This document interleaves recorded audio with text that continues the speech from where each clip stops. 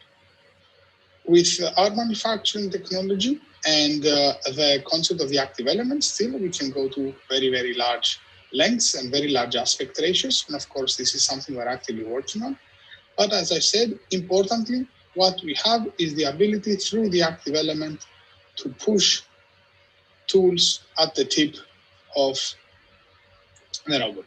So you can see here, I'm able to push a wire that is going through this protective sheath and can now exit the growing robot, but without changing the pressurization characteristics. So really, we are able both to grow and to have a possibility to transfer any tool that we want.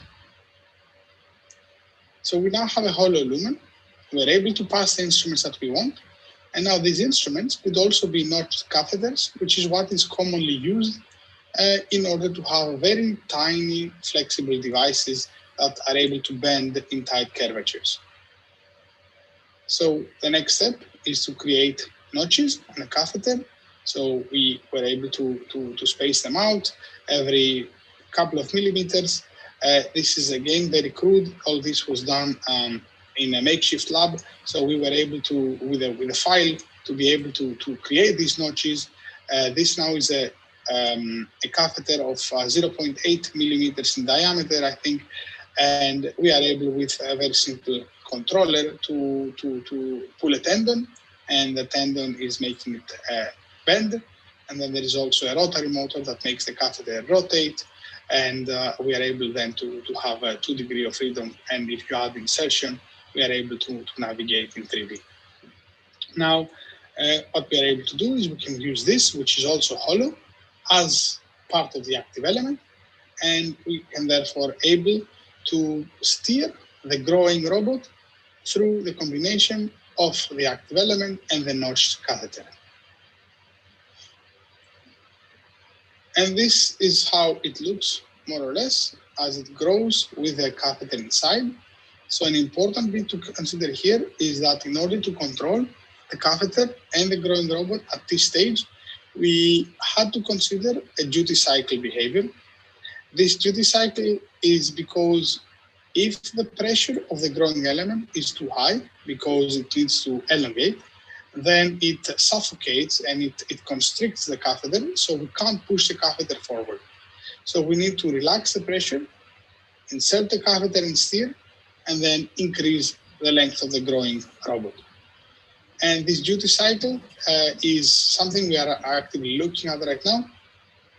This is a demonstration of the steering and the turning. And we're not super happy with it yet, as the catheter might come out of the growing robot, so not everything is fully synchronized, but this is what we're working on right now. We have also developed some first models based on reduced order modeling. This was carried out by Hadi Sadati, who's an expert in reduced order models. And we can see how we are able to capture the effect of the catheter and the effect of the growing. And when it comes to interaction with the obstacle, we are able to also in a quasi-static fashion and say which forces are applied on the environment and have a fairly complete model.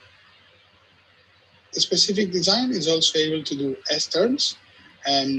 So for example, the catheter is steering on one direction, the growing element would adhere to the walls of whatever construct we have, and for example, it would adhere to the anatomy, if this is the anatomy, and then we are able to also steer in another direction. So of course, there are trade-offs here.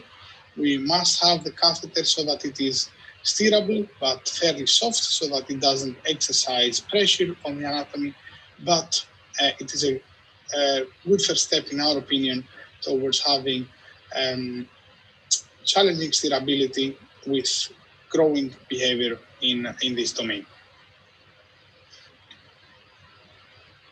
The considered application, as I said, is breast cancer detection, early breast cancer detection. This project was conceptualized during a sandpit funded by EPSRC and Cancer Research UK on how we could use robotics for early cancer detection. And the idea was that we could try to detect breast cancer much earlier than how current imaging technologies can do. The concept is that there is this type of cancer called DCIS, and ductal carcinoma in situ is the terminology. And if these are the mammary ducts of the breast, then the majority of these cancers, they are within the mammary ducts, but they are so early in the lifetime of the cancer that they cannot be reliably detected. Now, when they grow, and then when they become invasive, then they can be detected. But that's too late in the concept or in the context of, the lifetime of the cancer. Now, what this robot would do is it would enter the mammary ducts. It would navigate the ductal tree, either the lumen or the ducts themselves, and then through the combination of biopsy and optical biopsy, understand whether it's catheter placed or not. Now, endoscopy, mammoscopy, inspection of the mammary ducts is not advanced. It is very challenging to navigate a flexible endoscope in that domain. It is almost impossible to go too deeply with a straight endoscope, even if it is a thin one. And so a steerable endoscope that would be able to go through every location in the ducts would be very beneficial. And because the ducts are so sensitive, pushing and pulling an endoscope, a flexible endoscope even, is not an option, which is why we came up with this concept of a soft growing robot with steering capabilities. Of course, we have now a more complete system. These are all the elements. This is the element that creates the pressure. This is here the pressurized chamber that houses the active element, which is able to be inserted through these rollers into a phantom of the breast. Behind this, there is a phantom of the ducts. And here we have the steerable catheter. And as you see, all this is 3D printed with very basic motors, Arduino, microcontrollers. And so we are not able at this stage to do much in terms of control. We're not able to do much in terms of reliable and repeated navigation. And this is what we are working on right now. First of all, we are redesigning the catheter system. The catheter we had before used to break. It accumulated all the stress at these joint elements, and now we have profiled it appropriately. So we are working the company to be able to fabricate the catheters with this redesigned notches. Now this is not new. It has been done in the literature many times. It's definitely new for us. We hope then within the catheter to embed the actuation cables and investigate what else we can do in terms of PCLE or OCT or Raman, which is what our collaborators on the project are working on. And what we are doing right now, in addition, is we are redesigning the system. We are adding good motors so that we are able to do control. We're adding pressure sensors, flow sensors, and a variety of other sensing instruments that then can be used to feed back to the models that we have and to be able to do autonomous navigation in mammary duct-like trees, or to inform models of elongation and pressurization that could be used to ensure safe interaction with the anatomy. And that concludes my presentation. Thank you very much for listening. I'd be glad to take any questions. Yep, that was brilliant. So thank you very much to Christos, who unfortunately cannot be here today. So many questions there in my mind for Christos. Let's see whether he can maybe join in the discussion round. And yeah, we shall keep questions until then. And now I would like to pass on to Helge Wodemann, who also was an instrumental part of STIFLOP. And I'm really interested to see where he is at the moment. So over to you, Helge. Yeah, thank you very much, Caspar. And it's a pleasure to present the work that I've been doing over the past few years at University College London. So that's the university I joined after the end of STIFLOP, and it's fantastic to see so many of you here presenting or listening to the talks who were actually crucial in the development of STIFLOP. So I'm currently Associate Professor of Robotics. I'm running my soft haptics and robotics lab. And in that lab, we concentrate on a number of medical challenges. One is the abdominal robotic minimally invasive surgery. Then a big part that I want to talk today about is cardiovascular interventions. And in order to test these devices that have been and are developed in my lab, we built patient-specific vascular aortic phantoms. Before I go in and dive into the area of cardiovascular interventions, I would like to mention the work that we have been continuing at UCL in the area of stiffness controllability, because that was in fact a big part of StiffLob. How can we achieve a level of stiffness on demand when required, and then allow the manipulator to relax again and to soften. And here I like to just mention two of the stiffness mechanisms that Jan Peters, in fact, has developed. One of them started with looking into hydraulic actuation. So we built a very simple soft robot that is essentially a cylindrical chamber, and the outer cylinder is reinforced using some fabric that only extends into one direction. And when pressurizing this robot, you can achieve elongation.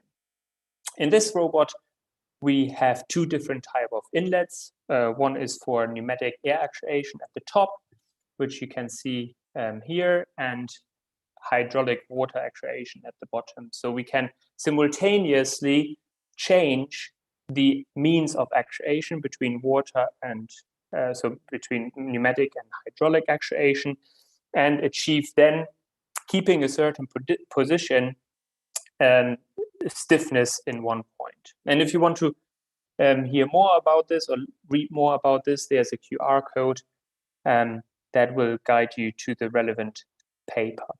We have then looked into functional material, and I understand that there are many labs that have been looking into, for example, low melting point alloy, which are materials and alloy composites that change between being fluidic or rigid depending on the temperature.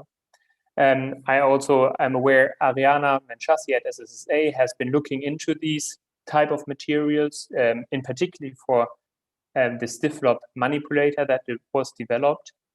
And what Jan has done here is he, instead of embedding a new chamber that accommodates for stiffening next to the chamber that is for actuation, he used the actuation chamber to not only actuate the robot, but at the same time is able to stiffen the robot. So he used one chamber only, which of course allows for miniaturization. And here we are building on top of this work, trying to transfer this into a multi-chamber soft manipulator to then see how we can play around with the fluidic state or rigid state of the LMPA.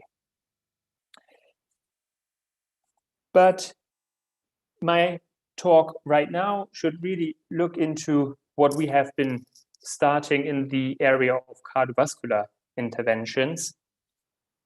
And I'm sure that some of you have seen this slide earlier on, which is actually coming from Professor Yang, who is now at Shanghai Jiao Tong University. And you can see a number of companies that have already their surgical robotic system or interventional system on the market or on the way to do so. And I very much want to focus on the middle here on vascular robots. And there are a number of systems that are concerning sensor fusion, so taking different type of imaging modalities and fuse them in order for the clinician to understand the the anatomy and the position of the tools inside the vascular system better. But there are also certain systems, for example, the Corindus system, or by the Corindus company, and also by the RoboCath company, that are actually systems that allow navigating catheter tools inside the system. And let's have a look at some of them. First of all, I would like to say that both of these systems are aiming for the application of coronary heart diseases. So guiding wire is pushed into the femoral artery, up the aortic arch, into the heart. And there then the guiding wire, which is only steerable in a translational and rotational way, so only 2 degrees of freedom, is then further advanced into the coronary arteries to the point where the blockages, as you can see it in this video, are happening. And so following the guide wire then is the deployment of a balloon catheter, as you can see here. And so the balloon catheter is very small in diameter, so some of them are a millimeter or so, that are then inflated to create space, followed by the deployment of a stent, as you can see here in the following shot. And this stent can either be self-expandable, or in this case, in the video, the stent will be deployed using another balloon catheter as well. So both of these systems, as I said, the Corindus system, or the CorePath system, developed by Corindus, which has been acquired by Siemens again, I understand, are very similar to the surgical systems that we know from multi-port or single-port surgery. So we have a slave side, which is, you can see here, and at the same time, the slave robot is controlled by the master side, as you can see here. And this gives the clinician, the interventionist, the opportunity to steer the guide wire and the catheter from a distance, and it doesn't expose the clinician from the, it doesn't expose too much radiation to the clinician. So here you can see how the catheter and the guiding wire is charged or mounted on the slave side, and then inserted into the femoral artery usually, and then navigated to the heart. A very similar system has been developed by RoboCath, which is a French company, and here this is the R1 robotic assisted platform for percutaneous coronary interventions. And here you can see actually the device in action, how the crew is preparing the device for the intervention. In fact, Alan Crebier is the first cardiologist who in 1986 has come up with the world's first balloon aortic balloon catheter, and is, as far as I understand, clinical advisor of RoboCath. And he performed, in fact, a procedure that also makes use of a balloon catheter, which is called transcatheter aortic valve implantation. And that's where I want to lead to. So when I look at these systems that are in the domain of vascular interventions, these systems are very much not intuitive. It requires often extensive training. The clinical success is very similar to the one when performing PCI manually. Of course, it shields the clinician from the radiation that is used to give 2D imaging, but essentially manual procedures are robotically duplicated here. And that's where the intervention or the robotic application that we have started at UCL aims at. It aims at looking at current challenges in transcatheter aortic replacement or implantation, which is also called TAVI. And there, Andrea Palombi has started this work during his PhD at UCL. So we're looking at a disease called aortic stenosis, which is a narrowing of the aortic valve. And this is mainly due to age-related calcification.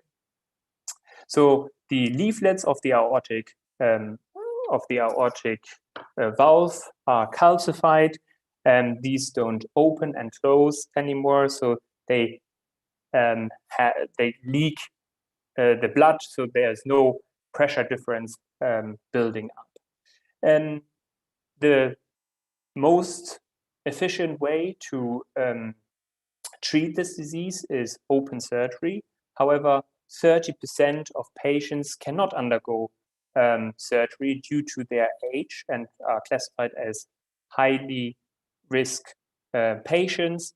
And for this procedure, transcatheter aortic valve replacement or implantation, TAVI or TAVR, is the most appropriate one, where a bioprosthetic valve is inserted through a catheter. So here we can see a video how the procedure is performed.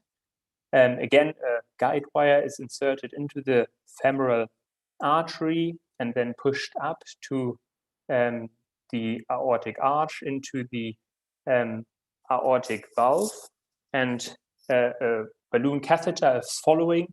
And I'm very much interested in this, exactly this procedure, where the balloon is expanded inside the native aortic valve, and it breaks the leaflets. And in some cases, calcification is coming off, which is then freed into the bloodstream, of course. And you can also see that at this moment in time, the heart is paced at an extremely high rate. And that is due to the fact that if you block the entire aortic valve with a balloon catheter, there's no blood flow that can actually happen. After this procedure, another balloon is taken, and a bioprosthetic valve is charged onto another balloon catheter, and then the bioprosthetic valve is deployed over the native aortic valve. We've done an extensive literature review to understand the main causes of transvalvular and paravalvular leaks that are happening during and after these interventions. And the main causes are undersizing of the prosthetic valve, the malpositioning of it, the elliptic shape of the annulus, and irregular calcium distribution, so irregular distribution of calcification.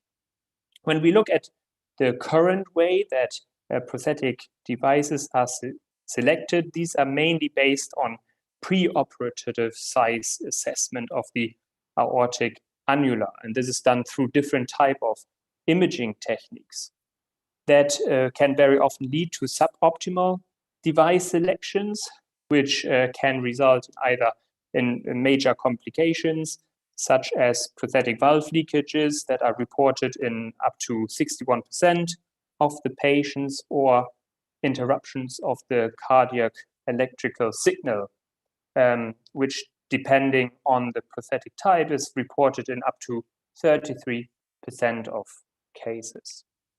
Each of these imaging modalities has its own specific strengths and weaknesses. However, there are two main drawbacks that can be summarized. First of all, the clinicians will not have any information about the mechanical properties, so regarding the calcification, and the annular diameter is subject to change due to the execution of valvuloplastic. So we have aimed with this first prototype that we developed to create a valvuloplastic robotic balloon catheter that is capable of determining the size and also determining the mechanical properties of the annular aortic annulus. So that would allow to extract additional and relevant information about the aortic annulus from a device which is already part of the TAVI procedure. So that is then potentially optimizing the device selection. So first of all, we developed a robotic system capable of controlling the balloon inflation and constantly acquiring the intra-balloon pressure and the volume data. And at the moment, we have a system that is built using 3D printing and a pressure transducer. And at the moment, we have also used an Edwards balloon that is a non-compliant balloon with a diameter of 23 millimeter. So the robotized syringe pump is then used to inflate the balloon inside different idealized annular phantoms at the moment that are cylinders that are machined in acrylic plates with different thickness. And we have looked into 6 different diameters at the moment and 2 different lengths. So during each test, we inflated the balloon to an absolute pressure of, and you can see it in this graph here, 4 atmosphere, which is the operating pressure of the catheter, according to the manufacturer. And at this, we did this using a constant flow rate. The blue line that you can see here is the average characteristic free inflation curve of the balloon. And there are 2 regions that you can easily identify. The one on the left, where the balloon material is not tensioned, and then the one on the right, where the balloon is in fact tensioned. So when we now look at these additional continuous lines that are average PV curves obtained for different diameters, we can see that there's a correlation between the position of the departure point from the free inflation curves that you can see here in blue and the diameter of the phantom. And in fact, the dashed line here are representing then the pressure volume curves that are obtained for different annular lengths. So we have then developed a number of different models. First of all, we used an MSc Mark to develop models of the deflation process as well as the inflation process. And these are very highly computational and challenging because the balloon catheter is crimped in a certain way. And during the inflation process, the balloon would go back to exactly that configuration.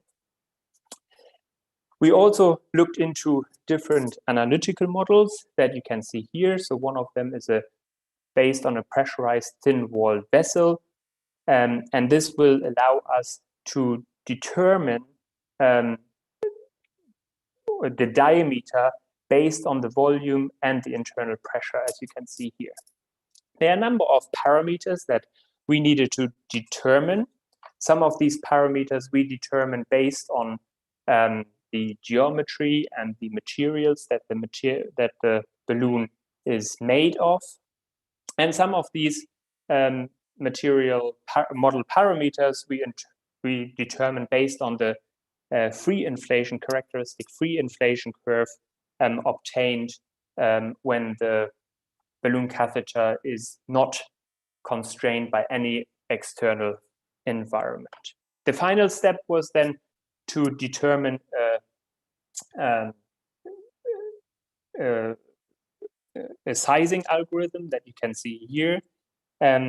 So we have looked at the deviation point where the PV curve that is measured deviates from the free inflation curves. And based on this, we can read the pressure and insert the pressure into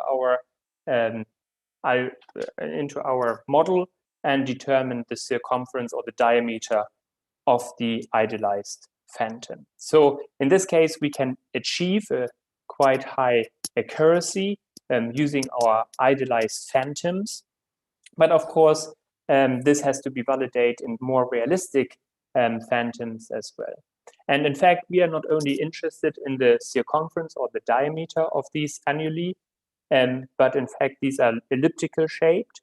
And that is, for us, a main reason why these leakages are happening. So we are looking into how can we now determine the different elliptical shapes, but also get an understanding of the level of calcification. So here I would like to end. I'm very happy to answer questions. I would like to thank the funders from the EPSRC, the Royal Academy of Engineering, and the Academy of Medical Science, the team, and of course my collaborators.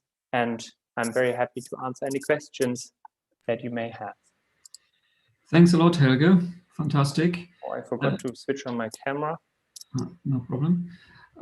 Any burning questions at the moment? Maybe I come just up with one. So you were talking quite a bit about modeling also the behavior of your systems, and these are soft, flexible systems interacting with a soft and strange environment. What is the accuracy? Can you comment on that? And is there scope to maybe use kind of an AI-based learning approach to create better models? So these are very similar, these balloon catheters. That's a very good question. These balloon catheters are in fact very similar to pouch soft robots. So they deform quite a bit, or you have experience with inflatable robots or inversion robots. It's extremely computationally expensive to do this. They usually require a good day or two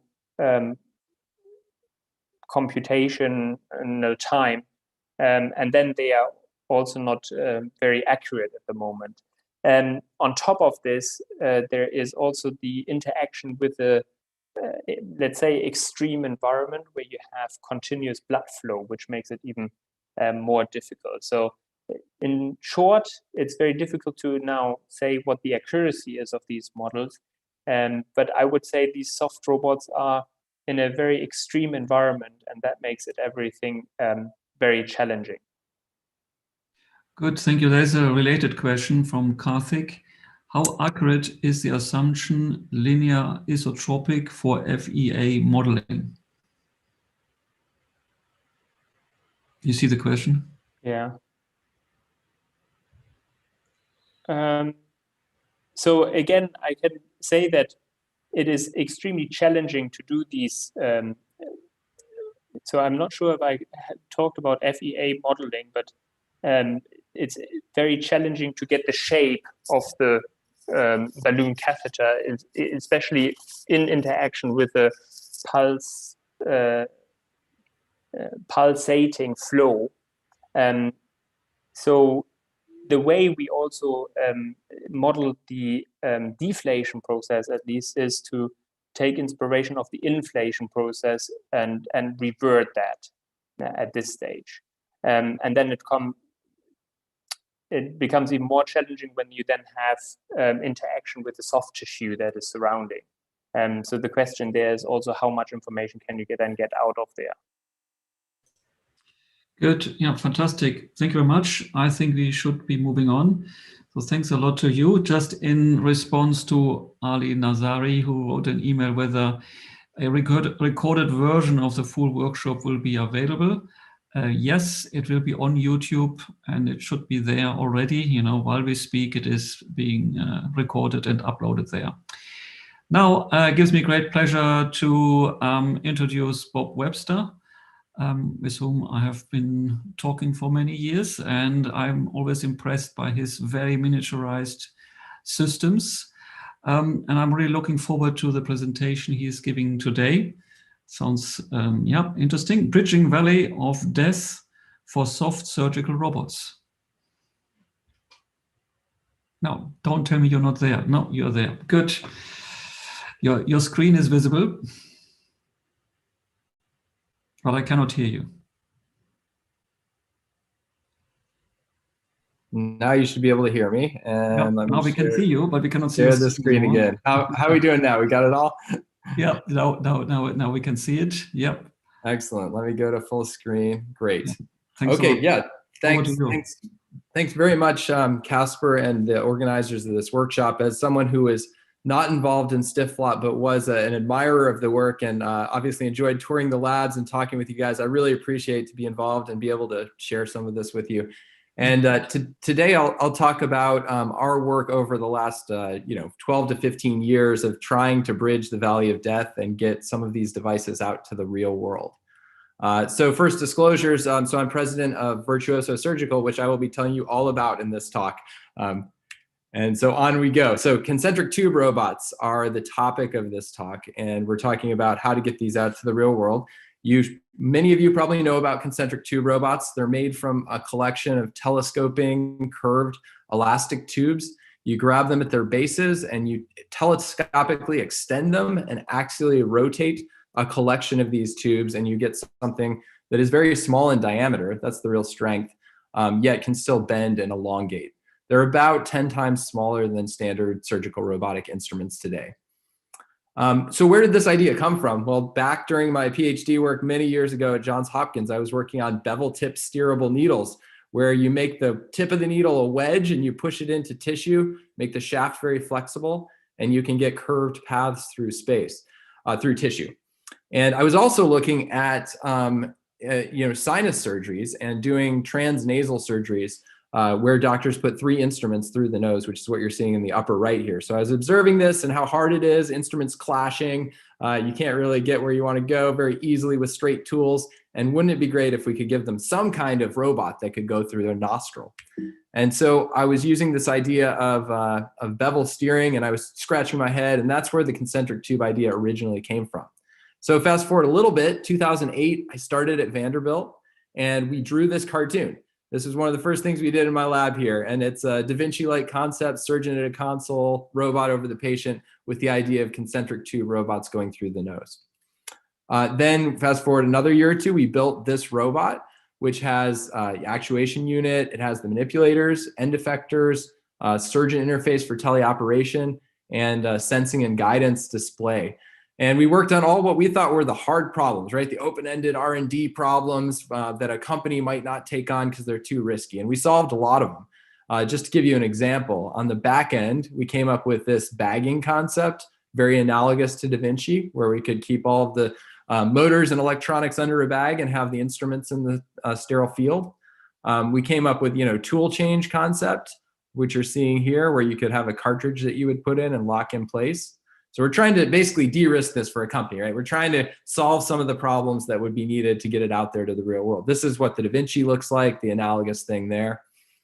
And then we built a bunch of end effectors. So we had scraping tools, we had grasping tools, we could put tiny chip tip cameras, suction irrigation, put laser fibers through.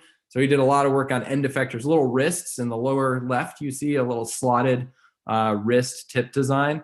Just to elaborate on that, this is a pull wire actuated unidirectional wrist, which we could make it, sub 0.5 millimeter. You're seeing in the upper right.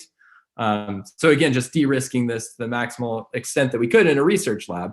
And so here's an example of the experiments we do in sinus surgery, where here we're removing a pituitary. This is a 20x sped up version. We're using a little scraping tool called a curette to take out a simulated pituitary from a 3D printed skull.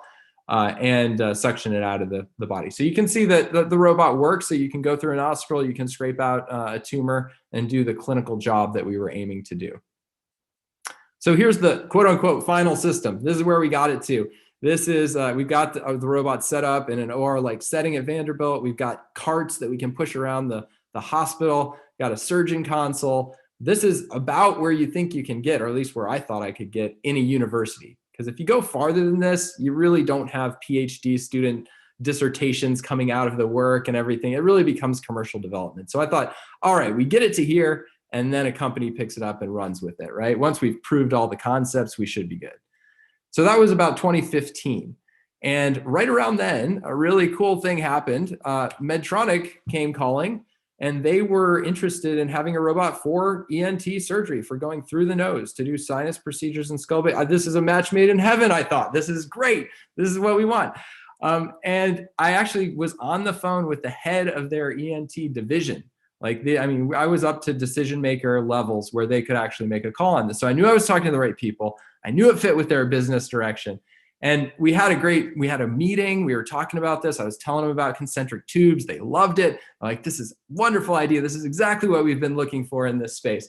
They liked the clinical value proposition of doing these pituitary removals. That was great for them, and other sinus procedures. Huge market in sinus surgery if you can expand to other procedures too. So it really fit well with their business direction. But then about halfway through that call, something happened, and other people started asking questions, and they started asking me, what's the reimbursement for a pituitary surgery? I was like, well, I mean, you guys are a medical device company. Don't you know this better than I do? And they started asking me, well, how much profit does the hospital make off of that reimbursement? I'm like, you guys, like, ask your people who do this in your company, you know? And then they started asking me, how much would it cost to actually design a cartridge like what you're talking about? You're telling me you can injection mold these and make them really cheap, but how cheap is really cheap? And I'm like, again, you have manufacturing engineers. Like, why? You guys are asking me questions that you should know the answers to. This is where you guys come on. And then they asked me, what about FDA approval? Like, how far along are you with that? I assume you've had conversations with the FDA. I assume this is under a quality system. And I'm like, all right, do you guys understand? Like, we're a university. We are not a startup company. They were grilling me like I was a startup company, and I had no answers for any of these things. And that's where the air went out of the room. And all this great enthusiasm we had at the beginning of the call just went to nothing.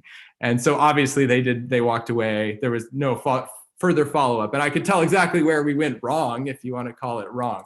So interesting thing is, like, would Medtronic or other big medical device company, would they rather spend less than $1 million, because they probably could have licensed our patents for less than $1 million for this technology that they really liked and fit with what they were doing? Or would they rather, I mean, you look at lots of the acquisitions in this space in the last couple of years, they're 1 to 2 to 5 billion. Would they rather spend 5 billion for that? And it just seems wrong, right? So we can come back to why that is, but the answer is they'd rather spend the billions, interestingly enough. So around that time, we were scratching our head, like, where do we go from here? Does this die in the lab? Do we go work on other things that are more open-ended research? What should we do? So this is Duke Harrell, who's my main clinical collaborator on this work. And he was scratching his head thinking about, well, what could we definitively say in medicine that these concentric tube robots could do really well, where there's a good profit margin, there's a ton of surgeries, like, what would make sense from a business case? And one day he walked into the lab after scratching his head for a year or 6 months, I don't know. And he said, we should do HoLEP. And I'm like, oh, what? What is that? What do we do? And I'm like, all right, let's learn about this. What is HoLEP? And so he educated me, and he said, it's enlarged prostate. So all of us guys, as we get older, our prostate gets bigger and we can't go to the bathroom anymore. We can't urinate. And so you need surgery to remove that excess tissue. There's 300,000 just in the USA of these surgeries. And it's basically something we're all going to get.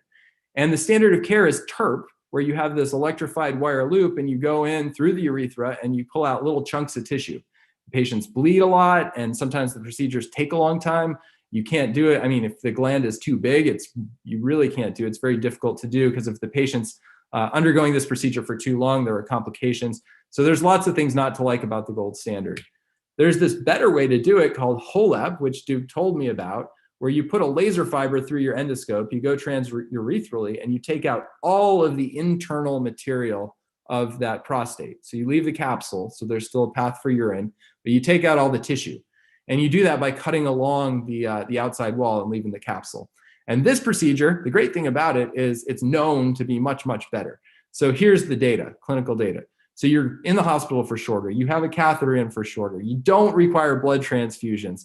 The reoperation rate is essentially 0 with HoLEP. And it's even cheaper for the hospital when you look at all of the different costs. So you would think this would be done all of the time. And the answer is it's not. It's done 4% of the time today. It was 1% when we started this out. And you ask why? Why is this? And the answer is it's really, really hard for the surgeon. If you think about what they got to do, they're sticking this straight, rigid endoscope in through the urethra.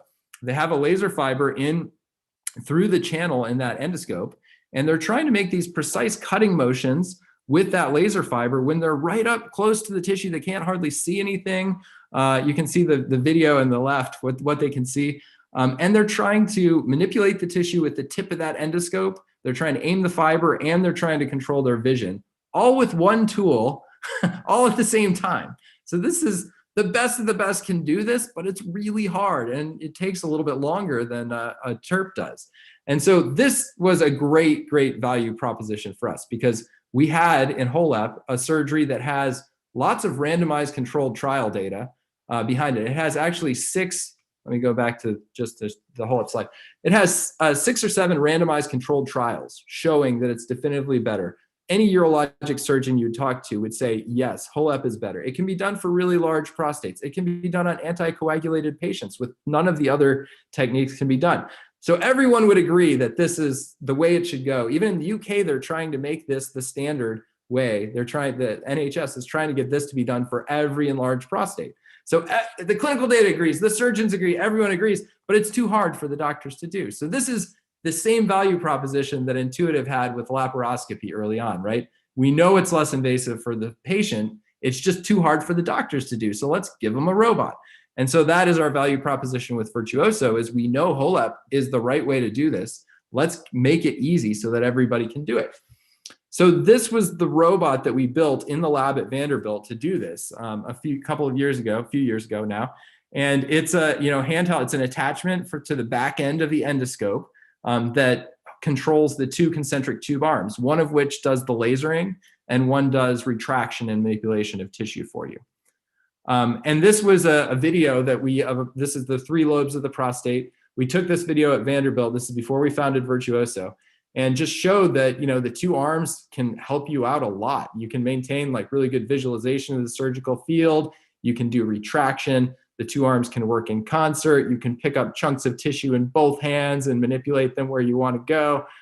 It's better in a lot of ways. And this video actually was, I think, the first time that this physician was ever using the system. And so he eventually figures out, oh, I've got this retractor, because he's used to just doing things with one hand. And so he starts out that way, as you saw at the beginning of the video.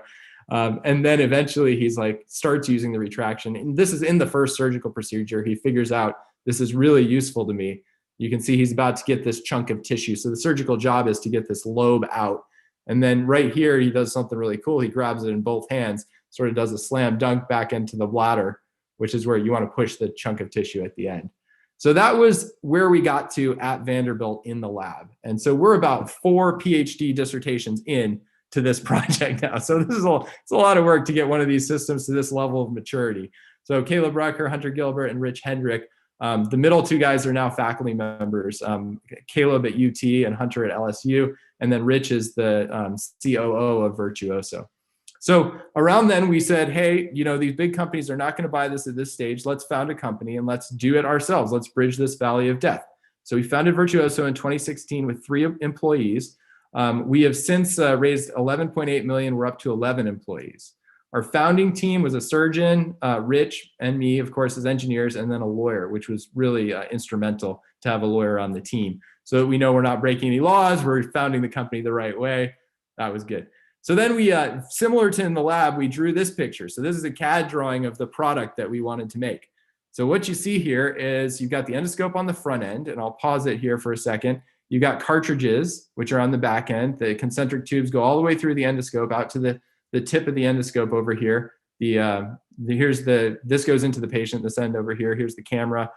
We've got our rod lens going all the way through and all our motors in this U-shaped device here. So that would get bagged, and then everything else would get sterilized and reused, except for the cartridges and concentric tube arms, which are disposable. So that's the product that we set out to build. And I'll go to the next slide here, if I can. Yep, this is what it looks like as a full system. So we suspended this thing on a KUKA robot, which does gravity comp and holds it stably when the doctor's not maneuvering it. But the doctor can grab the back end and move that endoscope around wherever he or she wants, and then stand at this console with these 2 user interface inputs to control the concentric tube arms. So that's what we set out to build. And this, now fast forward to 2018, is what it looked like in the lab. One of our first, in the lab at the company, one of our first prototypes that was at the company. And you see how you sort of do this sequential thing where you reposition the endoscope and then you move the manipulators and then you reposition the endoscope kind of iteratively to get yourself the entire work volume that you want. So here's what it looks like today. It's really maturing as a product. Here's what the tip of it looks like. You get the idea of those two concentric tube arms coming out and being able to do the work. Here's what the user interface looks like. If I can play this video. And the video you're seeing here, this would be like a uterine fibroid. So we're also, at the same time as we're doing prostate, we're going after gynecology procedures because they use the exact same equipment in terms of endoscopy. And so what you see here is the surgeon has in their hands these custom, very simple user interfaces, 4 degrees of freedom.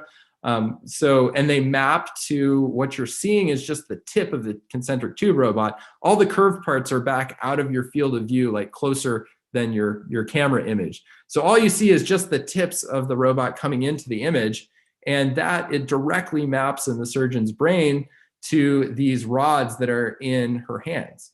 And so it's really immersive. You sit down at it, you know exactly what you're doing. This is the first time she ever used the system.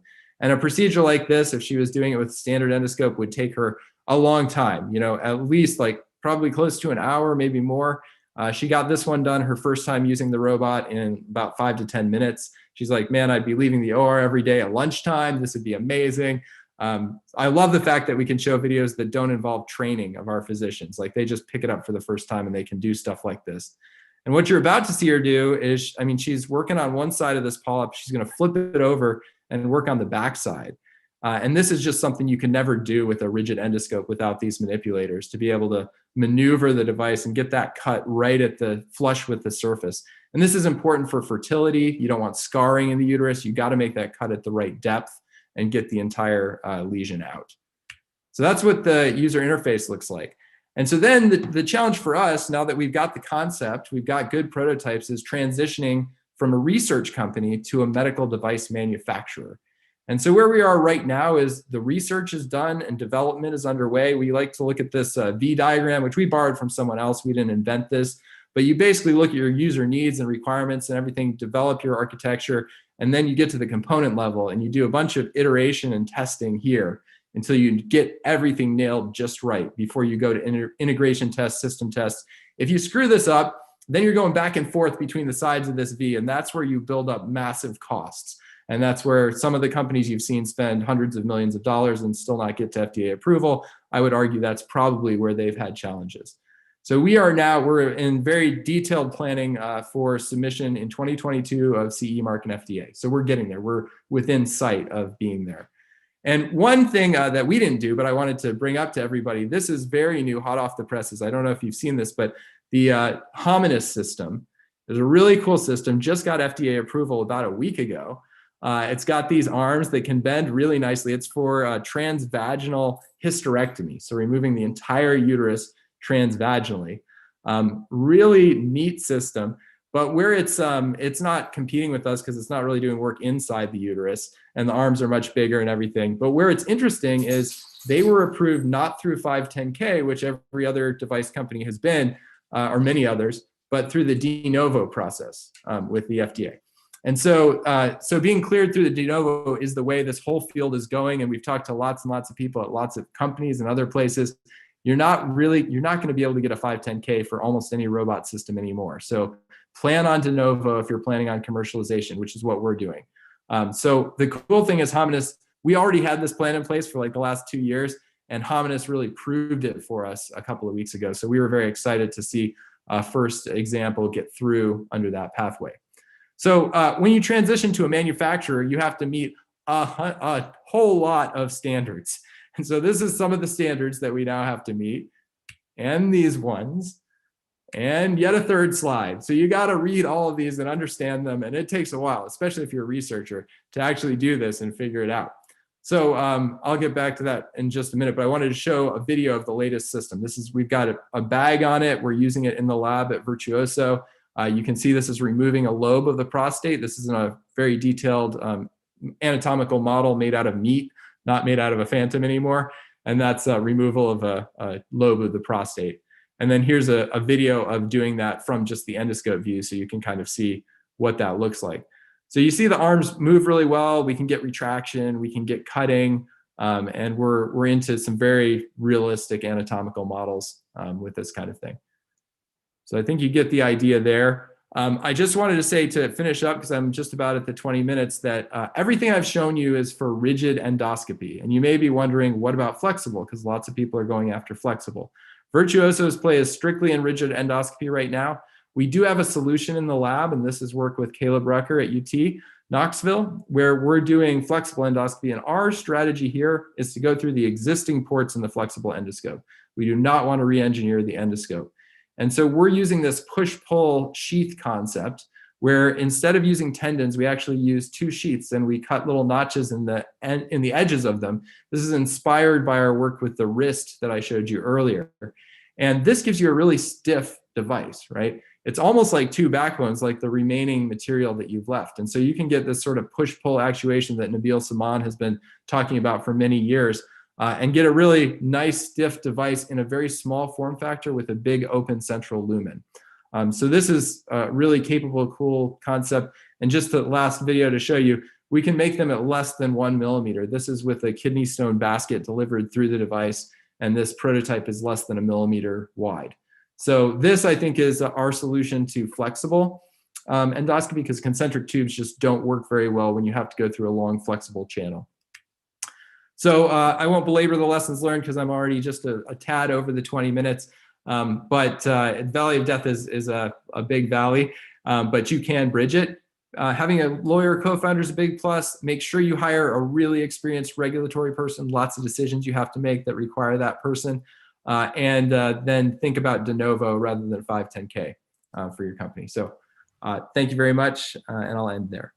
Oh, thank you, fantastic. And also great that you look at the commercial side and really you are trying it out. And I can see there is a question coming. Maybe we take that question, and you will be available later for the discussion round? Yes, I believe I can be. And that's a great question, because I prepared this backup slide in case you might ask that question. Okay, good. So this is the sort of someone's hand, like right where your index finger connects to your palm. So this is giving you a qualitative view of how much force we can apply in the picture. The answer is these devices are cantilevered so short out of the endoscope that despite them being very flexible, they're stiff at the short cantilever distance. So what I'm showing the upper right is in the worst case configuration, in the worst case direction for this robot, we can still lift a Newton dead load with 2.5 millimeters of deflection. And it's very stiff axially. You could push almost as hard as you want axially, but it really comes down to the cantilever being so small on these devices that makes them effectively very stiff. Yet they're still soft robots, because they're still undergoing large deformation with a device that's made to be elastic, which is Ian Walker's definition, which is what I prefer for soft robots. So they're still a soft robot, but they act pretty darn hard. So that's that great question. Sort of anticipated that one coming. Good, fantastic. Yeah, I'm looking forward to asking more questions later when we have our discussion round. And nice seeing you. Thanks for the great presentation. Thanks a lot. And moving forward, we have now Tommaso Ranzani there. And yep, he was also part of StiffFlop, as you might have heard earlier. So he was once in Italy, particularly working at SSSA and doing his PhD, and also was part of StiffFlop. And he was also in London for some time, collaborating with us on these nice soft devices we created then. So great to see you again, Tom. And looking forward to your presentation. Thank you, Casper, and thank you from the organizing committee for inviting me. It's such a pleasure to see all these great talks and see all these familiar faces. It's very nice to see you all again. I really look forward to the moment that we're going to be able to all see back in person, hopefully soon, fingers crossed. Yeah, hopefully. Hopefully. But anyway, so now I'm an assistant professor, Boston University. I started my own lab a couple of years ago, and was ready right before the pandemic hit. So that was kind of a fun timing. But so today what I'd like to talk a little bit about is some of the technologies that we've been developing that would hopefully lead to a new generation of soft biomedical devices. So in my lab, the Morphable Biorobotics lab, we're mostly doing research in the field of soft robotics. And of course, we're pretty familiar with that, but the basic idea is that we take principles from biological systems that use soft structures, soft tentacles or arms, to perform very complex tasks in very unstructured environment. And we can exploit some of the design principles that are underlying this concept to develop new robotic devices that are able to better navigate unstructured environment, but can also sort of like replicate the level of intricate complexity that biological systems have within the architecture that their biological structures have in combination with the specific mechanical properties of the material that those structures are made of. And the compliance of the materials is what has been mostly exploited for the development of medical devices. So the idea is, why don't we make the medical device directly out of soft materials? And why don't we match the materials of this soft robot with the organs that you're going to be manipulating? And in this way, you can make an inherently safe machine that will have no risk of harming the organs or tissues that you're manipulating. And so based on this idea, people have been working on like inherently safe machines that can assist you as wearable devices that can be in intimate contact with tissues. That's something that if you think about with normal rigid devices, you cannot do. And you can wrap them around organs, navigate our body cavities. And my exposure actually to the use of soft robotics in medical devices was actually the STIFLAB project, as Caspar just mentioned. And I was just a PhD student at the time. And the idea is, okay, we have, especially in laparoscopy, those very simple devices that just a rigid tool with a gripper at the end, right? So it doesn't get easier than that. Very limited dexterity, very limited control on sort of the forces that you're generating on the tissues. So what if we could develop an instrument that has the same capabilities as an octopus arm, okay, an octopus tentacle, and use that actually to perform procedures. And we wanted to see what kind of capabilities they would enable, what kind of advantages that would open up in surgical procedures. And there's a lot that we learn from that, right? So you can really move from an architecture where you have these simple rigid sticks pointing inside the abdomen in a laparoscopy procedure to a tentacle that can really, first of all, exploit safe contact with tissues and thus not being afraid to touch external organs and tissues and use that interaction maybe to perform retraction with part of the manipulator. So safe contacts is the first key point that we want to look at. The second point is the complexity that we can embed. So we're moving away from a simple single degree of freedom structure. We're moving towards something that has multiple distributed degrees of freedom along its length, something that has variable stiffness structures and can create a gradient of stiffness across this length. And that's being able, for example, to decouple tasks within its own architecture. And those are some simple demonstrations that we did towards the end, where we're able to sort of like easily manipulate compliant organs, demonstrate dexterous capabilities, demonstrate variable stiffness capabilities with almost no control. So mostly delegating part of this complexity to the complexity of the body and the safety of the interactions that the robot had with these simulated organs, sort of simulated organs.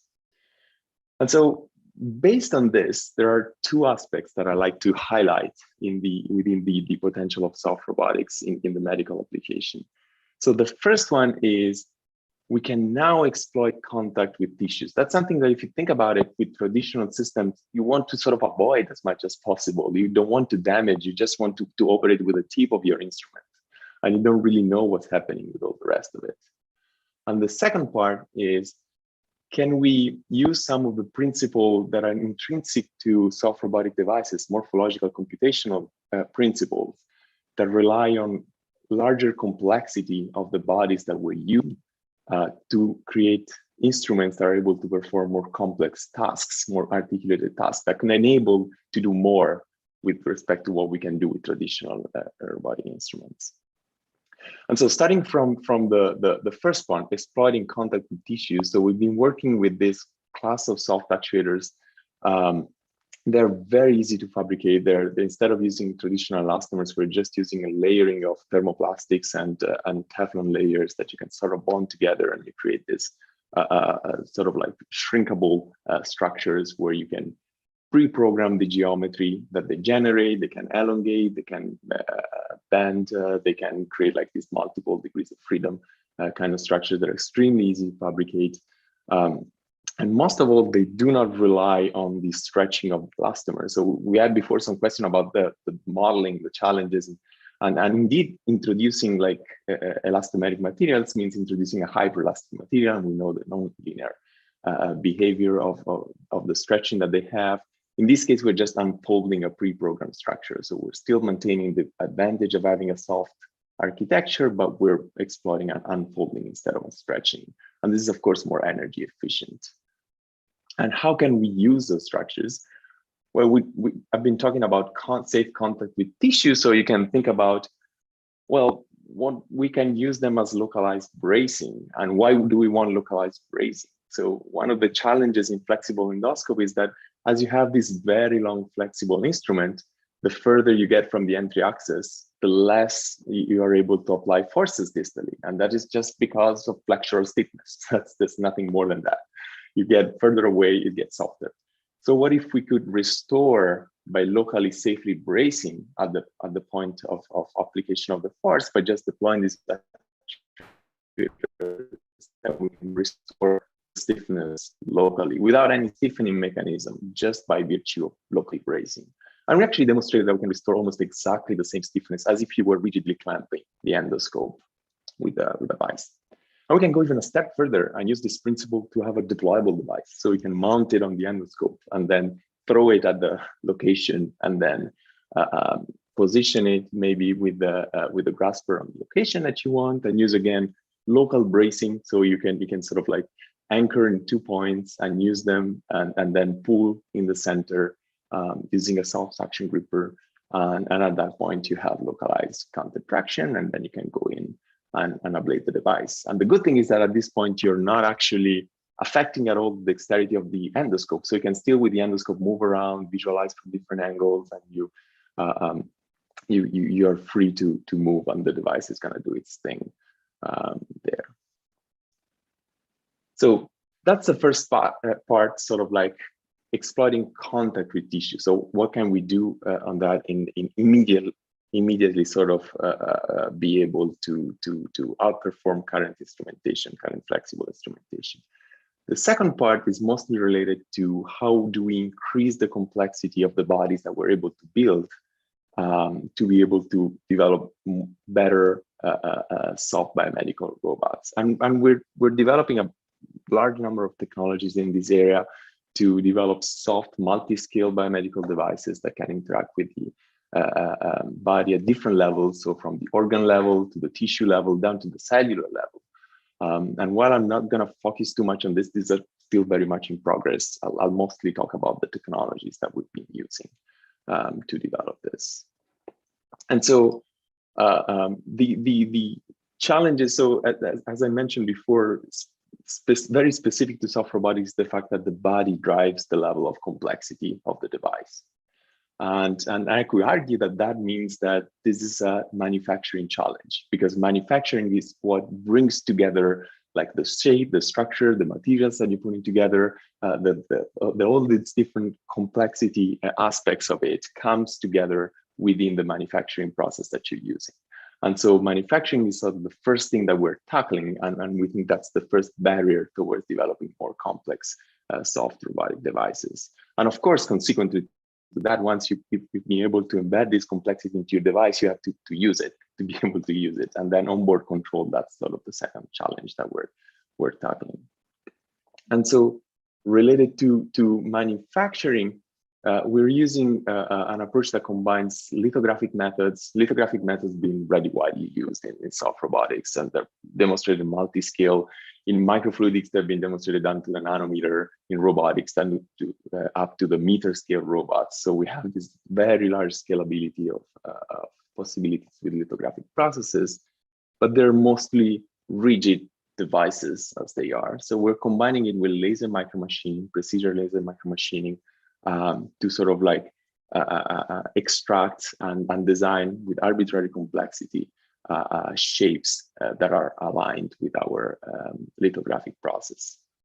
And in this way, what you can do is you can start by developing soft actuators that take advantage of both the design of the chamber, of the fluidic chamber, and the design of the material that is surrounding the chamber to create different behaviors. So you can create a twisting behavior, you can create a continuous bending, or you can create a discrete bending just by virtue of tuning different parameters between your laser micromachining process and your soft lithographic process. But you can go even a little bit further and say, those actuators bend because the thinnest part of the actuator deforms more than the other. Okay? And the way they're designed is typically the thinnest part is on the top and they deform out of plane. Well, with the laser micromachining system, we can get so close to the side of the actuator that we can make that side the thinnest part of the actuator.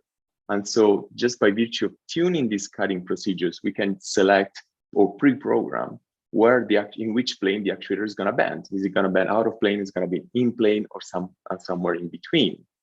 And so we're starting to add complexity in a sense that we're starting from a 2D process, and we're starting to be able to program the motion of this actuator, not necessarily in the out of plane process, but also in the in plane direction.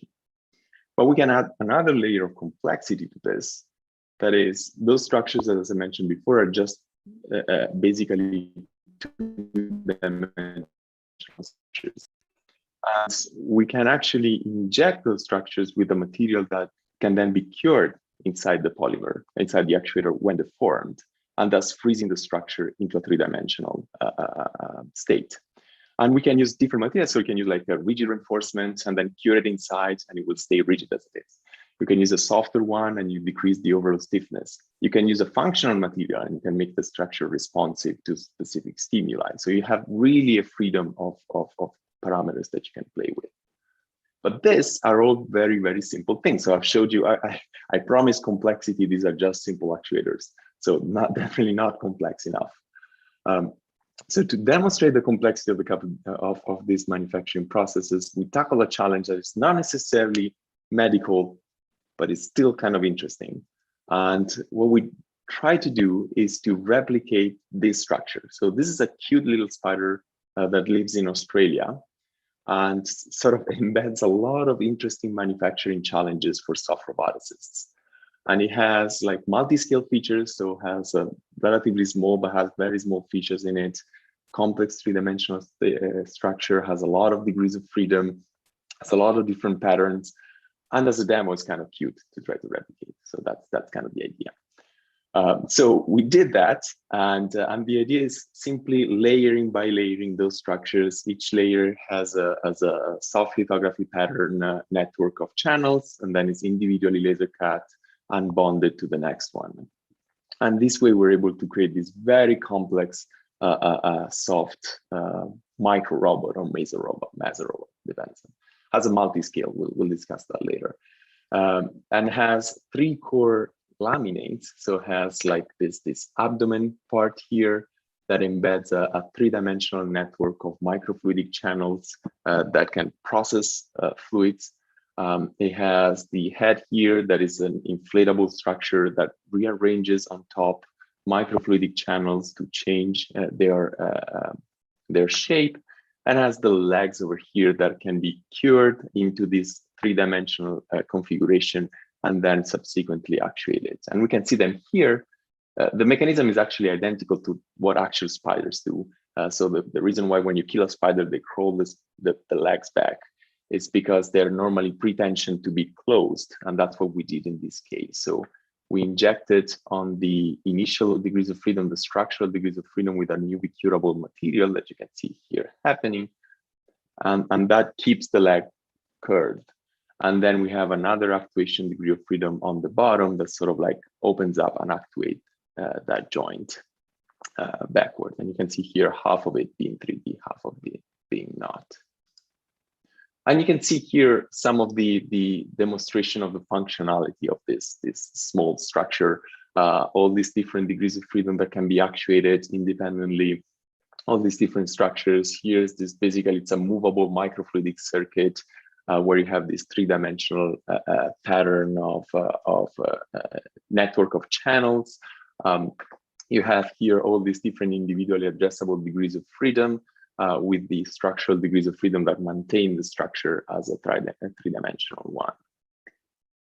And you can actually actuate all these different degrees of freedom. Let me shift it. Oh, here it goes all together, and you can sort of like demonstrate very complex kind of actuation patterns with this. And so just to convince you about the complexity of this process, so we have, this is a 12-layer soft device with 18 millimeter overall dimension, 40 micron minimum dimension, 7 structural degrees of freedom, and with structural means the one that can be inflated, or are programmed at least for this device to be inflated with the material that is then cured inside, 9 actuation degrees of freedom. And from the medical point of view, this is an entirely soft structure with no adhesive in it, and all the materials used are biocompatible.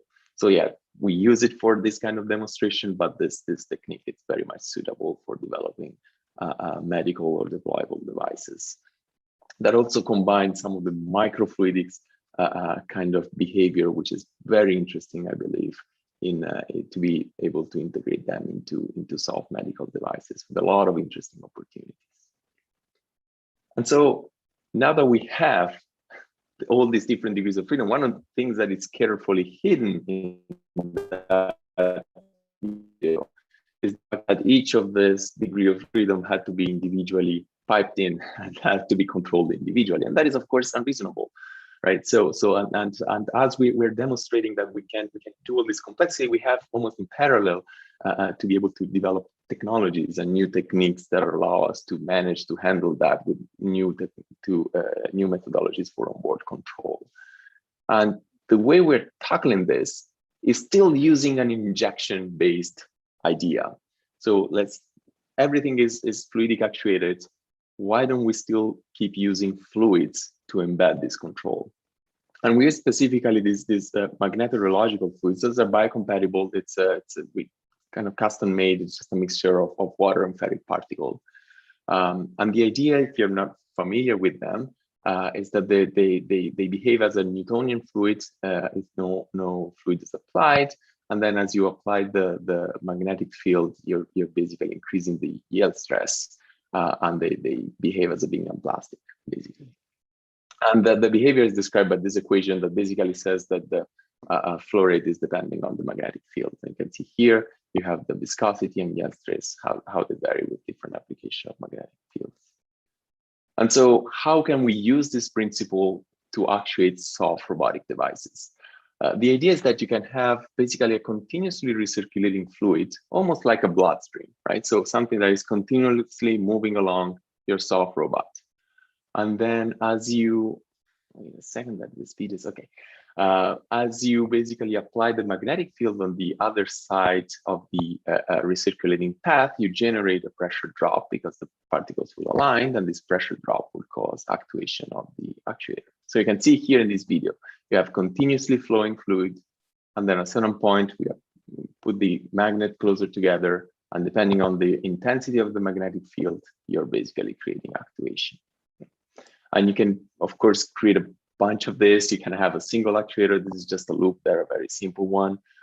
You can create like three with 3 actuators joined together. They work the same way. And the actuation is the generation of pressure is very clean. We can generate the magnetic field in different ways: permanent magnets, electromagnetic coils, external generation. There's a lot of ways of doing it. And of course, this was just 1 degree of freedom. We can add multiple degrees of freedom. For example, still maintaining just 1 input, 1 output. We have, in this case, 2 different actuators, connected in this way with these 4 branches here. And you can see these 4 branches as 4 variable resistors that are a function of the magnetic field. Right? So for those of you who are more familiar with the electronic analogy, you can see the actuator as capacitors and those branches as variable resistors.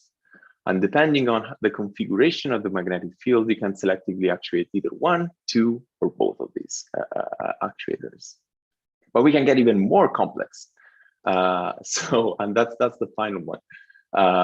In this case, we sort of integrated the same concept on a 5 degree of freedom robot. And again, being able to, depending on how you position your magnetic field, you can actually control selectively either each of these 5 degrees of freedom, any combination of these 5 degrees of freedom, or even all of them together. Okay? So it just depends on how you control the magnetic field. And this is, again, an entirely biocompatible fluid that you can use. And so I'd like to conclude here, hopefully by showing you soon some of the medical devices that we're developing using these technologies, but mostly thanking the amazing group that I've the privilege to work with here at BU within my lab, of course, funding. And I'm happy to take any questions in case you have. Thank you. Yeah, fantastic. Really fundamental work, I would say. So maybe still a way to go until we have a medical product there. Yeah. Hopefully not that far. Hopefully not that far, but it takes a little bit more time. Yeah, good. Any burning questions from anyone at the moment? Could I, Caspar? Just one issue. Thank you, Tommaso. Brilliant presentation. Congratulations for your last achievement. So for the last part of the valve actuated by electrological fluids, so do you have in mind, or did you already do a scalability study to see how much you can scale down your prototype and still having the reachability of different channels? Because at a certain point you have interference by magnetic fields. If it is too long, we can discuss during the roundtable. Caspar, please decide.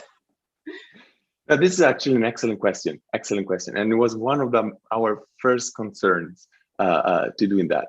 To our surprise, because magnetic fields scale as the cube of the distance, so that they scale very quickly.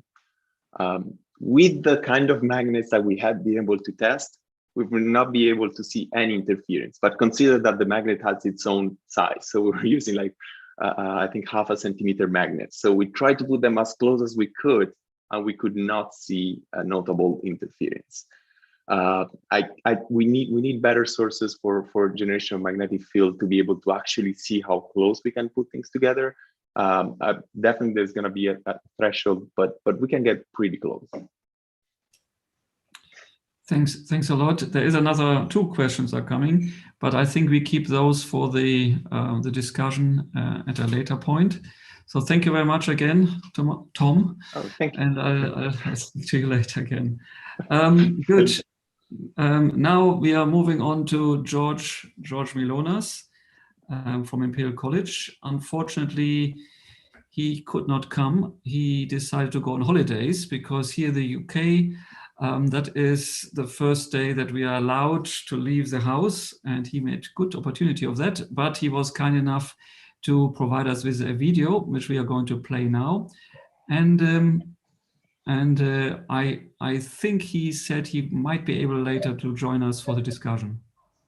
Good. Over to Fanny to play the video. Can you see the video now? Yep. Okay. But we cannot, no sound. Okay, just If it's difficult, I can play it on my computer. Okay, if you have it ready, maybe it's better. Yeah, I'll bring it into position. Give me a second. Maybe, I don't know how to activate the... Let me see. Share sound. Okay, I think I got it. On the Hammer Center. Can you hear now? Yeah, we can hear it. Okay, perfect. On a soft parallel robot, proprioceptive sensing. The idea about the system comes from a few years ago when we introduced a paradigm shift in the use of manipulators for robotic control of endoscopic instruments. In this case, instead of using a cable-driven continuum manipulator, we introduced the concept of a cable-driven parallel manipulator. This simply is a very simple design, and it relies in the use of a rigid peripheral scaffold. The blue lines there is a cross-section of the scaffold, and a number of entry points, in this case 4 entry points, to introduce 4 cables. By changing the length of the tendons based on a model of the system, then we can actuate this end effector in 3 degrees of freedom. In this case, 4 tendons give us 3 degrees of freedom. This system, this design, is intrinsically can provide very high resolution and repeatability, can potentially give us very large workspaces with high traction forces, and is very easily configurable even online, and is very simple and cheap in design.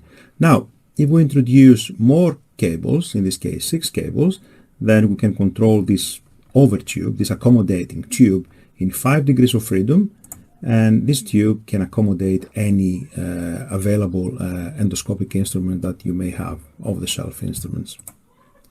This concept is shown very simply here, where you have the master manipulator connected with some fishing line, in this case plastic fishing line with an end effector, and the hand movement on the left is translated very accurately, copied into the slave manipulator on the other end.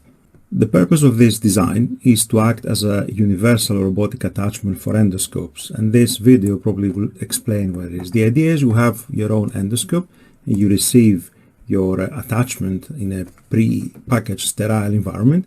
You put it around the endoscope, then you insert the endoscope inside, say, the colon or inside the stomach, and then you push forward the deployable structure, which allow you to deploy little over tubes, and then insert your flexible instruments, which then you can control them, perform the operation.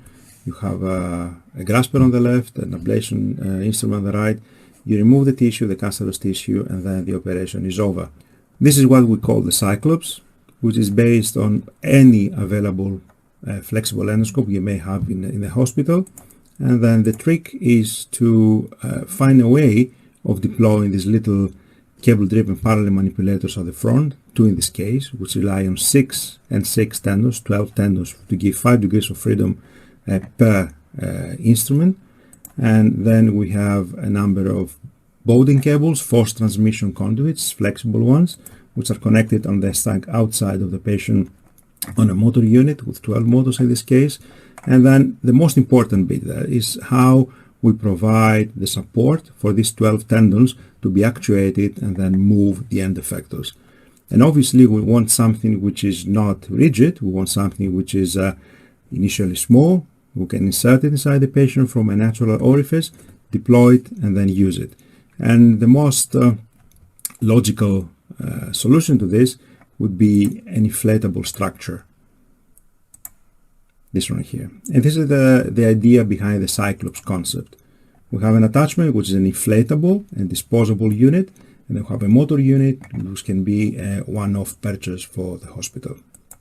The system has gone through a number of iterations. Generation of the system is a very early proof of concept, the string puppet concept, which then evolved into design with 2 instruments, motorized. You have the endoscope looking down here, and a controller using haptic devices is able to control the position of these 2 instruments and perform this FLS task in this case, which is not possible with a conventional flexible endoscope. Then next, we developed this inflatable unit that goes around the endoscope, provides rigidity to support these instruments, still controlled externally by means of 2 haptic manipulators. You can see the Bowden cables here transmitting the forces from the external motor unit. And you can perform this kind of movement. Very dexterous, as you can see. One is providing the traction and the other one is providing the cautery. He is cutting through the tissue. The problem with this design is that it takes ages to put together. It's not reliable. It would burst all the time.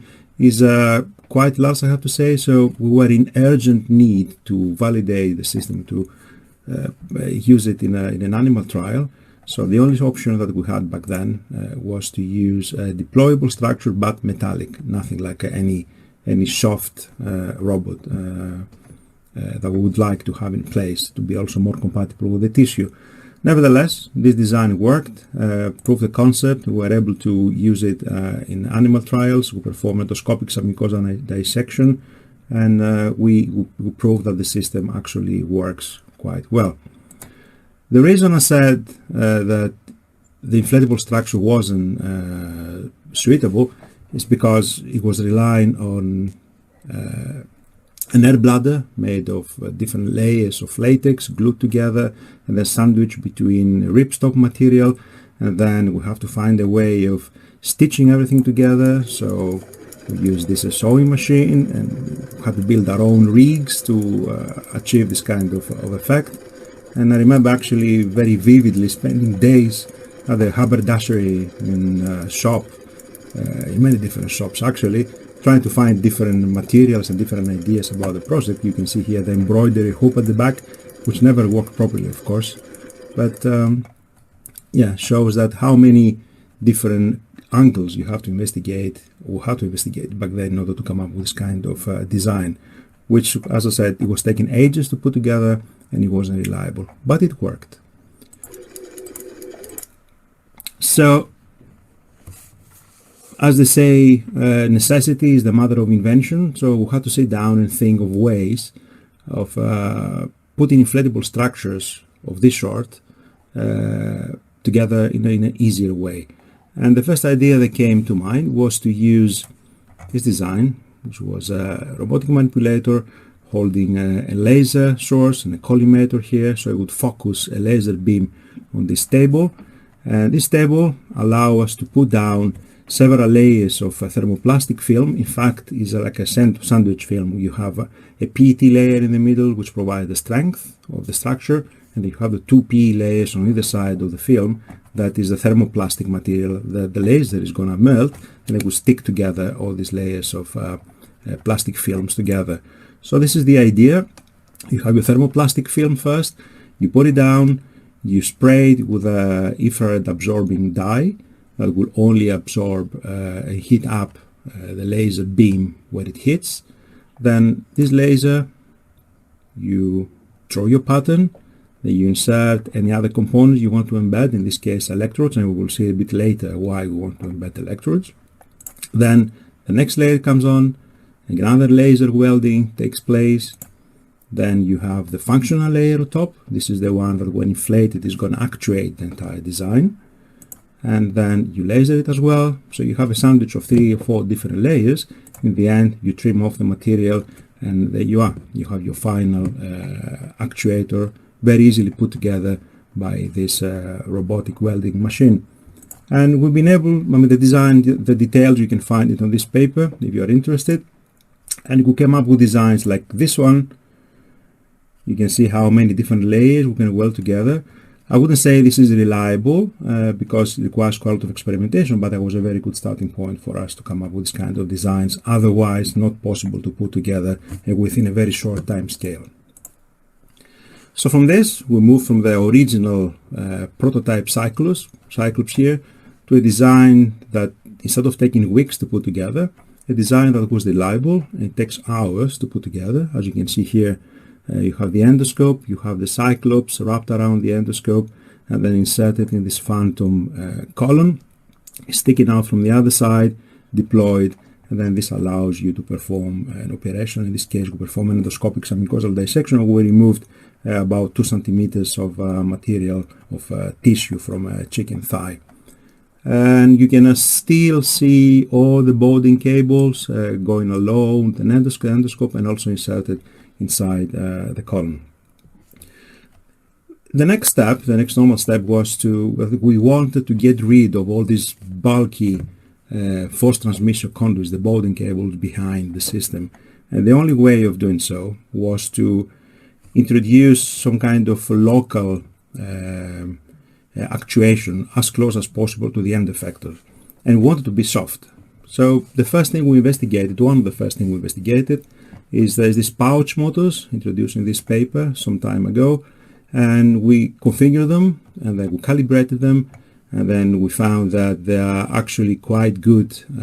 We can predict the position based on the amount of liquid injected, because we inject liquid in here, we don't inject gas. And as you can see from this graph, we have the blue line shows the desired contraction as you insert liquid in it, and then you have the observed contraction, the red line. The desired with the observed are quite close. The error, in fact, is quite small. So this is the kind of actuation this pouch motor provides. And then we moved one step forward, of course, because we wanted to try this in a parallel configuration. And we mounted 3 of those actuators on the side. And based on simple position control on the model of the system, we were able to actuate it in 2 degrees of freedom here with the 3 actuators. Currently, we have integrated this system into an inflatable structure, a scaffold, and it will be a self-contained system. So actuation and deployment of the end effector will be fully soft and fully integrated one within each other. This is work that I have not published yet, so hopefully it will be out soon. Open loop control is not always possible. Of course, not always desirable. So we want to sense the shape of a soft robot, which we know that is a really challenging thing to do in soft robotics. And of course, we want to be able to perform closed loop control. And with existing sensors like FPG sensors, for instance, or capacitive sensing or resistive sensing, this is possible. But by doing so, by introducing materials on the soft robot, we compromise the material properties. And deployability is going to be affected. And also, most of the sensing modalities only provide measurements on a single point or on a single degree of freedom. So what we have proposed is to use the concept of electrical impedance tomography, EIT in short, for shape sensing in soft robotics. What you see here, this is the soft finger actuator. I'm sure you are all very familiar with it. We use conductive liquid, conductive working fluid to actuate it. In this case, we're using saline. And then, as I showed earlier, our system is able to easily embed electrodes within the plastic structures. In this case, we have, you can see, 6 electrodes here, and the whole system is very, very low profile. It can be deployed very easily. It doesn't lose any softness. And then we can use these electrodes and EIT to sense the shape, how this changes. So how do you do that? Basically, you inject current on one of the electrodes, and then you sense the resulting voltage between all the other electrodes. And then you do that for each one of these electrodes.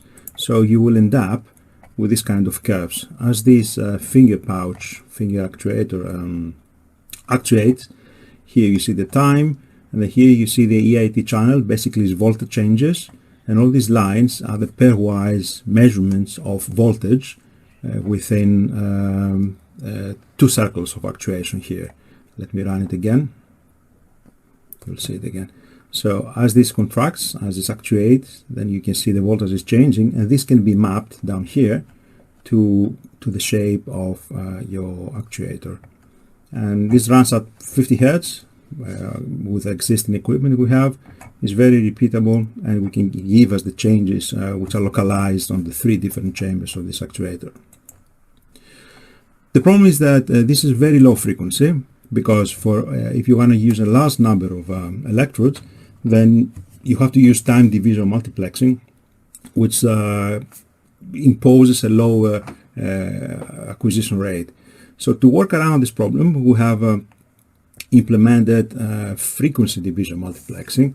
We have this frequency generator here, which allows us to inject current at 6 different frequencies, I believe at 720 Hertz apart from each other. By going inside the junction box, you inject them to the probes which are on the sides, either side of this finger manipulator. And we run different patterns of activation, the way we inject the current, and we optimize it.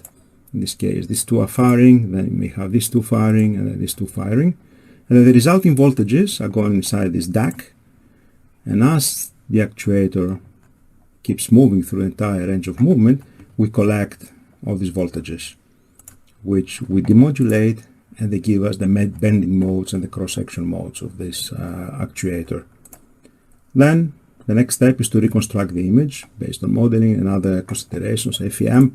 I'm not going to bother you with the details. You can find them with this paper here. But basically what this does is that any changes in shape appear as apparent conductivity changes with distinct modes for each angle. These are the two distinct modes for each angle.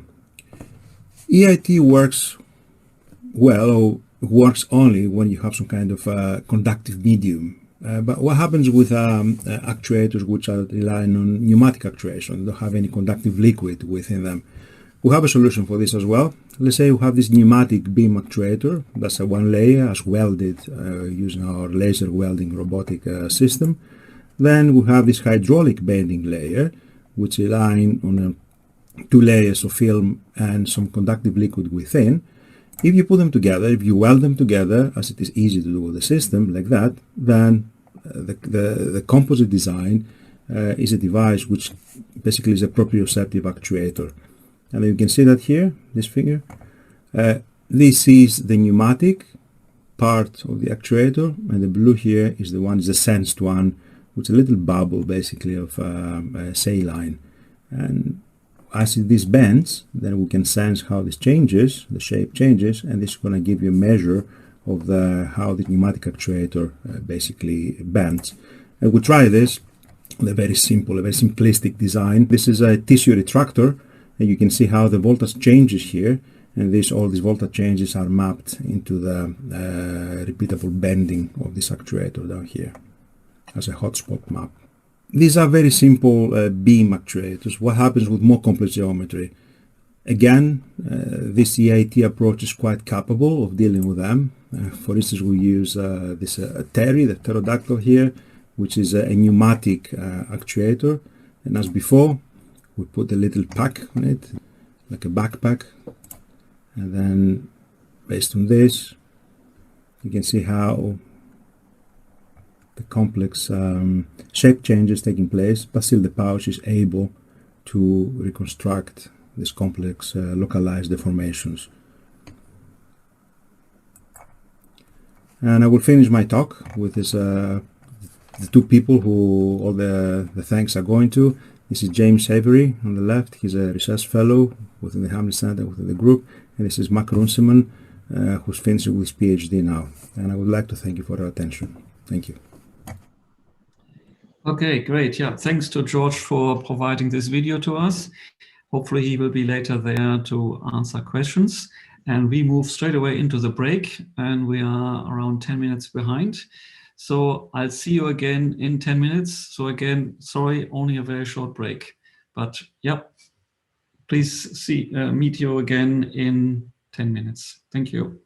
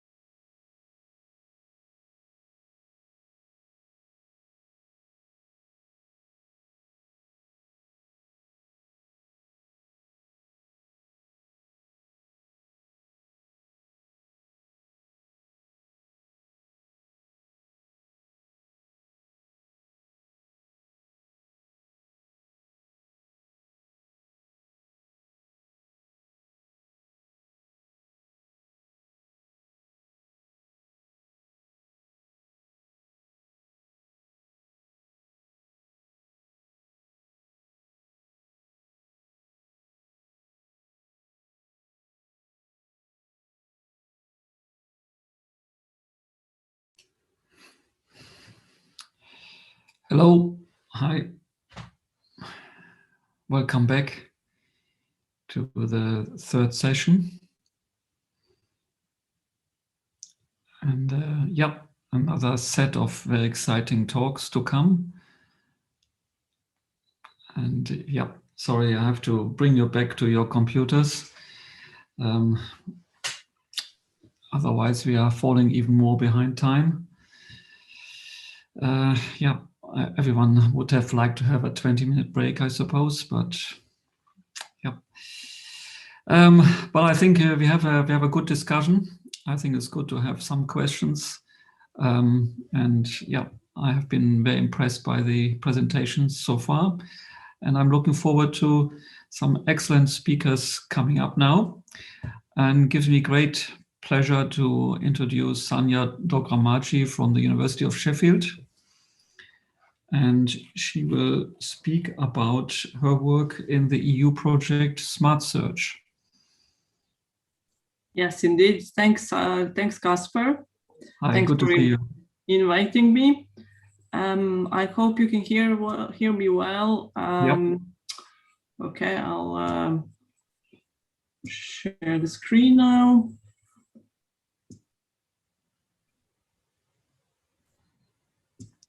Yep, the screen is coming up. Yeah. And presentation is good. Yep, thank you. Okay, brilliant. Okay, thank you. So I'm Sanya Dogramaji. I'm now at University of Sheffield, Automatic Control and Systems Engineering Department. This work has started and it's still going on in Bristol Robotics Lab, where I was based previously, and still a lot of my research is there. So the Smart Search project was set up and started in 2017. It covers 3 surgical specialisms. So we have 3 groups of surgeons who very much inspired the project and our developments since 2017. So we are working on a wearable teleoperation system for minimally invasive surgery. We are working with urologists from UK, and Italy, and with orthopedic surgeon from Greece and cardiovascular surgeon from, again, from UK, from Bristol. So this is what you see is the current setup of the system in BRL. We have 2 hook arms driving 2 surgical tools, and we have 2 Haption master controllers controlling the system with force feedback. So we have multiple streams of this project. So it is to develop a haptic feedback, to develop active constraints or no-go regions, enhanced vision with image overlays, instruments with increased dexterity, anthropomorphic master and master-slave learning for dissimilar kinematics. Actually, the last one was not the part of the objective, so this is something that we worked on in parallel. The full set of requirements as were elicited from these 3 surgical disciplines have been published last year, and based on this we worked on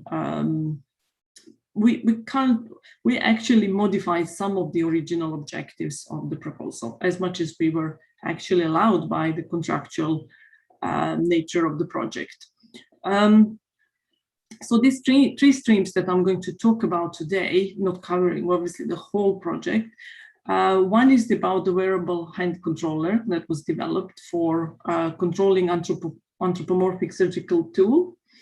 One is the study on virtual reality and anthropomorphic wearable master, and this is something that we developed in virtual reality because obviously the constraints of developing the hardware, full-scale hardware for all ideas that we started.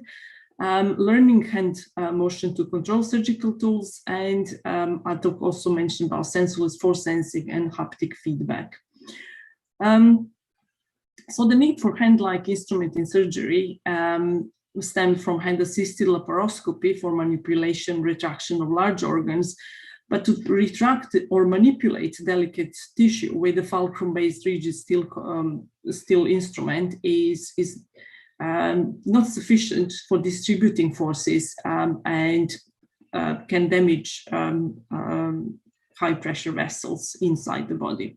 So the idea of having something which has a more gentle hand-like nature was at the heart of the project. So this is not the first time that multi-finger surgical tools and anthropomorphic masters have been tried. So there are previous projects like microhand for ocular robotic surgery, also three-finger development by Galford et al. In US, as well as more anthropomorphic master as developed by colleagues in Japan. So what we really try to do is to see how this concept can be applied in different surgical scenarios. So the three-finger tool was a hard development. So it is about the same size as Da Vinci surgical tool. It is cable driven, it has 6 degrees of freedom, and it has a number of it is driven through a series of pulleys and several Maxon motors that drive independently 6 joints. We developed a kinematic model in order to, of course, to create a better control and to understand how we actually do mapping. So the mapping is also one of the essential problems in teleoperation. The instrument design, it was developed through optimization. So at the start, we were looking at how we are going to design the length of the fingers in this concept of 6 degrees of freedom. And for that, we set to understand what should be the ratio of each finger between each phalange. So we undertake multi-object optimization, taking into account the global condition index and the force condition index in order to find the best force capability. So in this case, we designed this, or rather approach this as a parallel platform. So the GCI is commonly used in the synthesis of parallel mechanisms to facilitate a design of a dexterous mechanism. So for this, 0 would be poor dexterity, and 1 would be excellent dexterity. So the optimization went in the direction that we obviously take this parameter to 1, while the force capability index optimization, so this index has to be minimized. So this optimization, which we use Pareto Frontier for the optimization, generated the actual geometrical parameters of the tool. So these are the length and the ratio of and the length of each phalange, and also the size of the base that holds the finger, the 3 fingers. With it being the cable-driven mechanism, we had quite a lot of problems in the beginning with snapping and pins.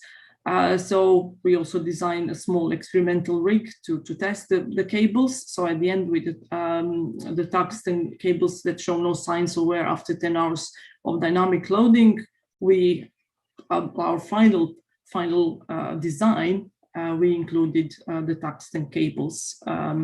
And at that point, at the design stage, we wanted to have a 20 Newton grasping force. Based on the literature, we thought this is the optimal value of the force that we should have, which gave us the actual design of the Maxon motors and the cables. So we did the test also of what is our maximum force of grasping for each finger in a series of tests when we evaluated the performance of this tool. So with the three-finger surgical instrument, we had also developed this first test of hand tracking. So we had the number of IMUs that are tracking this in real time. So this was the first one, just developed in ROS and tested in RVs. And then we tested the actual mapping and teleoperation of the three-finger tool. Put everything, so this is the first iteration of the glove, and we just tested the actual accuracy of the teleoperation. So this wearable design of this wearable device, how it was designed, so it is IMU-based hand tracking.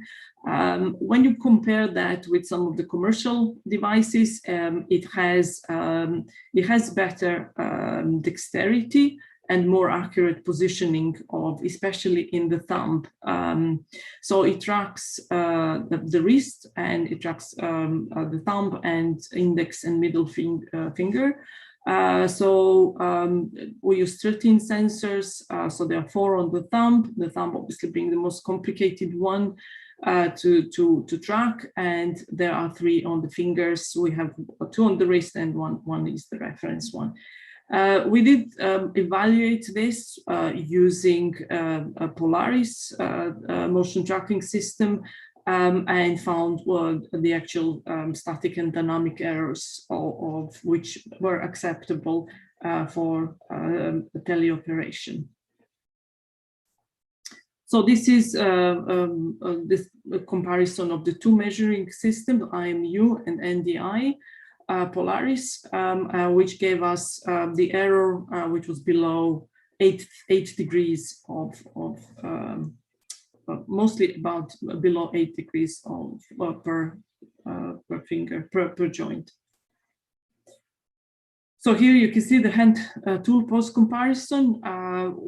I mean, there are not such big delays. Of course, there are restrictions in the human hand, as well as restrictions in the mechanical design of the instrument. And this is where we did the hand tool calibration. So we calibrate the hand before each session. So of course, with IMUs, we accumulate the drift. So it has to be also calibrated in order to understand the range of motion. So range of motion will be slightly different for each person. So this is what is done at the beginning before starting to use the system.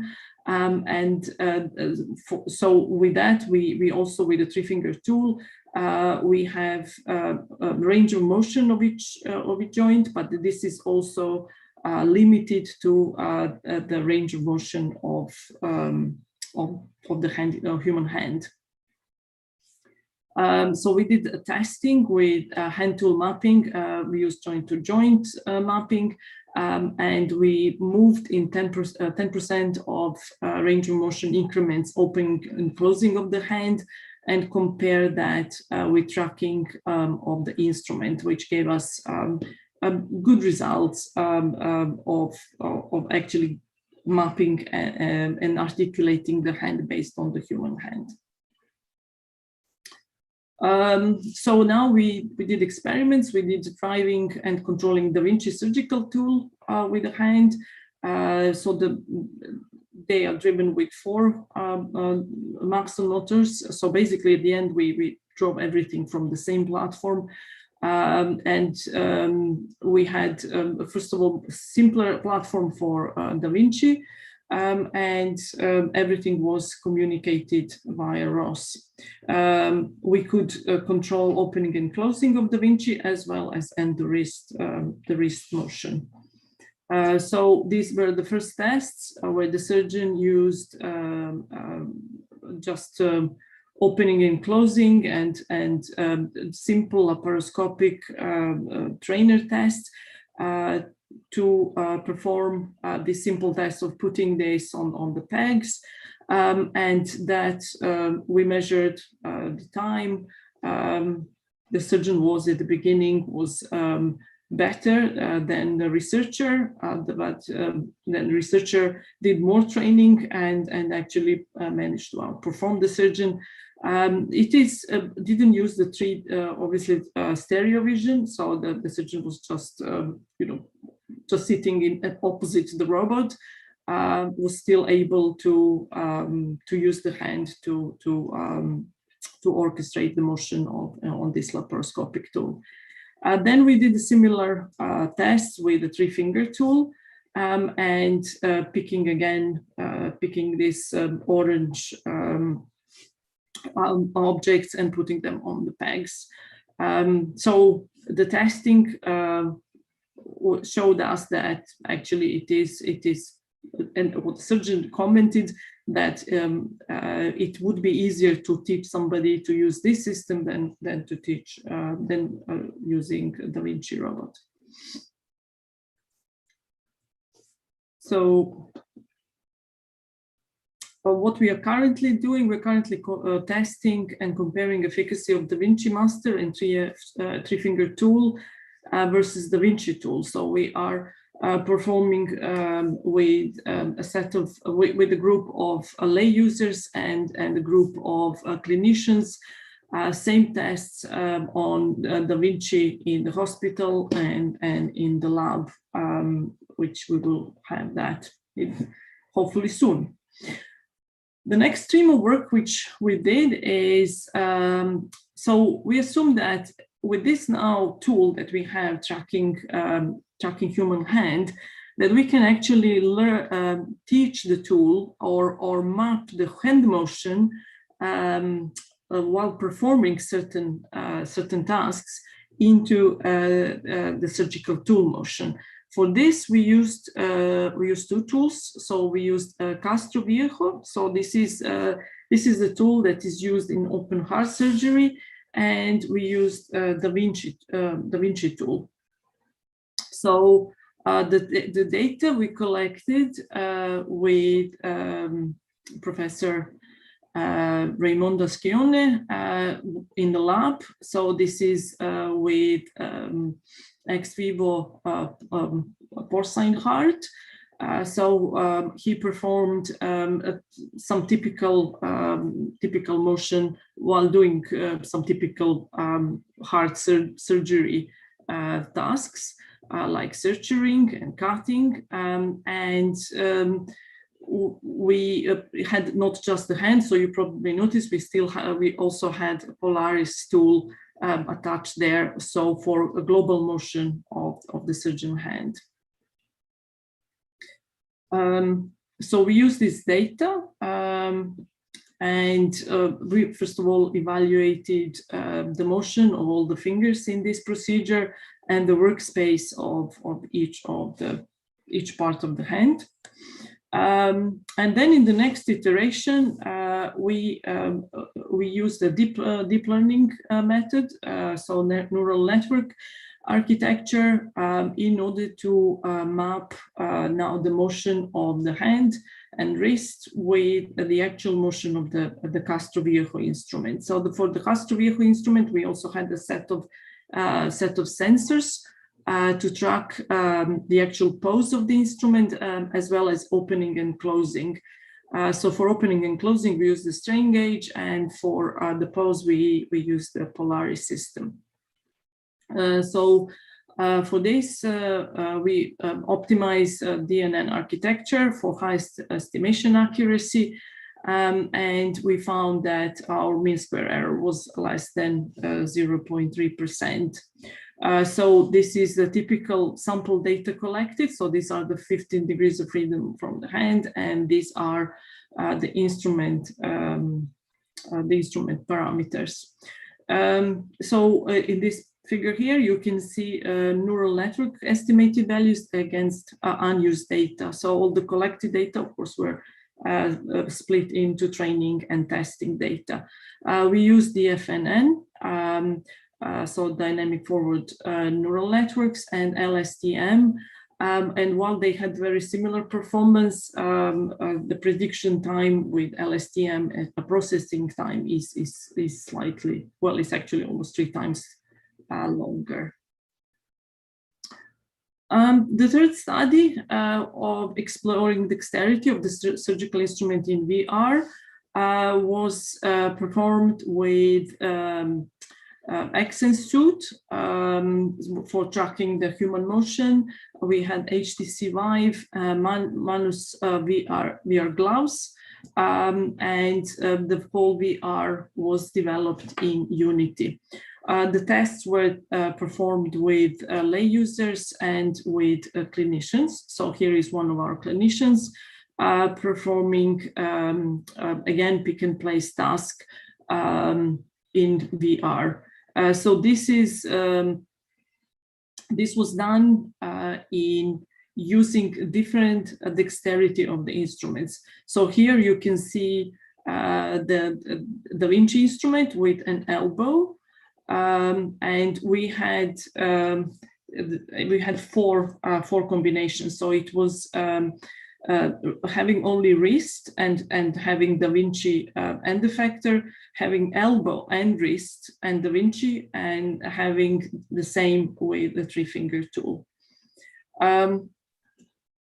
So for the pick and place tasks, we measured for all of them. We did a duration and also velocity, and we had the NASA load test after that, and we actually didn't pick such a big difference when they were using different dexterity in this type of task. Actually, some of them said that it was easier actually to have Da Vinci for picking than to have a 3-finger tool. Was kind of had to be more involved in this task, which is relatively simple. Then in the next set of tasks, we made the surgical environment a little bit more complicated. So we put a number of, let's say, like anatomical structure, and they had to pass this through the hoop, but do that in different places. So they had also to avoid the structures.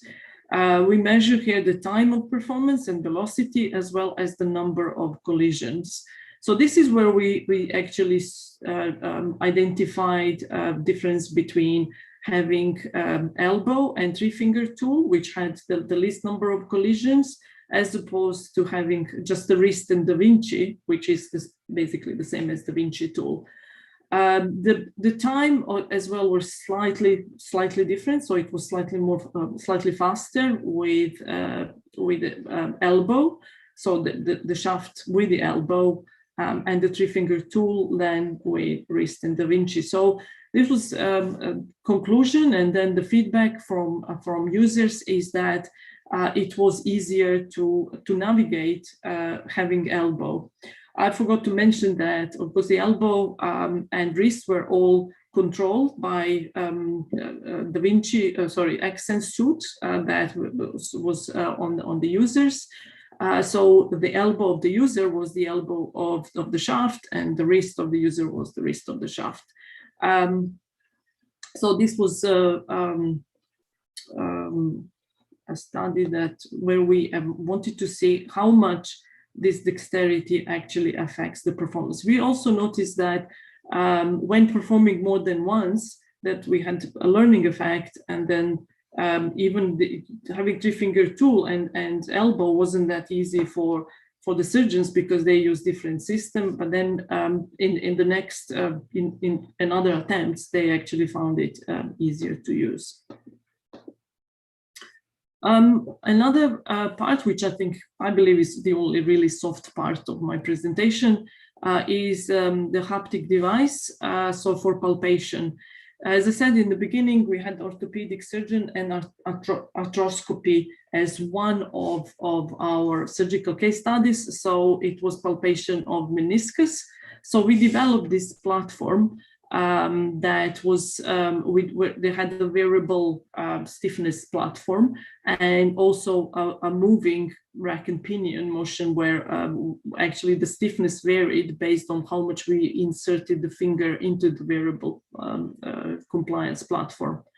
We then replicated this study with redesigning slightly this. Again, we had the moving part, but we redesigned actually removed the pressurized platform from the system. We also follow this up with user studies, and we ask people, when we vary these parameters of motion and expected different hardness to be detected, we had the feedback from the users were really only the hardest and the softest parts were accurately identified, just giving us really information that it was difficult to discern between a smaller changes in hardness with this platform. And finally, senseless, I'm out of time. Yes, sorry. Yes, we're already on 25 minutes. Sorry. Oh, sorry. Okay, I'll just quickly wrap up this with sensorless for sensing. Sorry. So this is where we looked at, again, using a learning in order and creating classifier to link grasping forces of Da Vinci system, Da Vinci grasper, by measuring currents in the motors that we were used to drive the grasper. So we tested this on a number of samples, and we were able to identify with a high accuracy what is the actual hardness of the grasping of Da Vinci. So next we are continuing on testing and taking this further on the next project, which is within EPSRC trustworthy autonomous systems resilience, working more on safety and implementing 5G and partial autonomy. Sorry, I'm finished. That's okay, good. Yeah, thank you very much. So maybe we leave the questions for later. You will be there later for the panel discussion. Then maybe you can elaborate more on the haptic feedback device. Okay. Super, okay. Thank you very much. Then, yeah, gives me great pleasure to come to our next speaker, and that is Zbigniew Nawrot, who was also part of the StiffLab project, and it's great, to see you again. Yep, we can see your slides. Thank you. They're coming up. Okay, that I must show where is the... good evening. Thank you for invitation for this very interesting conference. I hope that my presentation currently you can see. Yeah, we can see it. It's okay. All yours. Thanks a lot. Okay, that we start. The presentation is prepared by me and my PhD doctor student Dariusz Krawczyk. The general thesis for me is the key to modern medicine is increase the productivity and standardization. That is the reason that we need the robots from therapy to rehabilitation. And after telecommunication progress, sending information at distance, this is time for long distance transmission of action. If we need action, that we need robots.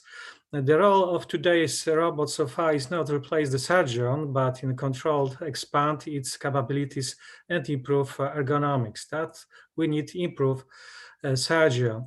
Robotic soft tissue surgery requires tools that should adjust the stiffness during reaching the surgical site and performing the task with great precision. That we believe that robots from the Robin Hart family will be both by innovative hospital soon. The effectiveness of medical intervention depends on vision, access, and control. vision. It allows for correct choice of the place of action, access, reach the site of surgery, the efficiency of surgical instruments related to maneuverability and physical action on tissues, and to control that ergonomics of the operator if you need a teleoperator, telerobots, or appropriate autonomous robot software. In the Robin Hart robot, we typically use rigid tools with a different number of degree of freedom from 3 to 7. In the European STIFLOV project, we had the opportunity to consider, design, and research tools inspired by observation of octopus. In the lecture, I will present the advantages of disadvantages, progress, and limitations in the fields of tools with variable adjustable stiffness and geometry. Let's start with a doctor, Professor Zbigniew Raliga, is founder of our foundation and our work. He performed first successful heart transplantation. That better, we start from the patients that we prepare something important for the doctors and his with heart disease patients. So why does the surgeon need robots? Of course, first medical robots was connected with heart directly. That first, my job and my colleagues was preparing the ventricles device, the soft heart, because it is the membrane blood pump, and this ventricles device start clinical application in 1993 and work to this time. That near 30 years. My design, my ventricles device prepared with me and my colleagues work and support the patients, the longer time, about 2 years for one patient, and a few hundred patients till now, of course. But also we prepared the heart because the rotary blood pump, it is example of the from the blood science of point of view, it is heart kind of blood pumps. But next, the next needs, it is the new tools. That it is start for the construction on Robin Hart robot. The research was started from different point of view. One from the point of view of surgeon because it's a teleoperator, and from other side from the contact between the tools and tissue reaction. We use several cameras for observation. The surgeon working using different tools and creating our vision of console and all the situation connecting with the operating, also together with robots, because one of the robots was, for instance, the telemanipulator for orientation the video system during the typical endoscopic operation using classical tools. But it is the first our robot, Robin Hart, from Robin Hart family from 2002, Robin Hart 1, Robin Hart Vision, Robin Hart Junior, and you can see the elements of the robots connecting with construction of the robots. Our robots is telerogram. It is from the kinematic point of view, spherical robot with the one fixed point, the port, and the movement is such that one point is fixed during all the operations. It is the port visionable robot. This robot was we sold license for one big Polish company 2 years ago, and we wait for clinical application of this robot. This is the biggest robot prepared by our team. It's work as a 3-person in the table. The main control. Please continue. Yeah. So there was some noise, but please continue. No problem. Please okay. Continue. and to tools for assistance. We prepared the animal experiments also using this robot. The human-machine interaction was one of the important part of our job, changing the console. And also we prepared the mechatronic tools that it's possible to use as the end of the robots, or also as in your hand directly. It is a short picture from our animal experiments performed 10 years ago on pig. We performed several experiments using our MCC robots. You can see this robot in action. And the test of this universal system for the tools. What's new? The reach, and it is the meet with Stiflop project, because the needs was reach where there is no straight weight. That it is the vision of model of our robot with this kind of and tools and the visualization how to performing this and what will be the advantages of these robots. It is the first our construction of this kind of possibility of this robot. Original arm with geometric control and stiffness by means of wires. We use inside the nitinol tube with lines inside to control the movement of the forceps. That it was quite fine for first study, because our job was construct the testing station for testing the robot, preparing by all the team. That it is the next our job connecting with this task. We find different kind of application and different models for this application, and it is one of our tube specially performed for testing this testing station, of course.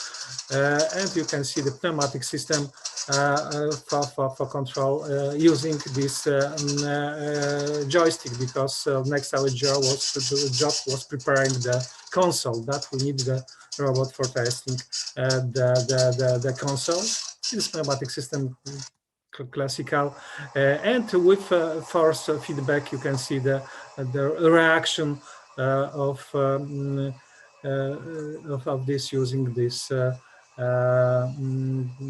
pneumatic pressure measurements on the end of this robot used for force feedback control of this robot.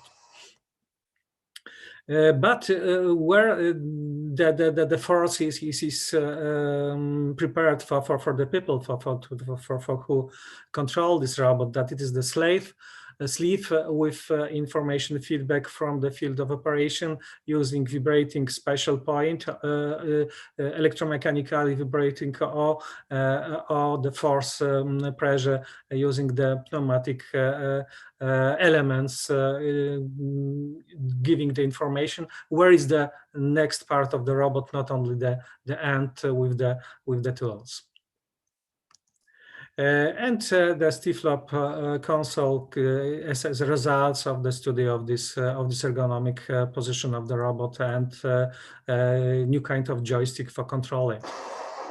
And the final station and the final moment for the test, the robot performing by Stiflop project with this over 10 cooperators from different countries, in Italy, Germany, but also the Poland.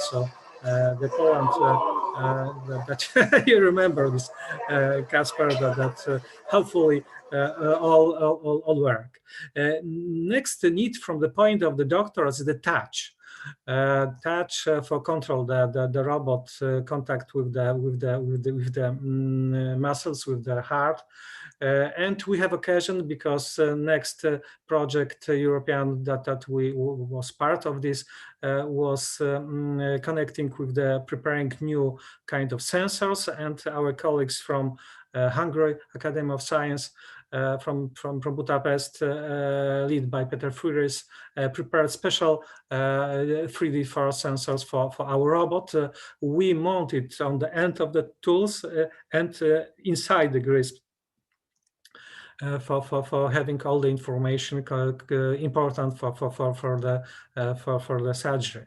Next, to cover the distance, it's the needs that we also perform this kind of experiments from the Zabrze Katowice, 20 kilometers by also Zabrze, Mexico, and also using the guide called Mine Museum in the Zabrze for test the different problems connecting with teleoperation. How to do the surgery optimal for given the patients? Of course, using the optimization, using the simulation, using the physical model and computer model. We prepare the first in Poland virtual operating room and use it for planning the operation using this robot. But you can see, of course, because it is different space of the work, space of the possibility of movement inside the body, the patients, connecting with the degree of freedom number. When we use the soft robots, the place via one port has a much larger workspace to achieve using the one tools, using also this virtual operating room we tested. We prepare all the system for connecting with the clients from simulation of operation, planning the operation using virtual operating room and physical models, and also training educations that several young people have occasion in Poland, a few thousand, to test also our robot teaching learning the surgery. Robin Hart, software hard. Conclusion from the study of the soft tools, we have not achieved the precision and stiffness control that are satisfactory for cardiac surgery. That what is the answer? That Robin Hart is gentle thanks to the force sensors and force coupling for controlling the movements and operation of the tools. Because the surgical tools is performed to mechanical work, cut, grasp, move, etc. The performance of work depends on the vector of force and displacement in the space. However, it is difficult to obtain a precise force and displacement vector in the soft system, in particular pneumatically controlled ones. Usually we achieve precision thereby reducing the number of degrees of freedom, limiting the possible direction of the movement. From the point of view of the construction of the robot and its control, it is easier to soft control the rigid articulating joint than rigidly control the soft system. A few examples. Typically, an example of soft string is the control of stiff articulating skeleton with soft muscle control, and elephant that we have to kind of action using the trumpet, using the leg. The key to success of the KC, of course, the functional sensors. That it is the reason that currently we moved the project to the side of using the force sensors and force feedback for preparing the most gentle and most accurate robots, and it's the work connecting with our PhD doctor. Because I currently also work in Hero project, that if someone look for the money for each project robots, that please remember about the Hero action for 4X. Robots should be considered as elements of the human future that will make it possible to realize the dreams of freedom equals fair and management, because we do really great things out of curiosity and the really important things out of the need of to help of the people. And thank you for my colleagues, especially for Łukasz Mucha, Dariusz Krawczyk, Krzysztof Lis, Krzysztof Lerik, Kamil Ror, Wojciech Sadowski, Mariusz Jakowski, Adam Jakubowski, Adam Krysowski, Zbigniew Małota, who was a partner in this Stiflov project. Please look for the International Society for Medical Robotics, president of this society, and it is view for foundation and our milestones connecting with artificial heart and also Robin Hart project. Thank you for possibility for presentation during this exciting conference, and I hope that in these few minutes I present the most important conclusion from the usage, the soft robots connecting with the stiff flow project. Thank you very much. No, brilliant, fantastic talk. And yeah, thanks for sharing your experience with different types of robots for surgery with us.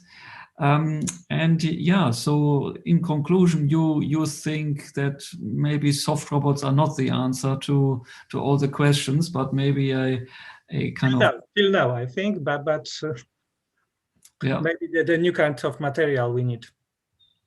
Okay, good. And so where do you see the main issue with soft robots? So the precision is missing, or is that the main problem?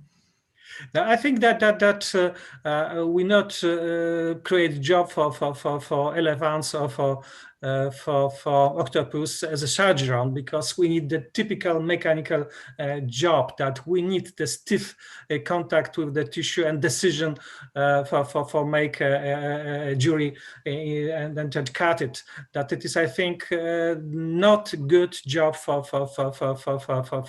this kind. And what had to change everything around? I could not find what it was. So.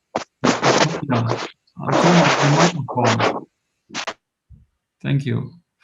Sorry. Back to you, Zbigniew. Just if you can just repeat the last sentence.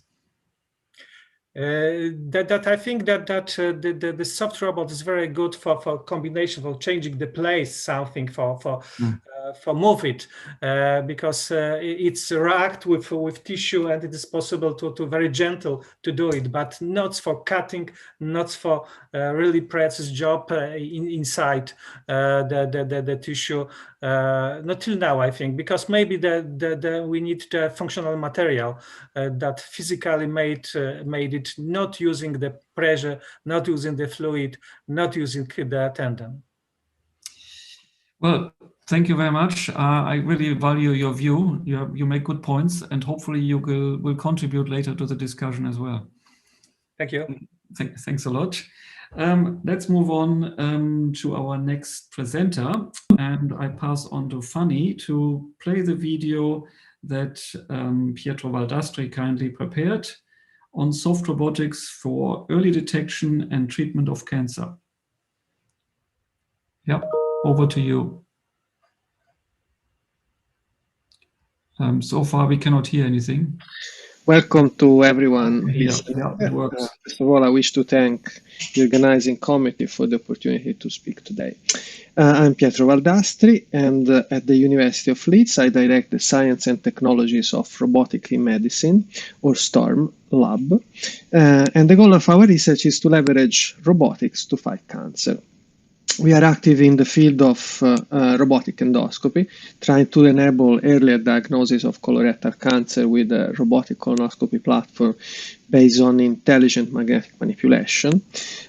We try to widen access to upper gastrointestinal endoscopy by designing ultra low cost and intuitive solutions for the inspection of the stomach. We work to improve the outcomes of surgical robotic treatment of cancer by using AI and advanced endoscopic sensing like micro-ultrasound and TRS technologies to better identify tumor margins before excisions. And we try to reach deeper inside the human body by creating novel robotic architectures based on multi-point magnetic manipulation and advanced personalized manufacturing. Today, I'll focus on soft robotic aspects of our work by briefly touching upon our low-cost gastroscopy platform and our colonoscopy robot. Then I'll focus on magnetic tentacle robots, which are probably the softest among the robots that we are developing at the moment. So let's focus on ultra low-cost gastroscopy now. In the past 4 years, we have developed a device called the belloscope that uses a multi-backbone snake-like joystick to operate the plungers of 3 plastic syringes and pressurize 3 independent bellows at the tip of a flexible endoscope to obtain articulation of the tip. This design is extremely intuitive to use, much more than a conventional flexible endoscope, and extremely cheap to fabricate, with a bill of materials in the order of a few euros. More recently, we have improved the design of the articulating tip, moving from 3 independent bellows to a monolithic solution that we have called parallel helix actuator, where we have tried to integrate 3 independent pneumatic chambers in the smallest volume possible that would still allow us to achieve the desired semi-spherical workspace, all with an extremely simple fabrication process that would result in a low cost of mass-scale fabrication.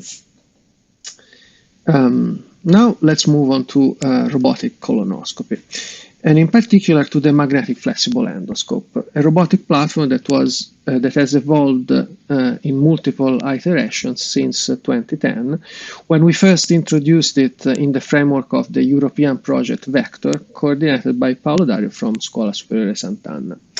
The idea here is to use magnetic coupling to pull rather than push the tip of the endoscope, thus reducing or even eliminating the traumatic interaction that is needed to advance a conventional endoscope. Basically, it is a sort of front-wheel drive soft endoscope.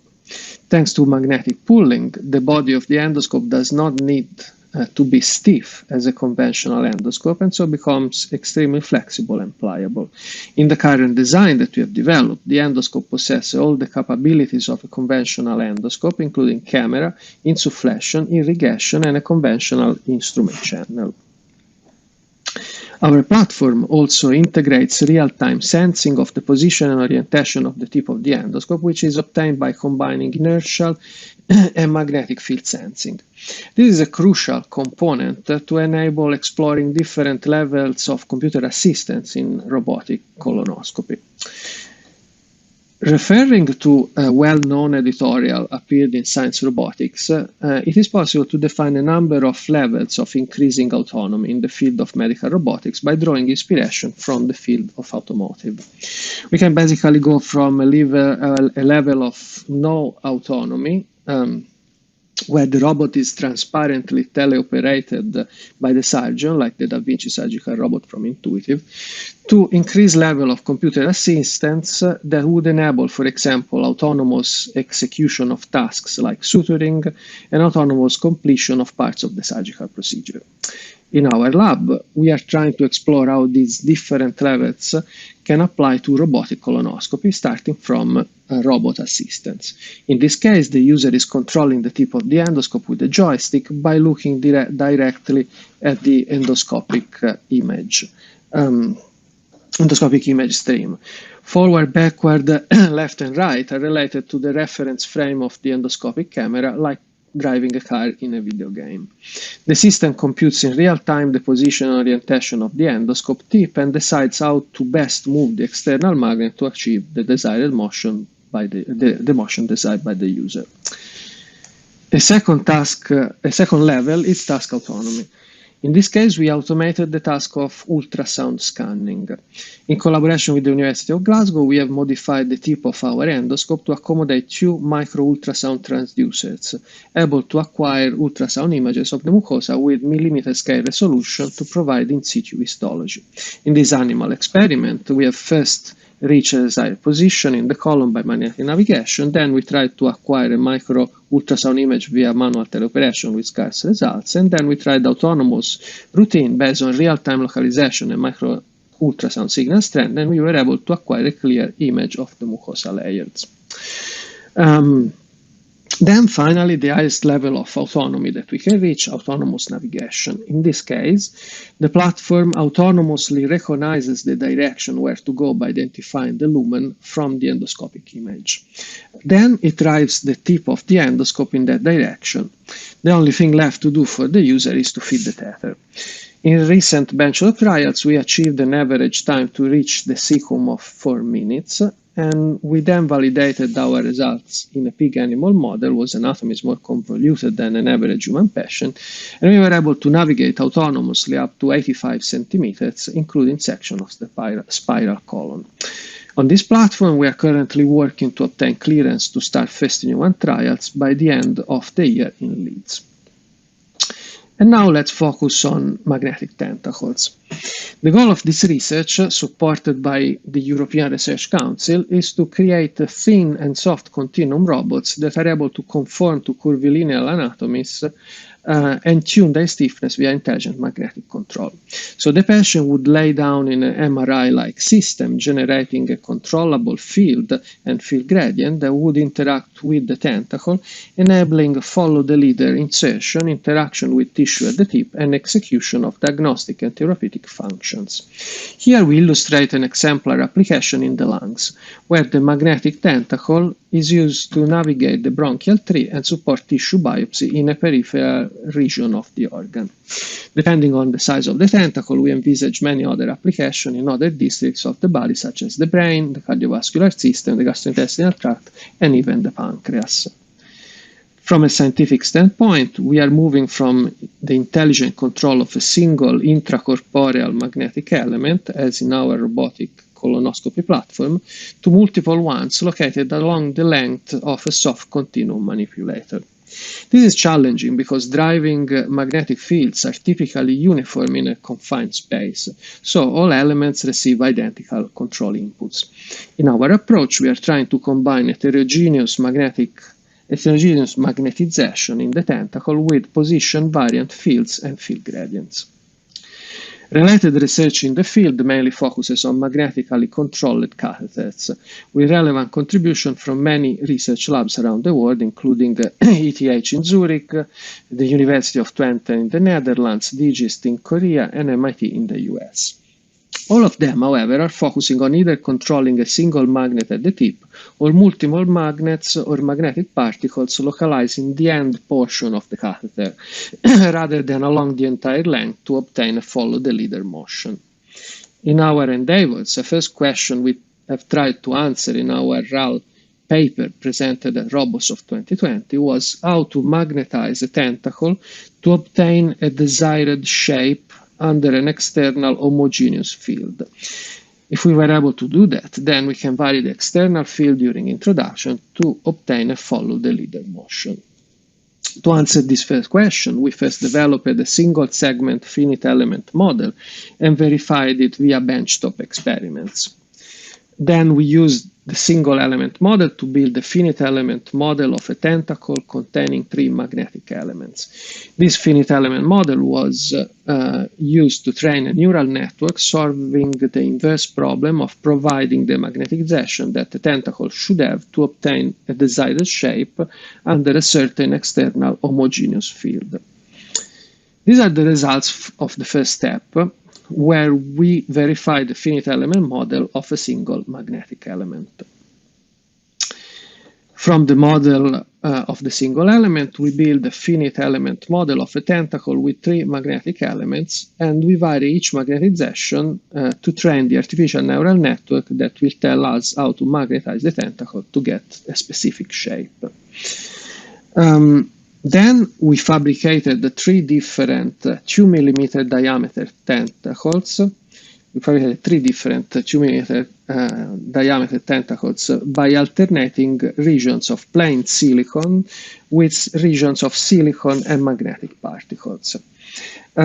Each of the 3 tentacles is placed in a different magnetization tray, as you can see here, whose geometry is determined by the artificial neural network and magnetized under a high intensity field. We then verified our results, showing that we are able to obtain the desired shapes under an external homogeneous field with an error below 10%. Here on the right, you can see 3 different tentacles assuming their pre-programmed shapes under a field increasing up to 10 millitesla. Then, in this work presented at IROS 2020, we addressed the question how to generate the external controlling field. While most of the literature has focused so far on electromagnetic coil systems, we decided to explore external permanent magnets manipulated by robotic arms. This approach has the advantage of a larger and open and more flexible workspace, while posing the challenge of field inhomogeneities due to the superposition of 2 movable sources of field and field gradient. In this work, we were able to demonstrate that we can achieve independent control of 8 degrees of freedom of 2 non-parallel magnetic elements, and experiments were performed with 2 serial manipulators, positioning 2 external permanent magnets around 2 small permanent magnets connected to 6 degrees of freedom load cells at the center of the workspace. Then, in this work presented at the International Symposium on Medical Robotics in 2020, we demonstrated in a simulated environment how to implement follow-the-leader insertion of a magnetic tentacle to avoid obstacles, and compared our approach with controlling just a magnet at the tip of the device. In our current work, we are validating this approach via bench experiments, and we are now planning preclinical trials with realistic human anatomy. So stay tuned for future updates. And now let me end my presentation with 2 teasers. The first one is for the paper that my PhD student Thomas Da Vega is presenting this year at RoboSoft, where we provide a thorough characterization of materials typically used for magnetic soft robots, like the tentacles I have discussed in my presentation. The second teaser goes back to the concept of levels of autonomy in robotic surgery. The 2017 Science Robotic editorial did a great job in sparking interest on the subject, but did not provide too many technical details, as it was just 2 pages long. So we published a paper in the 2021 edition of the Annual Review of Control, Robotics and Autonomous Systems, where we try to provide an extended definition of each single level and go into the details of the enabling technologies and the technical challenges behind each of them. Please check it out if you are interested in the topic of autonomy in surgical robotics. And on this note, I'd like to conclude my talk, acknowledging the contribution of all members of my team and the support from all the funding agencies and industrial partners supporting our research. My colleague James Chandler, who is lecturer in surgical robotics at the University of Leeds and co-author of many of the works I have shown in my presentation, is available to answer any question you may have. Thank you. Okay, yeah. Thank you to Pietro for providing us with that video. And I hope he is enjoying his holidays. Yeah, I hear James Chandler is here. Are there any burning questions at the moment?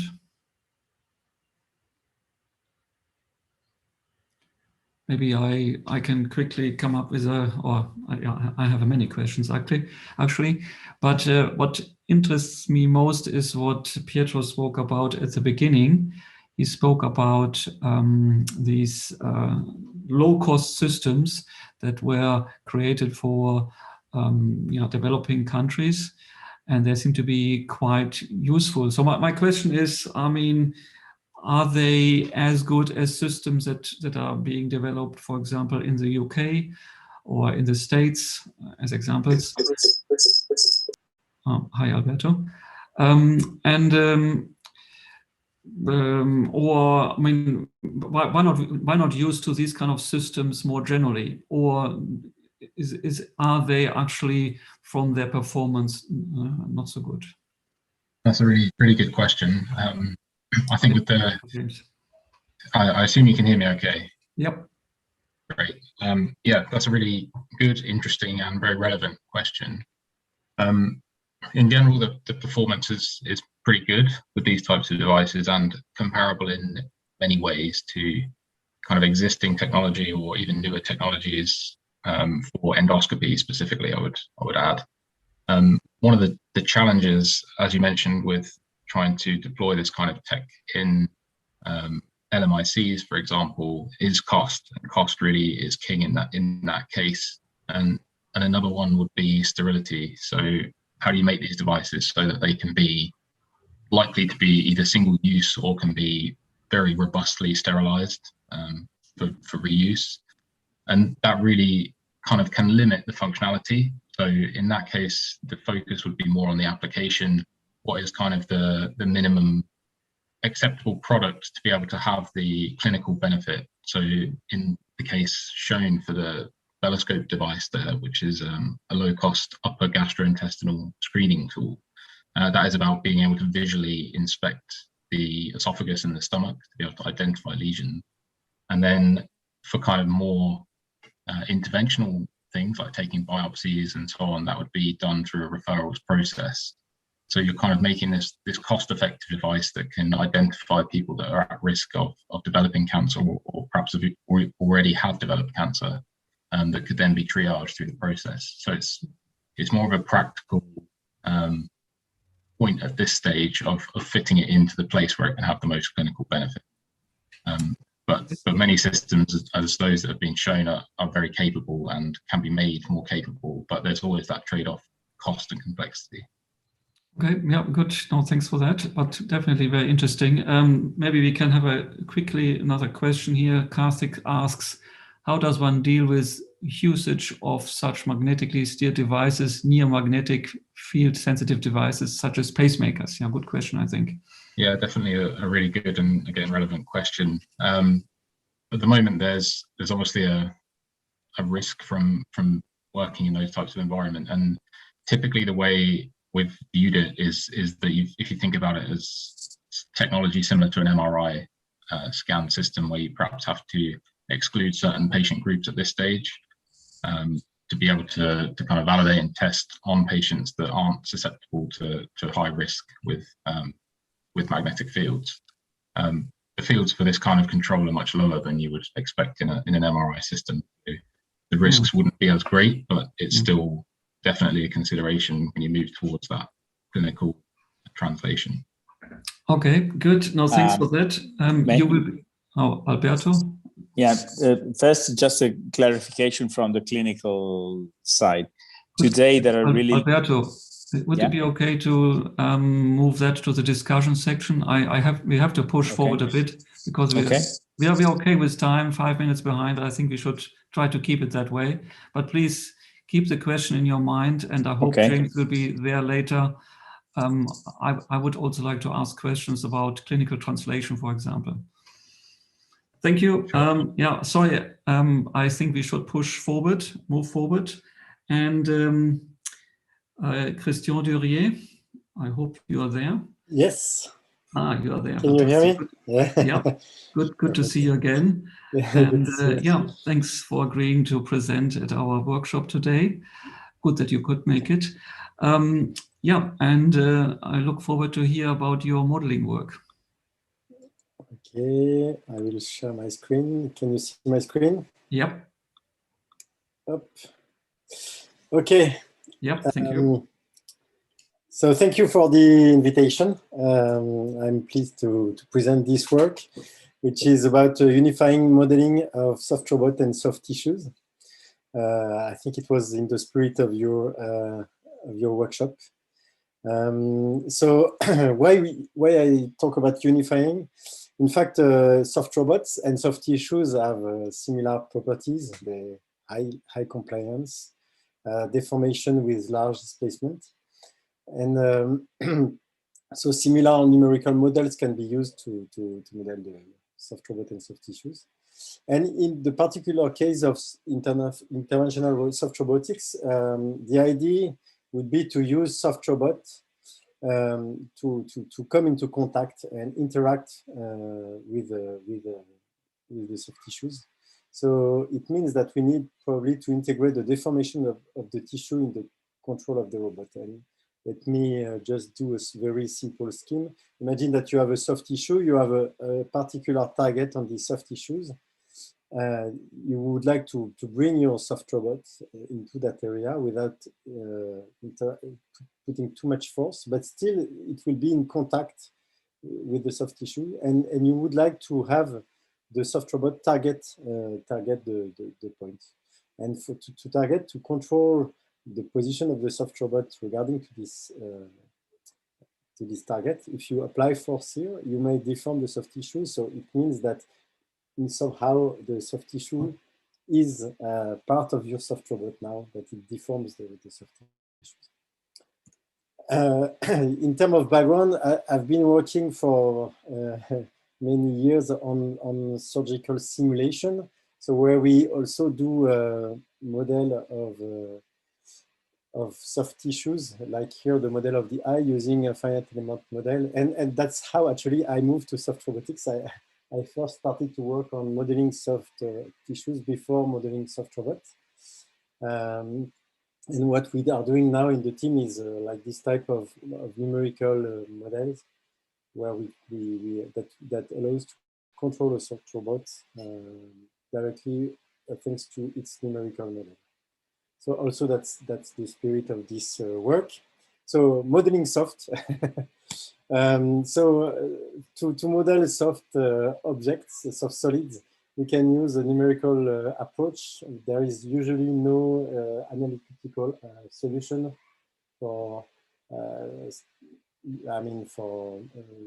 so as soon as the shape or the condition are not simple, there is no analytical solution to equations of deformation. So we are using for instance, finite element model to solve the deformations. In the case of soft tissue, the idea is that takes the liver. What we do is that we take a sample of the liver, we do some measurements on it, and we extract a constitutive law. And thanks to this constitutive law, we can create a FEM model. And then we integrate this FEM model in classical second law, Newton's law equation, if you want to look at the dynamics. If you want to just the static equilibrium, you can remove this part. But the FEM model provides you the internal force that depends on the position and the velocity of the nodes of the system. The only problem is that it's a huge system of nonlinear equations. And if this model comes into contact or interact, we use the Lagrange multiplier to compute this interaction. I will come back to this later.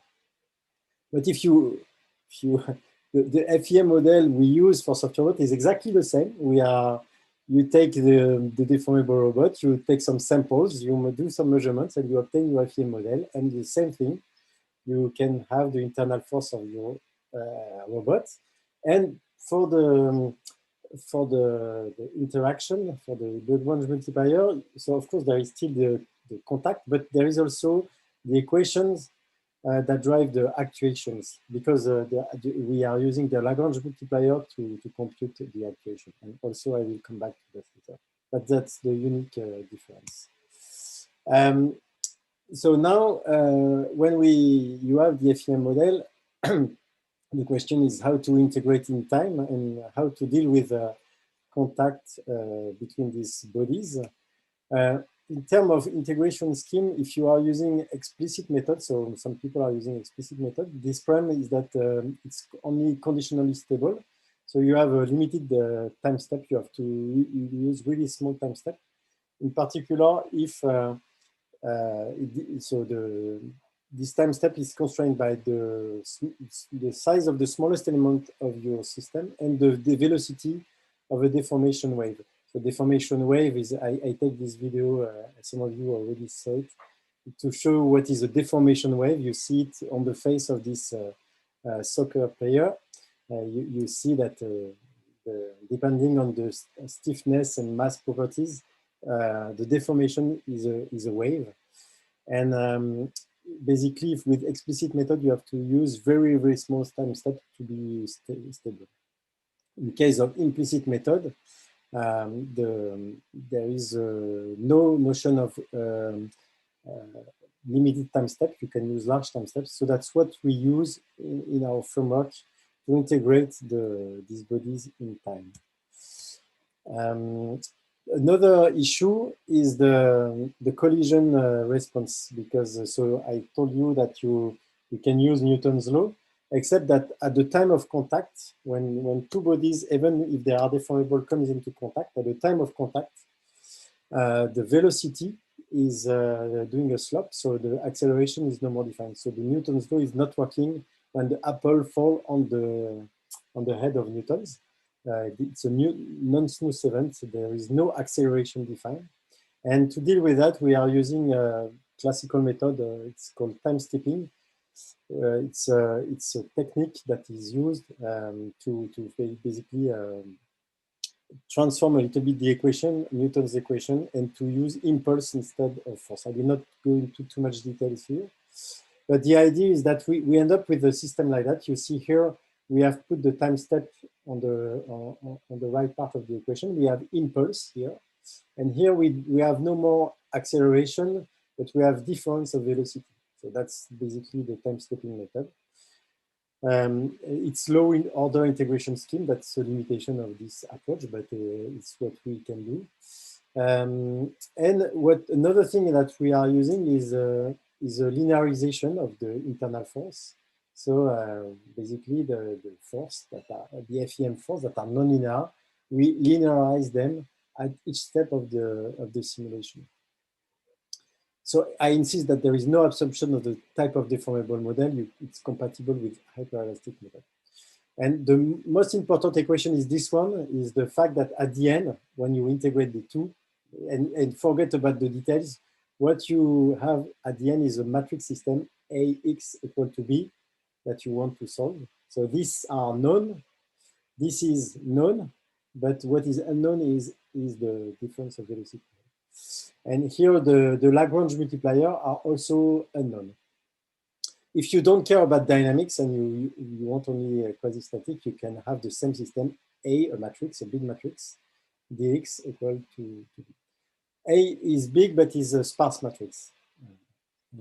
And it's compatible with a rigid body because I just, if you take the work that has been done by Stewart and Twinkle in 1996, they use the same type of equation for rigid body. Okay, it was a small detail for what was important to understand how we integrate in time this equation. And the other part, which is important, is the constraints that we put between bodies. So we have different type of constraints. For instance, if we have contact, we fall into the Signorini's law, which is a complementarity constraint. It's basically, there is two cases. It's a law that have two different cases. One is there is a contact, so there is a positive force, but the distance between the two objects is 0. Or there is no contact and the distance is strictly positive between the objects and the force is 0. So the Lagrange multiplier we are using for contact, we fall into one of the two cases, either it's positive or is 0. And there is this complementarity with the distance. We have the same type of complementarity when we deal with friction. It's a little bit more complex, but the idea is the same. Either you are your tangential force is inside the friction cone, and you have stick. You have no slip.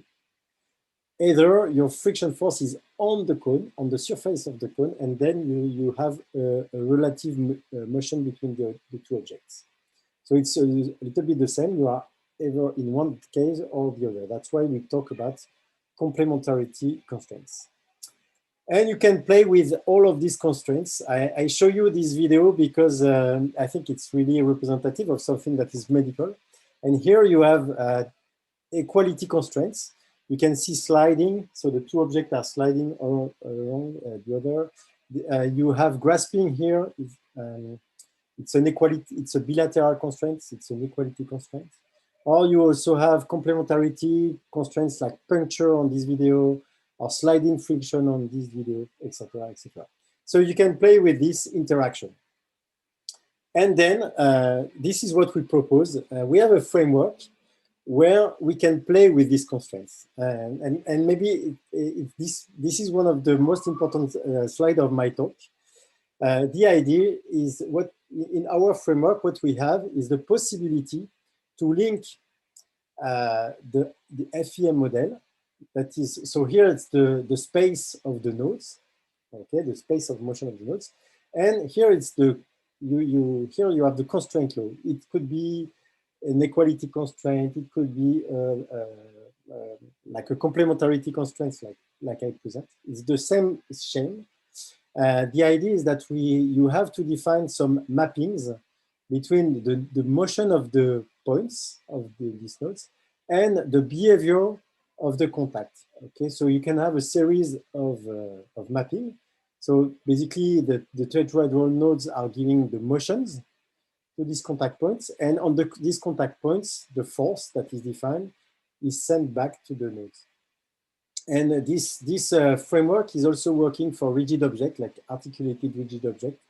If you have a gripper, for instance, you can do the same thing. You can map the motion of the contact point based on the motion of the generalized coordinate of the gripper.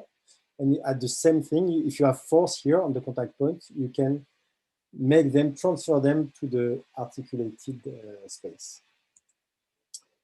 And so when you solve the system, in fact, when you solve Lagrange multiplier, you expand your system of equation.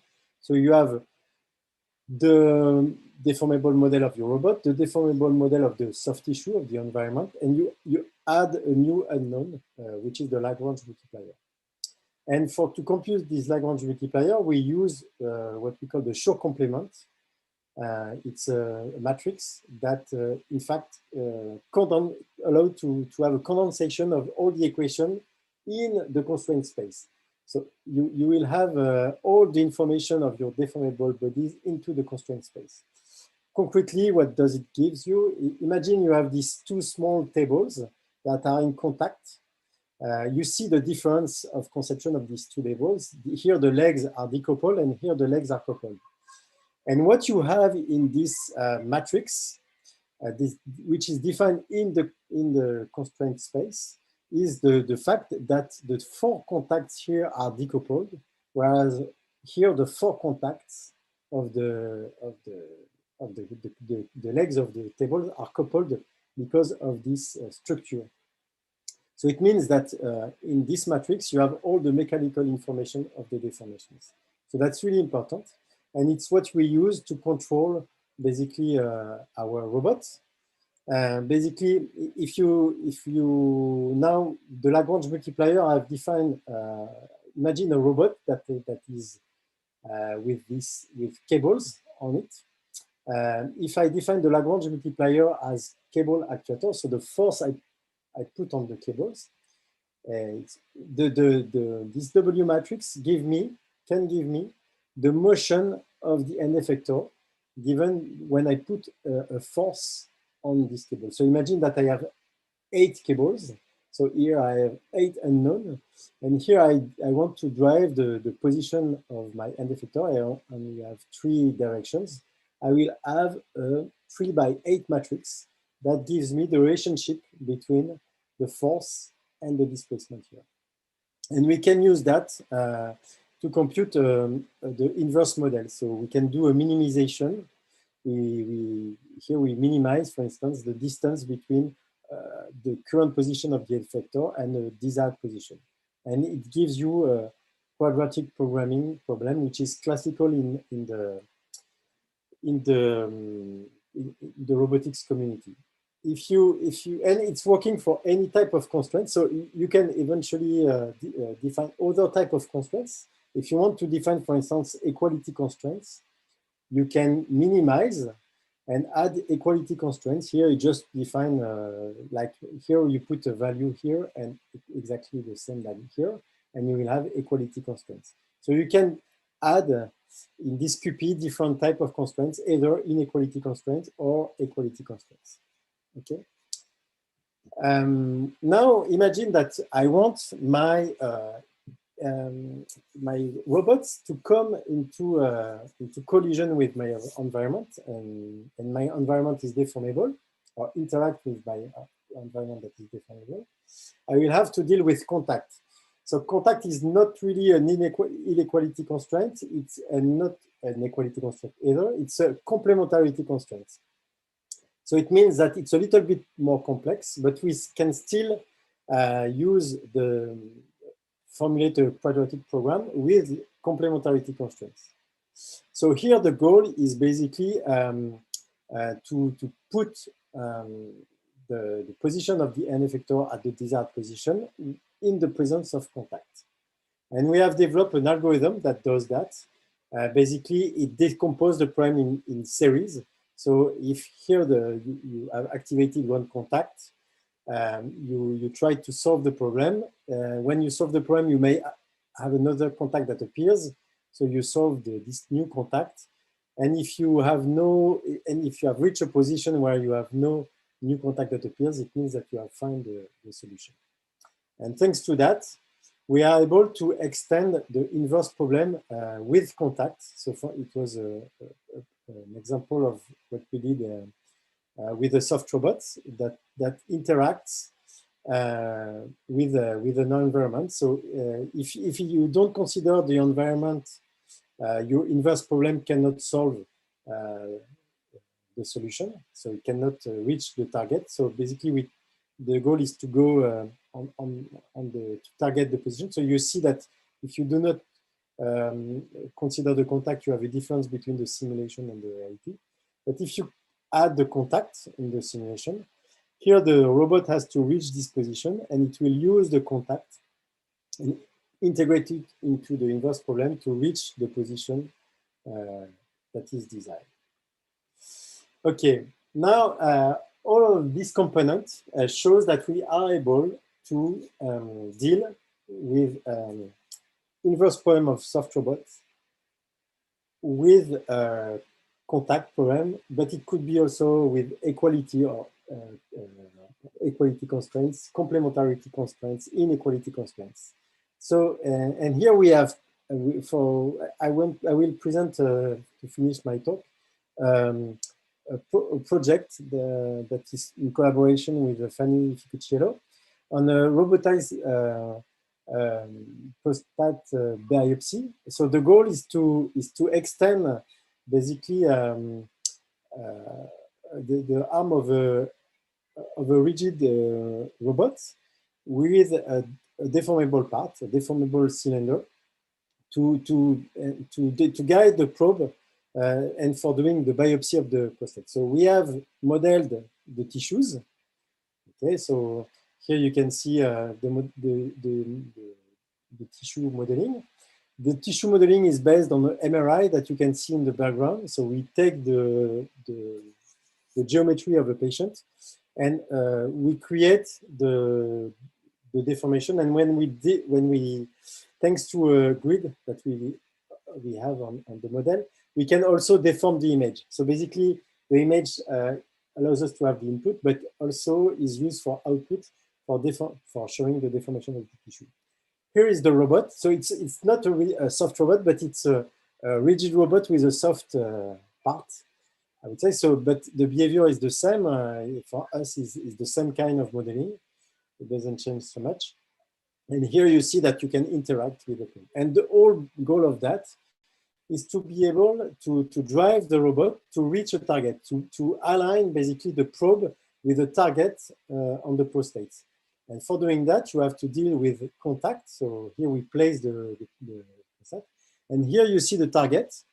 And here you see that with the inverse problem, we are able to align basically the probe with the target. And then when it's aligned, you can do the biopsy. And you see that this alignment takes into account all the complex behavior, because it takes into account the deformations also of this soft part that basically drives the probe. So you really see a complex coupling between deformable tissues and deformable robots. That's pretty it for this presentation. Thank you for your attention. I put also some presentation that we will do in RoboSoft this week that comes from our team. And now I'm ready for your question. Thank you very much, Christian. Fantastic. And I think your talk was kind of at the right point there, because in a way you respond to what Zbigniew said earlier about, I don't know whether you have seen it, but it was, so he was effectively arguing at the moment we still have to use rigid component robots because we need precision. But now, in a way, you are arguing if we push the control or the modeling to another level, then we can achieve that control, even though we have a soft robot arm or soft end piece at least. Yeah. So very good. Yeah, thanks for that. Maybe just a quick one, though. There is one question here from the audience. Could you please suggest a book or some literature for someone who is new to soft robotic modeling? So actually, I wanted to say that this work is. I would like to thank Eulalie Kovut, who is who did this work during her PhD. And actually, I would advise you to read her PhD thesis. I think she made a very good effort into explaining this into detail.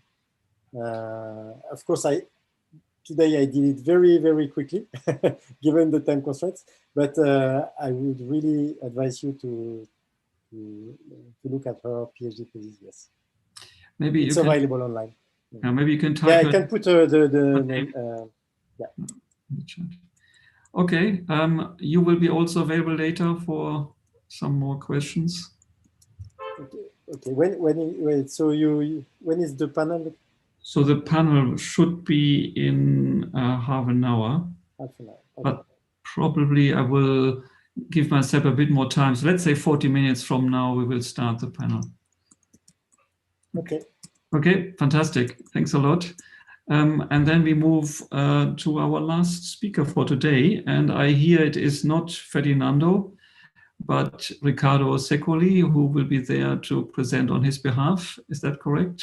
Yes, good evening. Ferdinando unfortunately has some internet connection problems, so he will record a presentation and probably will join through the phone for the question and answer. Oh, he will join later. Okay, that's fantastic. Okay, good to see you. And yeah, the floor is yours. And you're playing his video, or you're speaking over it? Listening to this recording is because in the middle of Cornwall. Maybe you can hoping for enlarge it to be around for Q&A. It's a pleasure for me to be here with you all. Looks like it's in the presenter view. A decade-long journey into soft robotics for neurosurgery, and over the next 15 minutes or so, I will try my best. Well, then we leave it like it is. That's fine. Okay, thank you. Very complex research and development process to get us all the way to where we are today. So first, it comes as no surprise that the world is going minimally invasive.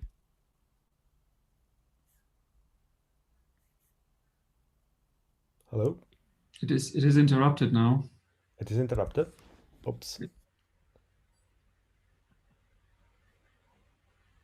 Comes as no surprise that the world is going minimally invasive. We've Okay. seen across the spectrum of clinical disciplines, and neurosurgery is no different, right? We know minimally invasive surgery is better for the patient, is, in many cases better for the hospitals. But what is still complex is how to achieve the outcome.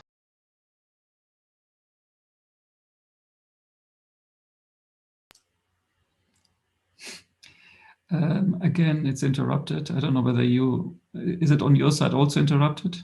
Oh. Okay, so we have some technical issues here.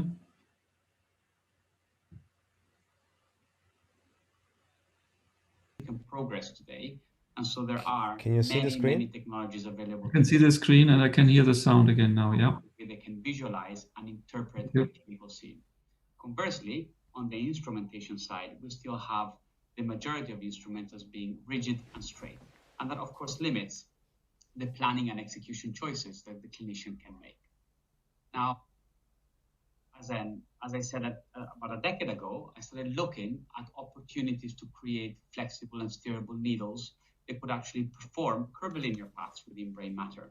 And of course, we weren't the only ones looking at steerable needles at the time. There were many competing designs, each with advantages and limitations.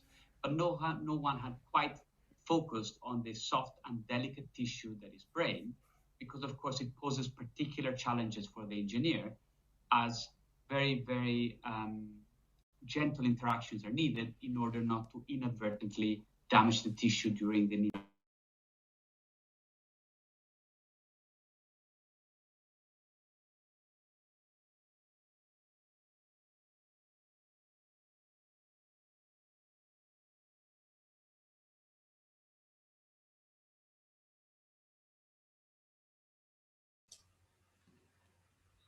Okay, Ricardo.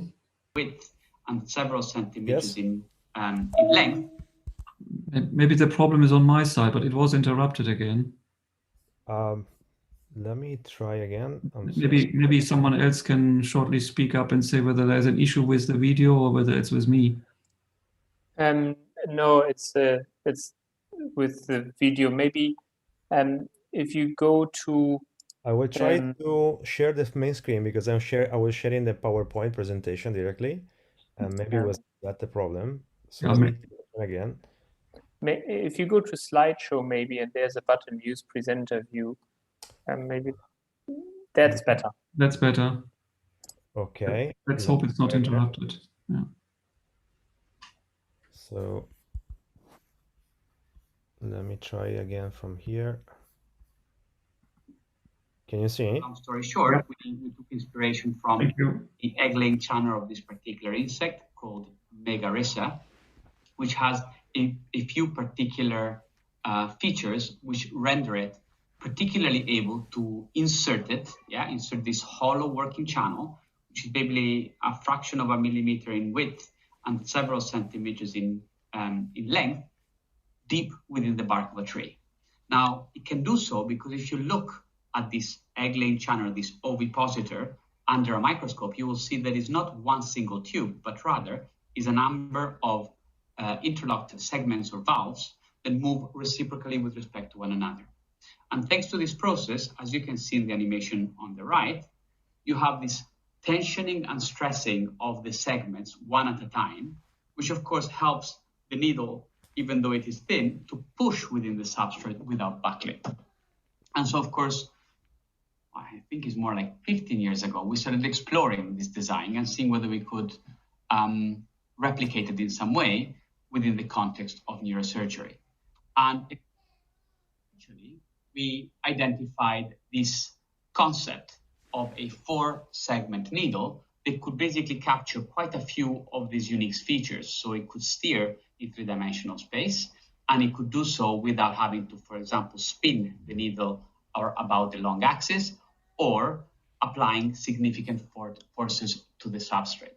As you can see here, the 4 segments are always able to move with respect to one another, and the orientation of the needle is a function of the offset between needle segments. Importantly, 2 features of this design proved particularly advantageous. The first one has to do with the fact that as you're pushing these segments one at a time, you're basically holding onto the substrate while pushing one of the 4 segments forward. And that has a very beneficial side effect that during the insertion process, you can drastically reduce the amount of deformation in the insertion direction of the needle during, for example, a percutaneous intervention in the brain. So what you see here on screen is a design that where it's a set of experiments that were created in the lab using a complex process involving particle image velocimetry, where we're basically inserting a needle of a specific geometry within a gelatin medium, and then using laser and optics to try to measure the microscopic deformation at the interface between the needle and the tissue. And what you see at the top is this needle being pushed left to right the normal way, while at the bottom, you see the same needle, but inserted 1 segment at a time in this sort of biologically inspired way. And without going into complex statistics, it's quite clear that if you use the color code in the middle column, which is the axial direction, the one we care about, the one in the direction of the insertion, there is a whole lot more red at the top than there is at the bottom, which in other words allowed us to demonstrate quite conclusively the amount of deformation, and we then postulated strain and thus eventual tissue damage was significantly reduced as a result of this type of insertion strategy. Now, the important advantage of this needle is this ability to steer in any three-dimensional directions over, so by any amount in any plane, without having to rotate the needle about its long axis. And this is because we were able to demonstrate that the complex interaction between these four segments at the tip of the needle can be related by some rather complex model, which needs an element of prediction. It can relate to both the plane and the angle of curvature. And in fact, we could indeed demonstrate that you could take any arbitrary curvilinear path around 360 degrees from the tip and get the needle to follow it rather accurately. And it is strong of these pretty unique features of the needle design that back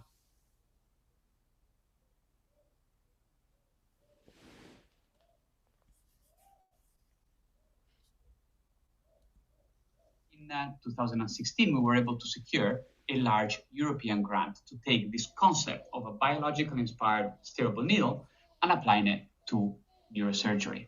This, of course, was not just our effort at Imperial. It involved the work of several colleagues and partners across Europe. Importantly, two companies, Renashaw and Exograph. Renashaw was in charge of helping us with the intraoperative and preoperative front-end workflow. And of course, as a manufacturer of a neurosurgical robot called the NeuroMate, it allowed us to create a base platform on which to deploy the steerable needle. And Exograph, who are specialists in catheters or medical grade extrusions, as we asked them to manufacture the eventual needle catheter we came up with for us. We also have important clinical partners, specifically at University of Milano and San Raffaele in Italy for the imaging and the neurosurgery, and a number of technology specialists in the area of shape sensing with Sartak in UMCG, and ultrasonics with our colleagues in TUM, led by Nasir Naval, and finally, the biomedical engineering team of Elena De Momi in Politecnico di Milano that really supported the process of translating this technology from bench all the way to bedside. This is the concept of our system as we drew it back in 2015, where we submitted for it in 2020, and it illustrates the key ingredients that make up what is this technology platform for neurosurgery. Important elements are this fine positioner you see here. This is the Renashaw NeuroMate, and it is used a bit like a stereotactic frame to place the end effector in the right pose with respect to the skull of the patient. The NeuroMate holds a trocar, a disposable trocar, through which our catheter is introduced into the brain through a bespoke burr hole. And next to it, you see there is a second burr hole, which basically houses a three-dimensional ultrasonic transducer, which allows us to identify what the position and orientation, the gross position and orientation of the needle is with respect to the patient anatomy. Now, of course, we also have proprioceptive sensing in the catheter itself by having embedded FPG fibers in each one of the segments. This is work that we have done with the group in UMCG. However, we wanted to be able to have proprioceptive sensing in the needle and external sensing of the same to make sure that we could always maintain safety during the procedure, which in turn would eventually allow us to certify it for clinical use. Apart from the hardware, catheter, transmission link, and the fine positioner, we have a few important other systems. We've got a haptic workstation, you can see here in the back, with 2 monitors and a haptic joystick, which allows the clinician to insert the needle along a predefined curvilinear path using servo assistance. And of course, this platform here for Raman-based in situ diagnostics, which is a particular part of the work, which was done in collaboration with Renashaw. So where are we today? Well, it's been 5 years and a pandemic holding us back a little bit. but we were able to make a significant dent in our very ambitious plan to get this system all the way to a preclinical setting. Importantly, we did quite a bit of work on understanding how we can model the brain in such a way as to optimize the way that drugs are injected within brain tissue. So we know that tissue in the brain is anisotropic, biphasic, porous, hyperviscoelastic, and so on. And of course, we also know that a bit like a sponge, and a bit like non-homogeneous sponge, liquid travels through the brain in complex ways. So what we wanted to do is to understand whether we could model the unique way in which we get drugs through brain tissue, so that we could then piggyback on this unique pipework to deliver drugs for example, cancer therapy in a more targeted and more effective way. And over a number of years, we did quite a bit of work on both the imaging of the both brain tissue in humans and animals, a whole lot of histology, which we could then use to understand the microscopic topography of different parts of tissue, and then a complicated fluid solid model that would allow us to take some of these micro and macroscopic measurements and produce what is a predictive engine for drug delivery flow. Now, this very recent work has eventually led to what is now quite a landmark publication, which is here below by colleagues here in mechanical engineering, that demonstrate that in fact the anisotropy of brain tissue fluid flow, in other words, the way in which liquid travels through the brain, is somehow aligned to what is known as the fiber bundles within brain matter. And so by piggybacking on these preferential pathways, we can have a better chance of addressing a particular lesion deep-seated within the brain, as opposed to just going about it randomly. So we did some experiments to prove this very process. This is obviously an ovine brain. This is a catheter, and this is a gadolinium solution. This is the model of the same setup as you can see in a live ovine model. And then, of course, these are some of the results. What you can see here is this is the principal direction of the insertion. This is the principal direction as per model. And as you can see, the oval structure of this volume, of this concentrated drug, which is gadolinium and thus visible on an MRI, is oblong and oblong in the direction of the fibers.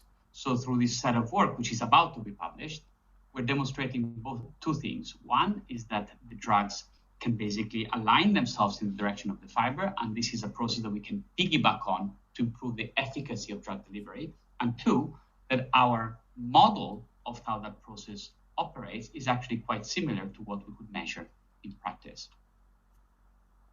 We also did quite a lot of work to embed this new predictive engine into the software that Reneshaw produces for both planning of neurosurgical procedures and stereotactic-based catheter insertion. And as you can see here, we don't have much time to look at it in any great detail. We have a main workflow, which basically piggybacks on their commercial front end, but with additional functionality that allows us to take the plan, use the predictive engine to identify the appropriate location for a particular drug delivery process for a particular patient. And then, of course, the generation of unique curvilinear paths within the brain that allow us to get in the right pose to the right target while avoiding important areas such as eloquent areas in the brain or vessels, small and large. So the system, as produced, looks a little bit like what you see here. And as you can see, is not so different from the way we had originally envisioned it. And that was, quite an achievement for us as an investigator team. You can see here you've got, you can see we have the fine positioner. We've got our disposable trocar core and our catheter coming out the end. We also have secondary encoders on these axes and are flexible transmission links that take linear motions from the base actuator all the way to the tip.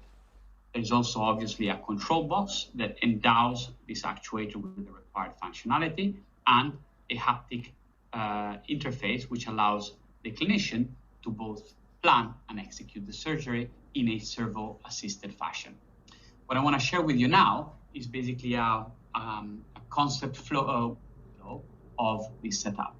And as you can see, you've got the fine positioner, you've got your trocar core, your transmission link, you've got a single burr hole, which has been put together with a specific setup as to allow eventual locking of the catheter in place.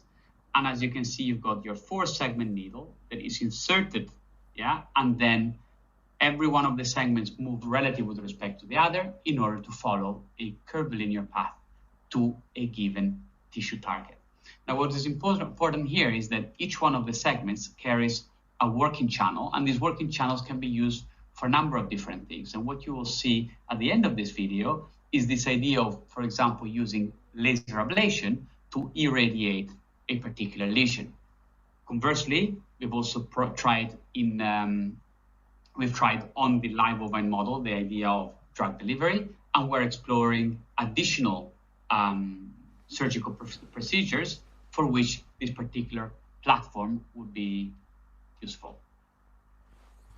Now, if we take a little bit of highlight, this is what the catheter looks like now. It is made up of 4 segments. They are color-coded so that it's easy to understand which segment is which in the operating theater. It's 2.5 millimeter in diameter and several, 15 centimeter insertion depth. If we look at the cross-section of the catheter, you can see that each one has 2 working channels. The first working channel hosts a fiber optic, an optical fiber with FPGs for shape sensing and eventual in situ diagnostics. And then we have 4 hollow working channels that can be used, as I said, for a number of different procedures: brachytherapy, laser ablation, in situ diagnostics, drug delivery, etc. Now, as I mentioned earlier, this catheter is single use in a disposable trocar core, which is embedded within a single-use blister pack that comes sterile and ready for use in the operating theater. I wanted to just finish off this presentation with a little snapshot of our latest clinical work, which of course is the last time we were able to be in the operating theater just before COVID hit us pretty hard in March of last year. In fact, it actually has delayed this project by 1 whole year because we were exactly at the point where the system was going to be deployed in the operating theater, right? Before the ability to travel just basically became impossible. So as you see here, you've got your ovine model, you've got the Neuromate system, and you've got a setup here in the back. The setup in the back is used for a number of things. It's used for planning the procedures, so deciding where the needle tip should be inserted within the anatomy of the model. And then, of course, once you have inserted the needle, it is basically, so once you have planned the position of the needle, it is basically how to deliver the needle around a 3-dimensional trajectory in an accurate and safe fashion. Now, of course, that requires either an automatic needle control algorithm, or, as we chose to do here, a semi-automatic surgeon-in-the-loop form of control. And that is because, having worked quite intensely on the options with our clinical partners in Italy, we decided that keeping the surgeon in control of the insertion process was the more appropriate choice, at least in the early stages of the deployment of this technology. So what we were able to create is very much a first-person haptically controlled insertion process, where the complex mapping between the Cartesian position of the needle tip, up, down, left, and right, is mapped onto the complex set of offsets that allow the needle to steer along a curvilinear path. So that mapping is done autonomously by the system, but it is done on the back of input command through a haptic joystick with the clinician inputs into the system by looking at the screen. And the screen, as you probably will see a little bit later, will have a set of concentric rings of different colors that allow you, a little bit like a three-dimensional tube journey, yeah, to drill, yeah, to navigate the catheter along a predefined curvilinear path. So what you saw here was the cranial perforator that is used to create a burr hole in the skull at a preoperatively planned position. And then I think we have a little bit more on this before we go ahead. As you can see, also a pretty complex equipe. So this is our clinicals. This is our neurosurgeon and our veterinary unit, anesthetist, our technical team, both from Milano and UMIL and UMCG and TUI. So where are we today? Well, we are hoping to regain access to the veterinary unit in Milano to complete this journey and demonstrate the performance of the integrated system in vivo so that we can then publish the results and take us forward. But we're also looking at now deploying this technology in a more commercial setting through a vehicle that we're currently working with Imperial College to release, and that's called Neoptera Surgical, which will take the three key elements of this long-standing project, which is this unique path planning workstation, the needle steering technology, and the intraoperatively sensed display and so on, and deploy it as a platform for a number of applications, including, as I mentioned, drug delivery, in situ diagnostic, and ablation. So with that,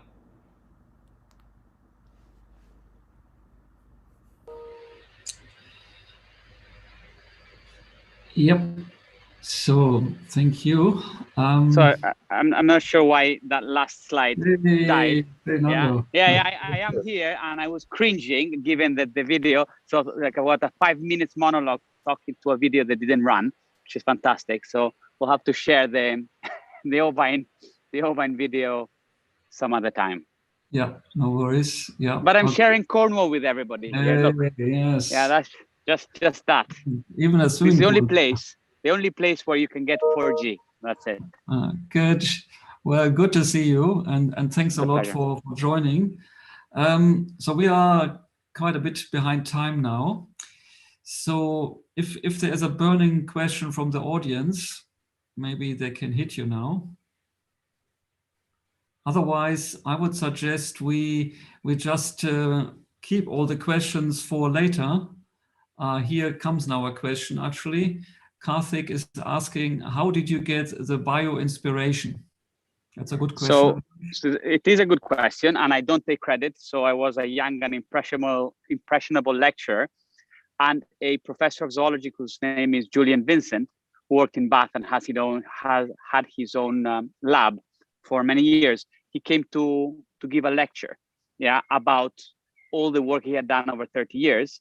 And one specific example he gave during that lecture was this ovipositor. So he had spent 20 years working on it and understanding how it worked and how it functioned, but had no idea what the mechanism he identified could be used for. And of course, that is what led to the original EPSRC grant. It was a small, in fact, it was my first grant, Casper. So the very first grant that I wrote. But that was just sort of a random idea. And then little by little, it became more and more of a real thing. Very good, and very successful, as we can see now. So thanks for sharing that. And thanks for your presentation. Never mind the slight hiccups there. I think that was a good overview. And what I would suggest is that we take that we take now our nearly 20-minute break and come back 1:15. Gives everyone time to relax a bit and move the legs. And so I suggest 8:15 in the UK and probably 9:15 in Italy. Yep. And in the States it is probably very, very early still, 3:15 maybe. Good. So thanks again, and we'll meet in 17 minutes or so for the discussion. Thanks a lot. See you later. Yeah.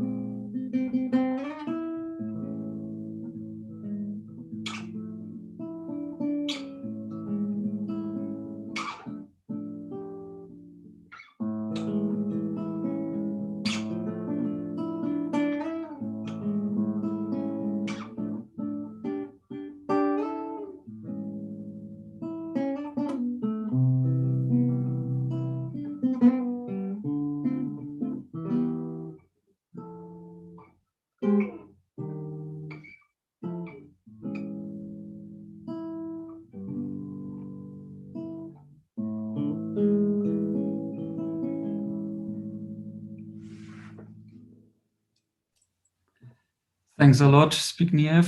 That's exactly what we needed, and definitely good memories coming back. Very good. Thanks a lot. Good. Yeah, no, I think that was a very good kind of transition into our final roundtable discussion. So very good. I'm just wondering whether people are coming back now again. So participants, we have 46 participants. Well, we had 119 in the first session. So that was quite something. Good. Okay, well then let's get started. So welcome back to our workshop on advancements in soft interventional robotics. What's new since StiffFlop? And yeah, so we are moving now to the final session, final part of our workshop, which is the roundtable discussion. And to introduce that, I would like to just give a quick run through of what we did today. For that, I'm going to share my screen. Let's see whether that works. Not quite yet.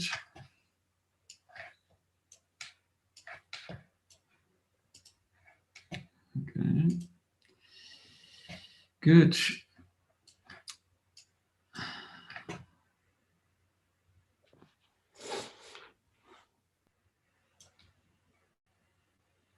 Can you see my screen? No. Where's the screen? Oh, here it is. Good.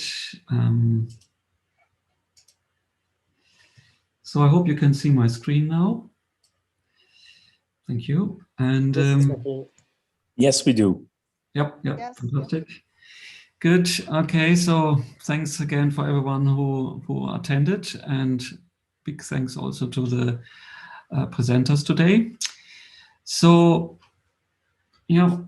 even though the focus was really on surgery, on medical devices using soft robotics principles, I think it was quite a range of things that we heard today, very broad, very impressive in my opinion. So I tried now to kind of distill a few discussion points from that. And by all means, we don't need to stick just to that. But I thought, I had kind of the feeling that these were points that were of interest today. So miniaturization, I have seen happening and being attempted on many fronts. Precision surgery, so precision was also a very important point. How accurate can we make it? Stiffness controllability is definitely still an area of big interest. But I also saw quite a number of colleagues looking at commercialization, moving towards systems that could be then used as as an actual medical device. So these are my points. By all means, keep that in mind. If you have additional points you would like to introduce, please come back to me. Anyway, yeah, so here we had all the speakers of today in a summary. And so at first I gave an overview of StiffLop and what we have done. And I think stiffness controllability was a very important point in our StiffLop project. And here, one of our systems that we developed as part of that project. And here, work that we did afterwards, looking into integrating soft sensors with soft structures. Gonzong Yang, I mean, fantastic presentation. Pity that he can't be here now, and really very broad and really trying to bring it all in, and I think he did. And I just try to take 2 points from there.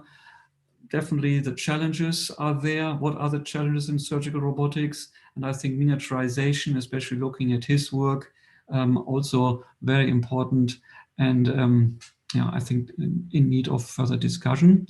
Alberto, thanks for your presentation. So I put here the surgeon's view, and I think also really the challenges to bring the OR into the colon, and also to have tools that cannot just get somewhere, but allow also the surgeon then to do something at that point of interest where it's needed. And you introduced your systems there, your surgical tools, and also spoke about new systems being developed and advantages and disadvantages of those.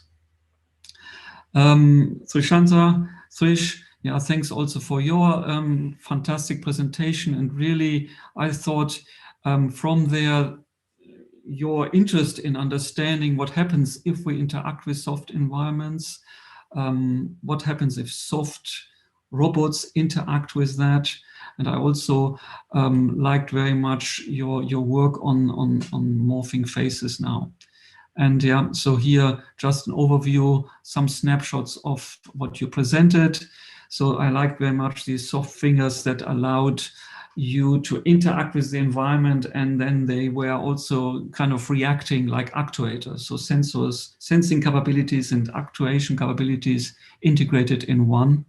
But also, I think very important for you to this interaction with materials, and from there to understand what is the stiffness distribution and how can that be used in the best way to then even better understand the stiffness distribution of the soft tissues that you are investigating, or that a medic is interacting with.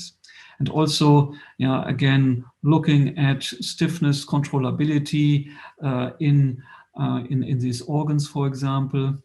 And as I said, that very interesting work on creating these morphable faces and trying to really cut across genders and different ethnicities, etc. Christos. So also fantastic work. I mean, I'm working in growing robots. So now to come up with these miniaturized systems, I mean, super miniaturized, I was very impressed, and it was really cool to see what he was doing there. I have just a few snapshots here showing these very tiny, very slim, miniaturized growing robots in action, and also with a very clear application for early diagnosis of breast cancer. And it looks very promising. Unfortunately, I think he cannot be here today, but very interesting as well. So Helge also, thanks for that. So I picked here 2 elements from your presentation. So I liked, of course, the stiffness controllable soft arm that you presented at the beginning, but also very interesting work on, and very, very application oriented, trying to create now these balloon actuated devices that could be used in different cardiac applications. And so here are some snapshots. So here the the stiffening robots, definitely very interesting and definitely very something that obviously we have looked into in STIFLOP as well. And then your work that is more than related to the application around the heart, where different catheters are brought into position and then soft actuation is employed to put, for example, stents into the arteries.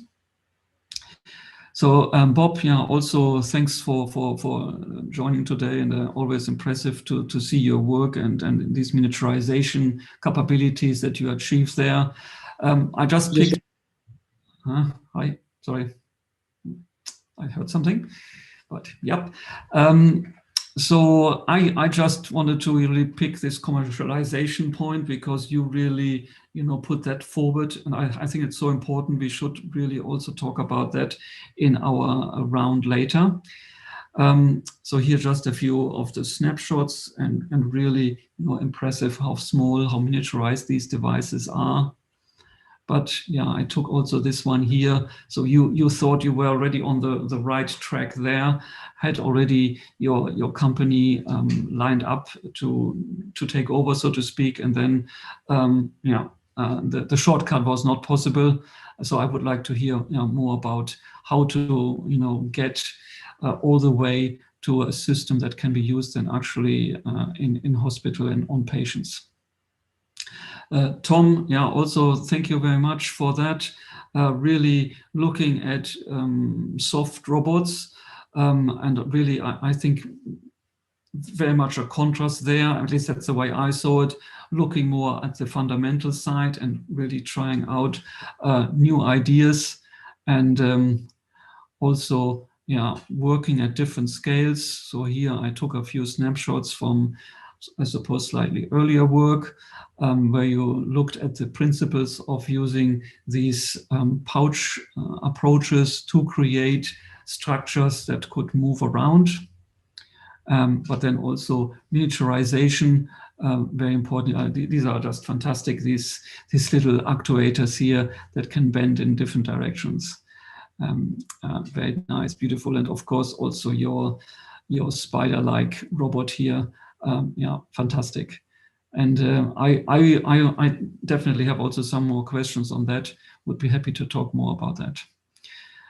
George, and I think George will also not join. I don't know, maybe he manages. But also fantastic work. And so I put the heading here, tendon-based soft surgical robots, but also added soft sensing, something he is also very interested in. And so here's the principal approach that he's choosing, where he has cables attached to a frame that then are used to move tools, or in this particular case, a passage, a tunnel, if you want, through which one can then guide a smaller endoscopic device, and that can be guided then by this cable-based approach. And here are different systems he has developed to create now a soft structure that can be integrated inside the the area of interest to then guide this surgical tool that one wants to bring into the relevant cavities. And also very interesting, the electroconductive tomography that you applied in your soft structures, and with very impressive results. Sanya, thank you very much for your presentations. So I picked there the teleoperation angle, and especially also the wearable input devices and the haptic feedback that you were talking about. Definitely also something I would like to hear more about. And I will, I suppose, come back to you at some point, because I'm the reviewer of Smart Search. I haven't heard for some time, but looking forward to seeing things, hopefully in person in your labs. So very interesting work on how to input signals for then teleoperated robotic devices. And the haptics, and haptics continue also here with Zbigniew. So thanks for that. So it was really nice to see your recent work, but also how it links to the work that we have done during our STIFFLOP project. And I put here soft versus hard robots. I mean, I think that was also in your title. And I liked your comments at the end of your presentation. Also something I would like to come back to again. And also always very impressive, your teleoperation work combined with haptic feedback. So just a few snapshots of the devices that you have developed. And yeah, here, this teleoperation device with the haptics integrated. And yeah, here the combination of rigid system with soft STIFFLOP-like arm at the end. Pietro, also, great work there. I'm always very impressed by these low-cost soft diagnostic tools that you have developed to look into patients' stomachs. Low cost is really the key here. I find that very interesting, but also, of course, then your work on the magnetically steered capsules and more recently also steering soft robots in a similar way. Yeah, so here's the overview, and the focus at the beginning was on these these low-cost bellows, and also very impressive the input device that in a way mimics the movement of the end bit. So yeah, thanks for that. But then also moving via the capsule to now magnetic tentacle robots, and they seem to be moving quite well. Yeah, as you said, we should watch that space. Yeah, and moving now to Christian, thank you very much also to you for coming today and showing us your advancement in the area of modeling.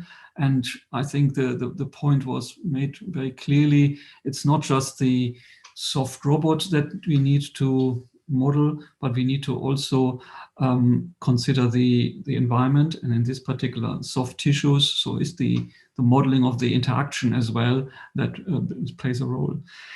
And I put this last sentence there, controlling a soft robot like a hard robot. So I think you are already there. Your inverse kinematics approaches, your models are really at a level where you can achieve that. And so again, I picked a few of the slides from your presentation, and this unifying approach, bringing together the soft robot and the environment, I think that is very important. That of course is needed. Otherwise, if you don't have the constraints, you don't know how to what your robot is doing, and you will not model it appropriately. And as you have shown in the end, you are effectively with your models creating now an approach that allows you to control your robot arm as if it was a stiff one. Good. And then, Ferdinando, thanks for joining. And I know you're on your holidays, but thanks for the extra effort. And so here, also fantastic to see your work there. And I picked the word precision here, which I think is important, and I would say neurosurgery particularly important. So how does precision now link with soft robotics? I think an important point to be discussed. And so just again, a few shots from your presentation. So thanks for that. And I think that brings me to the end of my short summary. So I think now we can start the discussions. And I have no particular kind of agenda for that, but I thought it would be a good idea to start with these topics that I've listed here. And I would like to just bring that into the round at first, and would like to hear your words or your thoughts on miniaturization, and maybe I can just start. I mean, something that became very obvious to me during StiffLab. So you can create soft robotic devices, but if you want to have then soft robotic devices that can go through narrow openings and do something useful, you come to limits very, very quickly, because these devices are very soft. You have very small actuation chambers in them, or generally small actuators, weak actuators. So how can you generate the forces that you need inside this environment? This and you need them. You need them in surgery. While on the other hand, if you use a rigid tool made of steel, you go in there and you can achieve the forces that you require, and at the same time miniaturize beyond what I think is possible in soft robotics. But yeah, what are your views?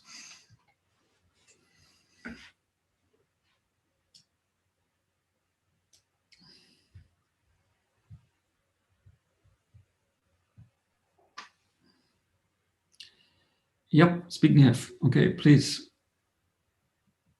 Because I have a conflict that it is good point for start. In my opinion, soft robot in general surgery is this. Problems are too much freedom of movements, too low speed, too little force. To get any accuracy, we have to take a few degrees of freedom from this redundant soft robot. Therefore, a good application, the site of operation is tube, blood vessel, digestive system, anus, nose, etc. We reach the place and we tune some physical or chemical phenomena, laser, temperature, delivery of some chemical or biological compound, maybe virus, no mechanical work, cutting, sewing, etc. For this, you need a force of kilograms sometimes. General surgery or cardiac surgery is a Damascus discipline. It consists in making wounds and then treating them. We brutally destroy tissue because we have to. Sorry for the example, but we need teeth and jaw to crush a food, especially if we eat meat. That it is maybe not a good example, but create how much force we need for destroy the tissue in general surgery, of course. In neurosurgery, etc., maybe this is another point of view, but for general surgery, for cardiac surgery, I think that till now we haven't solved this problem. Okay. Yeah. Okay. Thank you very much. Can I interact with him? Please, Alberto, by all means. Yeah. I think Zbigniew is really putting the finger in the wound. So he is right. If you are talking about traditional laparoscopy, the forces needed are definitely out of range for soft robotics, in my opinion. But if you think of all the same diseases treated endoluminally, I think that the thing changes. And I think that this is the paradigm now for switching to more research in the field of soft robotics. Even for cardiac surgery, we have proven in the last 5 to 10 years that most of the diseases are treatable also endoluminally.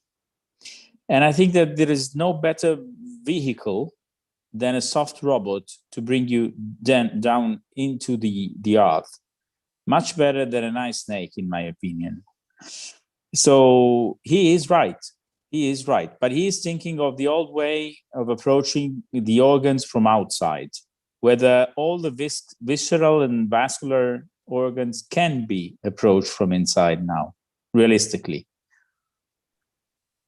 Okay. Yep. Thank you. And I take your point. I mean, obviously there are endoscopic devices. But what I mean, obviously, we have Bob here as well, and he says that the concentric tube robots are also soft robots. But one might also argue maybe that an endoscope is, or a robotized endoscope is a continuum robot, but not necessarily a soft robot. So what about going a step further and having structures made of silicon rubber, for example? Yeah, I mean, I think it's all about the diameters that you want to work at and the forces you put your finger on, the forces you want to generate. And that has really been the motivating factor for all of my concentric tube robots, was how do we get it to be that small, be tubular so you can stick something through the middle of it, and still get it to be very stiff. And so, I presented two concepts. The Virtuoso one is the concentric tube robots, which have the additional nice feature that as you scale them down, they get more dexterous, because the smaller you get that diameter, the more, for a given strain, the more curvature you can get. So they actually get better as you get smaller, which is one of the amazing things about them. But then they don't work through flexible endoscopes at all. So that's why we came up with this second idea, which is sort of the push-pull sheaths.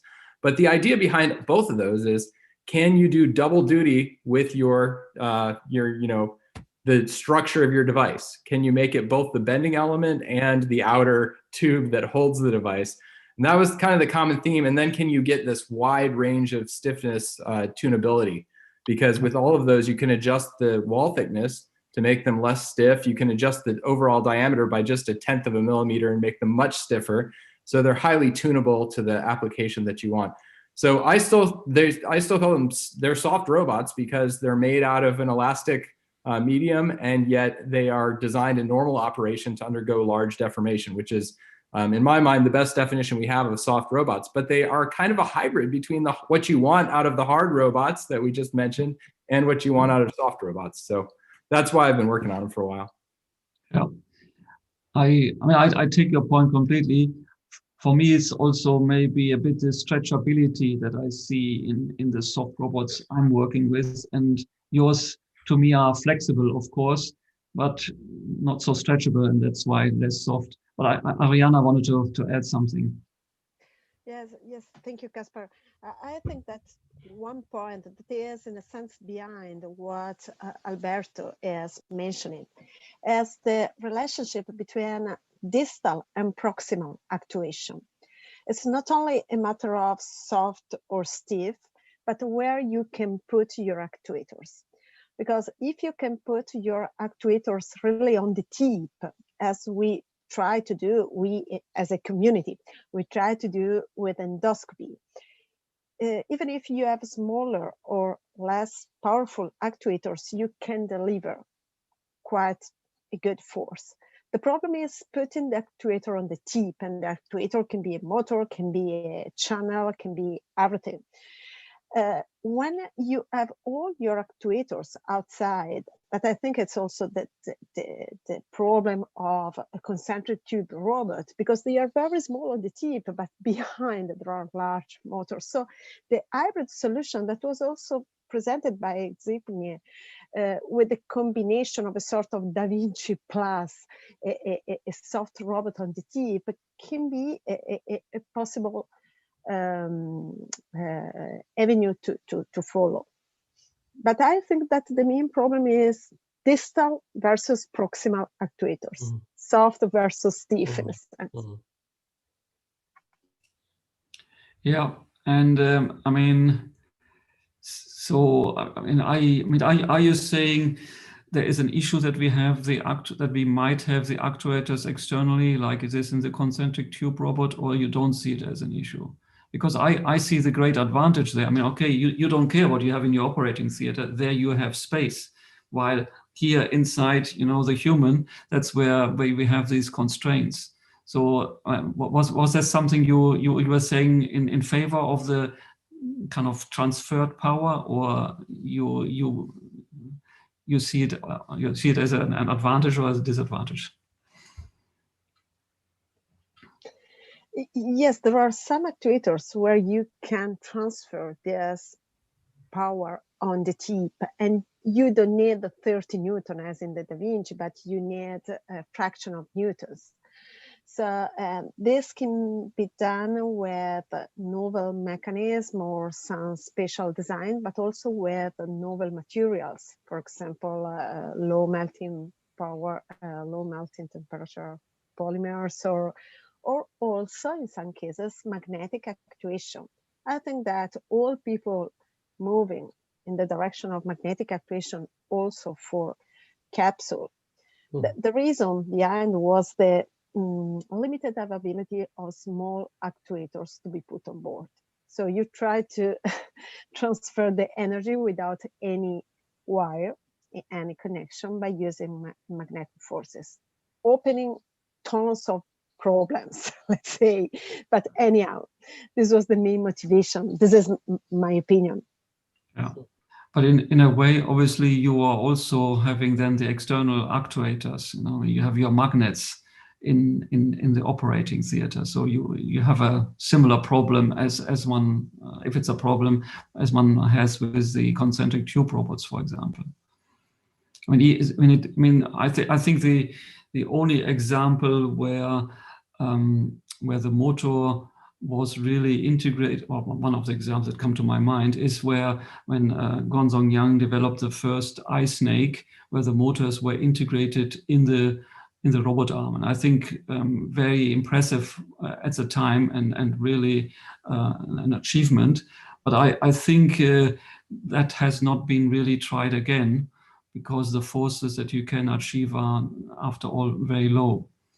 And in all other cases, I mean, okay, there are maybe some exceptions, but in many cases you have some transferring of energy, you know, magnetic or mechanical concentric tube, for example. Or if you look at our pneumatic work that we've done during STIFLOP, we push the air from a large compressor sitting in the operating theater into the tip.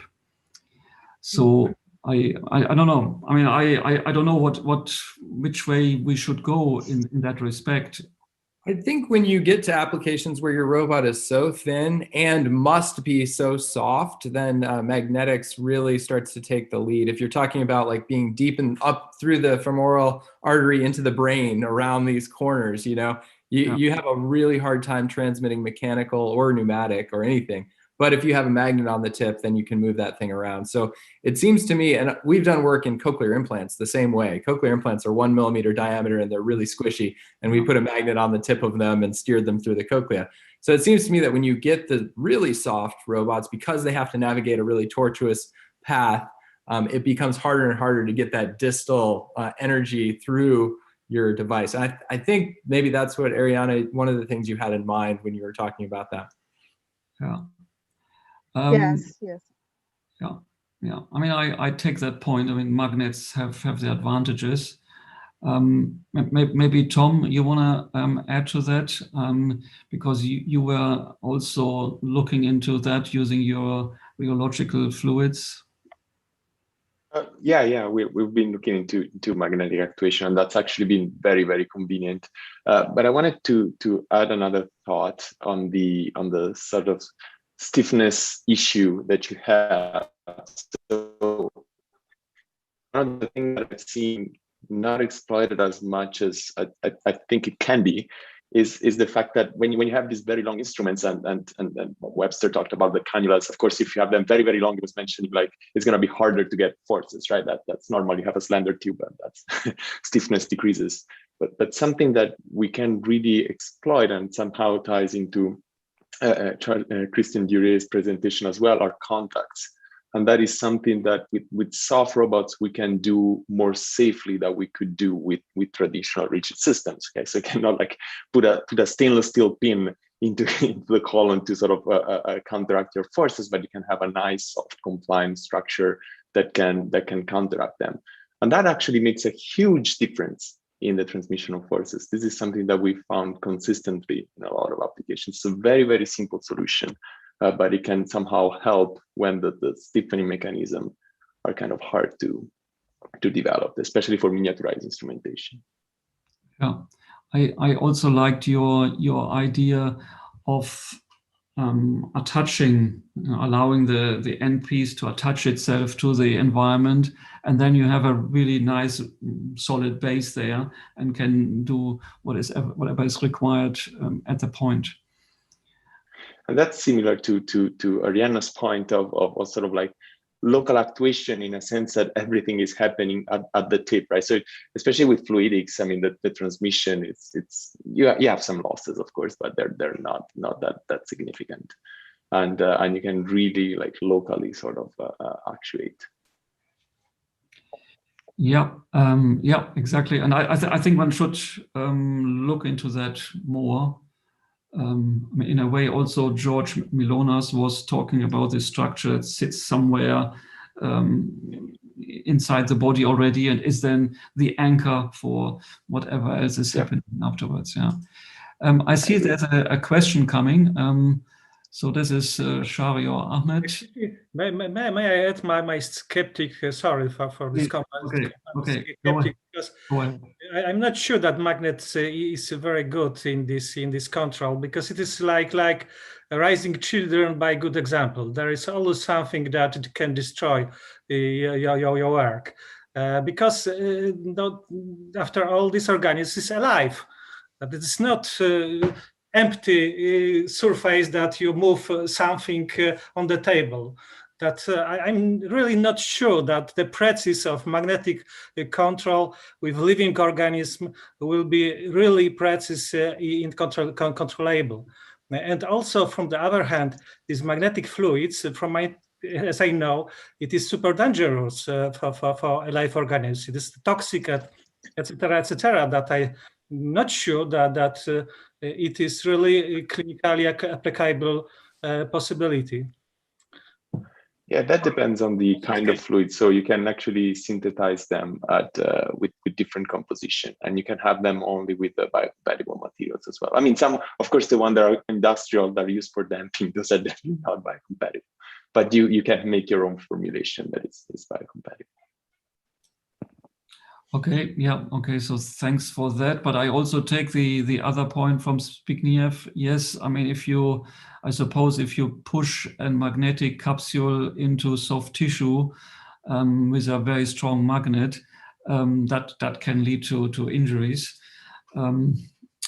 Maybe Alberto, any thoughts on that from your side? You have been involved in the ENDO project.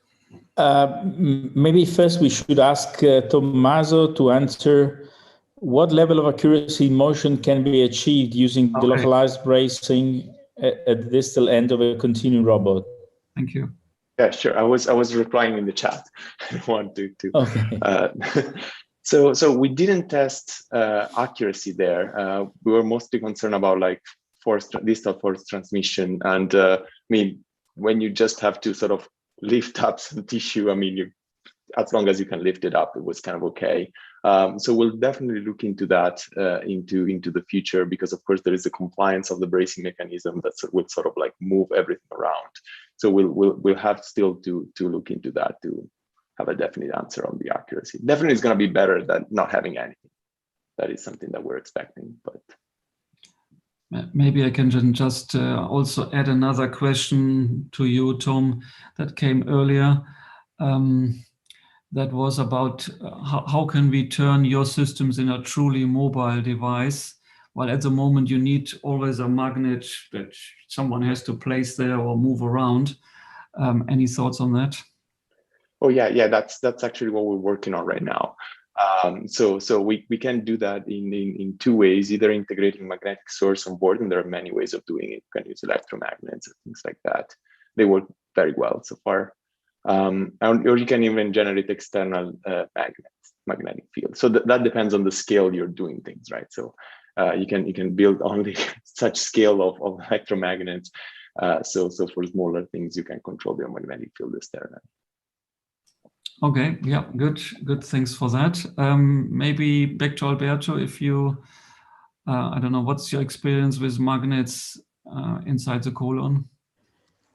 Very nice. With both projects I've been involved in, with Scuola Sant'Anna and with Pietro Valdastri, excellent tests done so far. The problem is, as you correctly stated after my presentation, if the capsule really navigates in the lumen or slips along the colon, and that's an issue. And the second issue is that our two bodies are very different. You are too slim, I am just okay. This means that the magnets that we have to use in our two cases are very different. And to be honest, this is also difficult to calculate. The big difficulty with magnetic field is that it's still quite strong till the limit of the field, and then it drops immediately. And this is why we checked if it's possible to resume the connection, and this is relatively easy, especially if you have an idea about the localization of the capsule at the very last moment before you lost it. Of course, this is not ideal, and we have to work on that. And I see it difficulty then for the marketing of these devices. I would like to stress instead that I don't see anymore a big difficulty in applying magnetic forces to standard population. I think that the number of people at risk for applying magnetic forces are today very limited. Even pacemakers of new generations are compatible with magnetics. I don't know any implant that is not magnetic field compatible, to be honest, at least in the last decade. Okay, yeah, great, thanks a lot. So maybe I pick the other question, I think, which just arrived by Karthik. And I think that is for Bob, I'm not 100% sure. How do you deal with the increased swept volume of continuum manipulators since the space inside the body cavity is limited? Yeah, so I mean, I can answer that in the notch tube context especially. So with when we're cutting the little notches into the tube, what we actually want our devices to do inside the body is what I call tip first bending. So we actually would like the tip to bend all the way first before the next section bends, before the next section bends. And that's actually opposite of how all of these continuum robots bend. When you pull on tendons, you get high curvature at the base, and then it straightens out as you get close to the tip, right? That's how, due to friction, when you pull on a wire, that's what happens. But with the notch tube robots, you can make your distal notch deeper, and then your proximal notches sequentially shallower. And that gives you less, the stiffness of that flexure at the tip is less. And then you get this tip first bending, so you can really get high distal angulation as you're going, and your robot kind of curls up like a tentacle. And that's the way, if you're in a really tight body cavity, like we've done some work going through the nose, through the eustachian tube into the middle ear, which is a very small cavity. And you can actually look around with an endoscope really well if you design your device to have this tip first bending kind of concept. Thanks for that, but this wouldn't apply to your normal concentric tube robots, I suppose, because it's a nitinol stick that has a more or less linear bending. Yeah. So the question is then one of workspace, and when you get to concentric tube robots, it is very complicated to understand the workspace, and it's not something that typically we can do heuristically, or even if we've designed them for years, we can't just do the design without the aid of a computer. And so what you do is you look at your workspace, and then you have a lot of parameters of the tubes, the shapes, the number of tubes, the curvatures that you're going to preset, and you can design that workspace to appropriately match the workspace you have anatomically in the body. Often with the robots I presented, it's often looking at where can you see and trying to reach everywhere that you can see with your camera. But it could be, if you had a different context, it could be based on the anatomy itself. Yeah, and I think in your models you take into consideration also the stiffness of the material, isn't it? Yes, that's right. Yeah. Good. May I drop a question instead, if you don't mind? I know we are running to the end, but no, it's good. What I experienced in both projects about capsule endoscopy is quite an issue with friction generated by the soft tether. More with the device developed at Sant'Anna, less with the one developed in Leeds, but also there, this is an issue.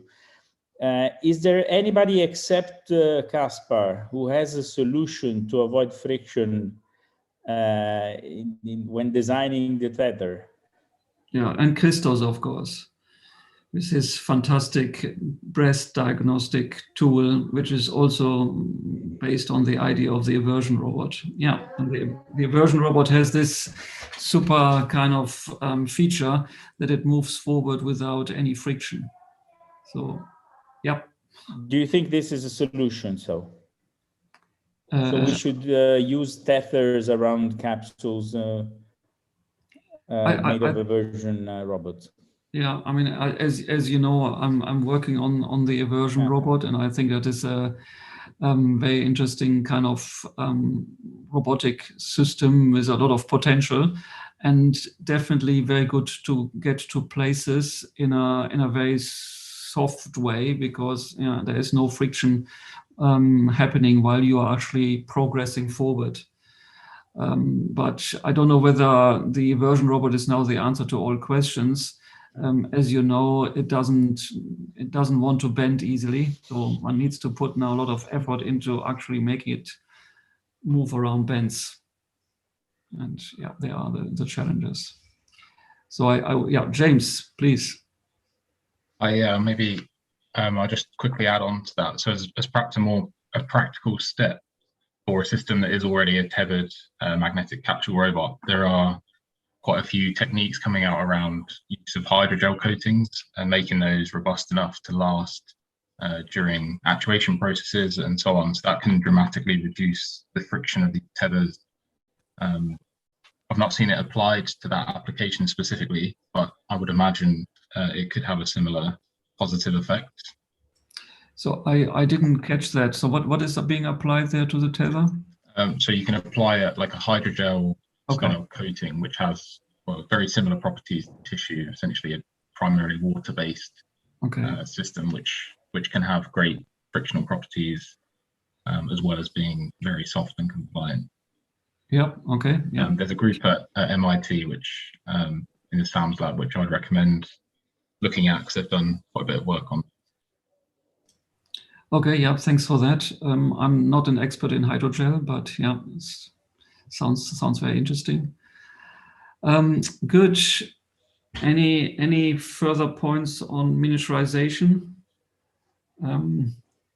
Maybe we can go to the third point on my list. I think it is also kind of linked to miniaturization, and I think we have already talked about it quite a bit. Stiffness controllability is an area that I think many colleagues in soft robotics are interested in. And I think we have already kind of touched upon it. How can we create systems that can be soft in one instance and then be fairly stiff in another one? And that would be the ideal kind of scenario. And so we tried different things during our StiffLop project. We tried the granular jamming, which was okay. We tried our approach using tendons to counteract the pneumatic pressure, and in this way had an antagonistic way, again, to change stiffness, which also worked reasonably well. But I suppose what many I suppose are dreaming about is this super material that has this capability to change its properties, morph from one state to another, from stiff to soft and back again. What are the thoughts on there? Casper, just one point. In StiffLop, granular jamming was working specifically with Italian coffee selected by Tom and me and all the team. If you remember, there was a special Italian coffee that was ideal. Yes. We tested many coffees, many different coffees. So I was joking. It's late. Sorry. We tried to challenge it, with various other types of beans, and then nothing worked. Yeah, nothing comes close to coffee. Yeah, but then I think it was Prokar Dasgupta, our other medical advisor, who said coffee doesn't go into the human body. Forget about it, whether it's Italian or whatever. He didn't want that. If a magnet can go, a coffee can go. Don't worry about it. Good. Yeah, but I mean, what is your feeling? Pasta always change the stiffness. Okay, good. Also, Italia. Okay, Italian pasta, ideally. Casper, I think we sometimes get carried away by this whole thing about softness or stiffness. It's all task related, right? It's very relative to the task. Like, so if you can do the job, that's it. Like I really don't care about whether it is hard or soft or in between. Yeah. So I think it is important to find the medical niche, and then just design that for a specific application that works just for that. So maybe you can change the tools, whatever is outside. What goes inside is a very specialized tool that suits the application. I mean, then you have range of options, right? So cantilevers, so I use that. I mean, that works pretty well. You just by changing the length of the cantilever, you can achieve a huge range of stiffnesses and I mean softness control in our fingers, for example. And then layer jamming, granular jamming, tendon co-contraction, and magnetorheological fluids and electrical co-contraction.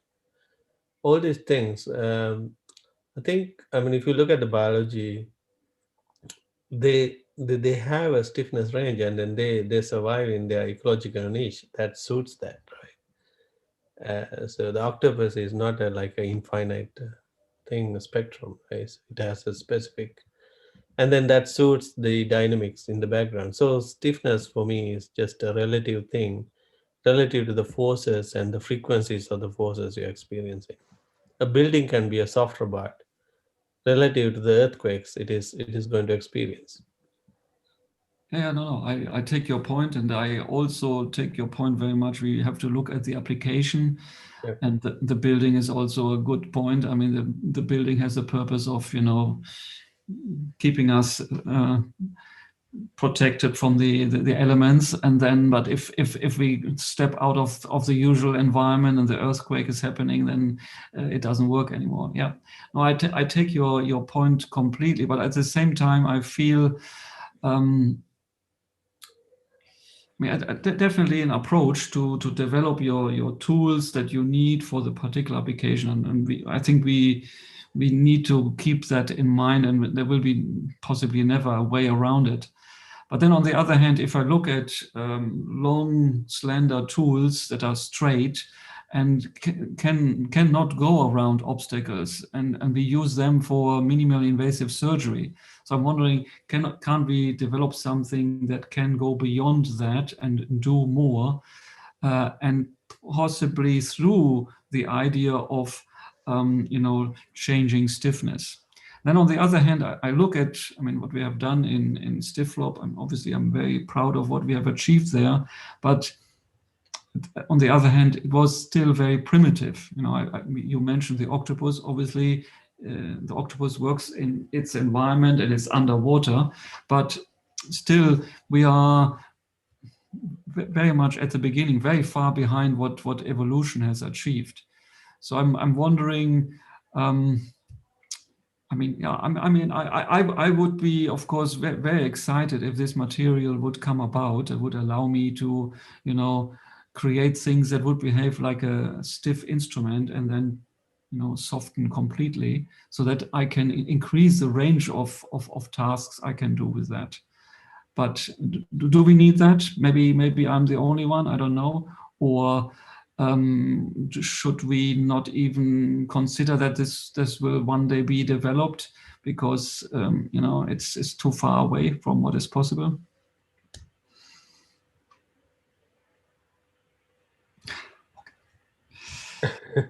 I mean, it's always good to have that, but I kind of tend to think that if you go with a rigid robot as close as possible to the site, and then scaffold, and then use scaffolding and extend. I kind of discuss, like, let's say you have a catheter, for example. You can go from any artery, and then what matters is just reaching. Say if you don't have force control, then you can do that. But if you have force control, the length matters. The what? Length matters. Yeah. Yeah. Good. Okay. Yep. I take your point, and I mean, in a way, Zbigniew said it beforehand. You know, you can achieve a lot with a rigid system, and as long as you have a good controller, and that will allow you to turn your system into a soft one, anyway. And maybe the hybrid approach could be also an answer, that we not go for, you know, a system that is made from one type of material all the way, but that there are maybe different sections. Each section has its purpose, yeah, and then achieve the task that we want to achieve. I think, Zbigniew, you have your microphone on. You wanted to add? Yeah, because I wanted to show also next things, because in soft robots it's difficult to measure something. Because if the sensors need the contact and the measurements is related to this contact, also precise. That also it is not enough good for. I agree with Arianna. It is if the top that it is possible, but this nothing, etc. That it is many difficulties that till now is better to have like hand and create in several these points, changing this from rigid to soft using the control system. It is simpler, I think, better now.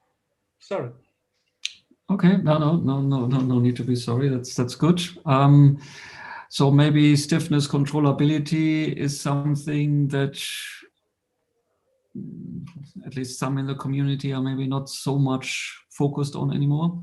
But yeah, and I think these are all valid points, and one should of course also not forget that we are looking at an application area. So we want to solve a problem. And if one way is not possible, maybe we should look into other ways of doing it. And so, yeah, a pragmatic approach could be really a better way forward there.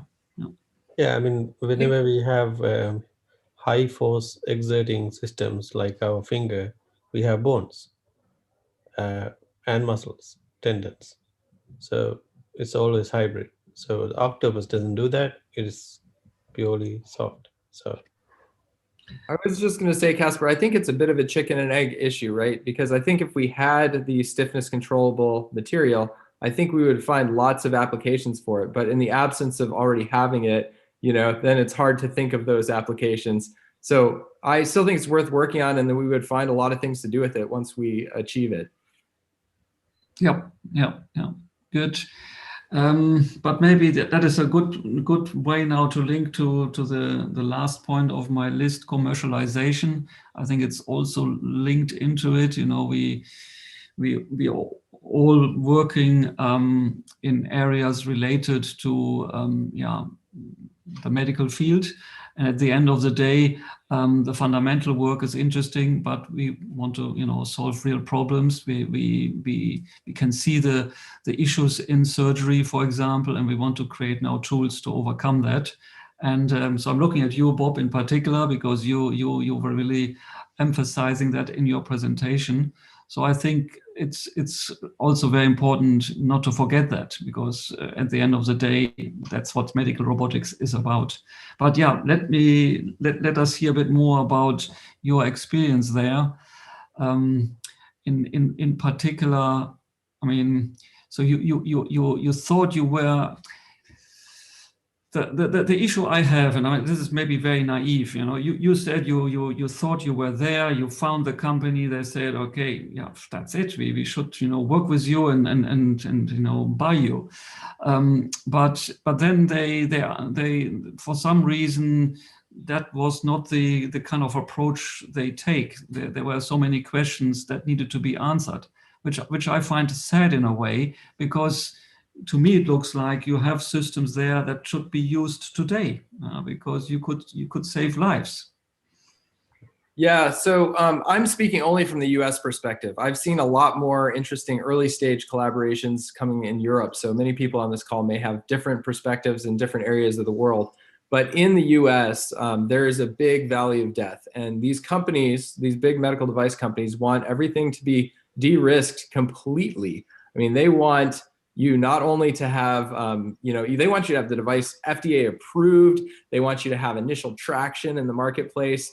And you start talking to them and you're like, wait a minute. I mean, you'd just be you'd be acquiring our company if we got to that point. Like, don't you want to start a partnership earlier? Don't you want to help fund this? Don't you want to license our patents and transition this naturally to your company? And the answer is no. And so I hinted at this in my talk, and I've come up with the what I think is the psychological reason why. It's that if you look at these companies in industry like Medtronic with Hugo and other companies that have done things internally, they spend easily $100 million, $200 million to get a surgical robot from ground zero to clinical use. And often that's because the robots are really complicated. They're Da Vinci-like machines. They're very, very tough things, and they take a long time and a lot of money. And so these companies are looking at, and these executives especially who are making the decision are looking at, great, I could acquire this for technology for not much money now. Then I put 100 million into it and wait 5 years.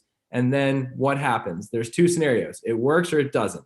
If it doesn't work, I made this massive bet and I'm fired and I'm not going to get another job in another medical device company, right? That's the person who's making the decision, looking at their own self-interest, not at the company's bottom line, right?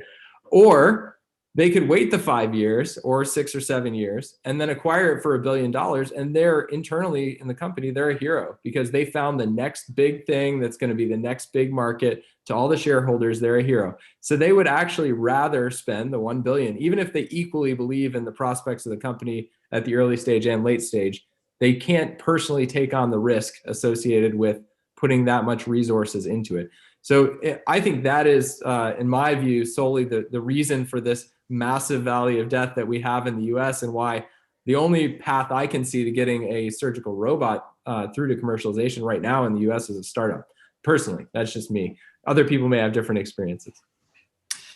Okay, yeah, no, good. May I give the clinical view to what I heard from Bob? There is not a single robot on the market, and there will not be any single robot on the market for years that will prove to be cost effective. Okay, and this is a fact. It's not my opinion, it's a fact. Intuitive is not cost effective and will not ever be cost effective. It doesn't reduce any complication and so on. We all like it. It's a piece of technology. But the idea that today all the hernia repair in the US are done robotically is the answer to what you wanted to say now. It's just a marketing affair. So I strongly disagree with that statement, and I think we'll prove you wrong with Virtuoso. And I hope to do clinical data are clinical data. It's not an opinion. No, there's not a single proof that the prostatectomy should be done robotically. Sorry, go. I'm just saying you can't generalize to every procedure and every type of robot. They have vastly different economics, vastly different costs. You can say Da Vinci is not cost effective now, but you can't say there will not be one. And I think we'll prove you wrong in a couple of years. Okay, you say a couple of years, I say a decade. Doesn't change much. The point is today Intuitive proved to be extremely successful. Not because of the piece of technology they developed, but because of the marketing. Yeah, I don't disagree with that. That's it. So it's good to have even huge majors like Medtronic actually don't have the courage to come to the market now with their device because they understand that this requires huge marketing and they need to share the same market with other companies. And I don't know if this is cost effective for them too. Imagine for a startup. So I think when we develop this kind of technology, what I want to say is that when we think of new ideas, we always have to keep in mind from the very beginning the applicability. of what we have in mind. And a good concept is always to be, in my opinion, high tech, but low cost, very low cost. And there is a lot of things that you can do low cost that can change really the clinical application and the treatment of many diseases with very simple technology. Definitely, it is difficult to go through all the regulations to have the devices filed and so on. This is true. But the more complex things you have in mind, the more difficult it will be to have to bring it to the market, I think. So we totally agree there. Low cost is your friend, simplicity is your friend in anything, robotic or non-robotic. And I agree with you totally. There's a huge opportunity in non-robotic devices. So yeah, absolutely. Simplicity helps you from a regulatory perspective, a cost perspective, a timeline perspective. So the simpler you can make it, the better off you are for commercialization. Darwin wants to say something. Can you hear me properly? Yeah. Hi, sorry, I haven't spoken to you today. I've thoroughly enjoyed all of the presentations today. It has been absolutely excellent. I just wanted to come back on what Alberto was actually saying there. Based upon what you're saying, is it a case of all the work we're doing in robotics is pointless? Because that almost seems it's academically interesting, but commercially of no value. And is that sort of what you're saying? Which is rather disappointing for all of us, I think.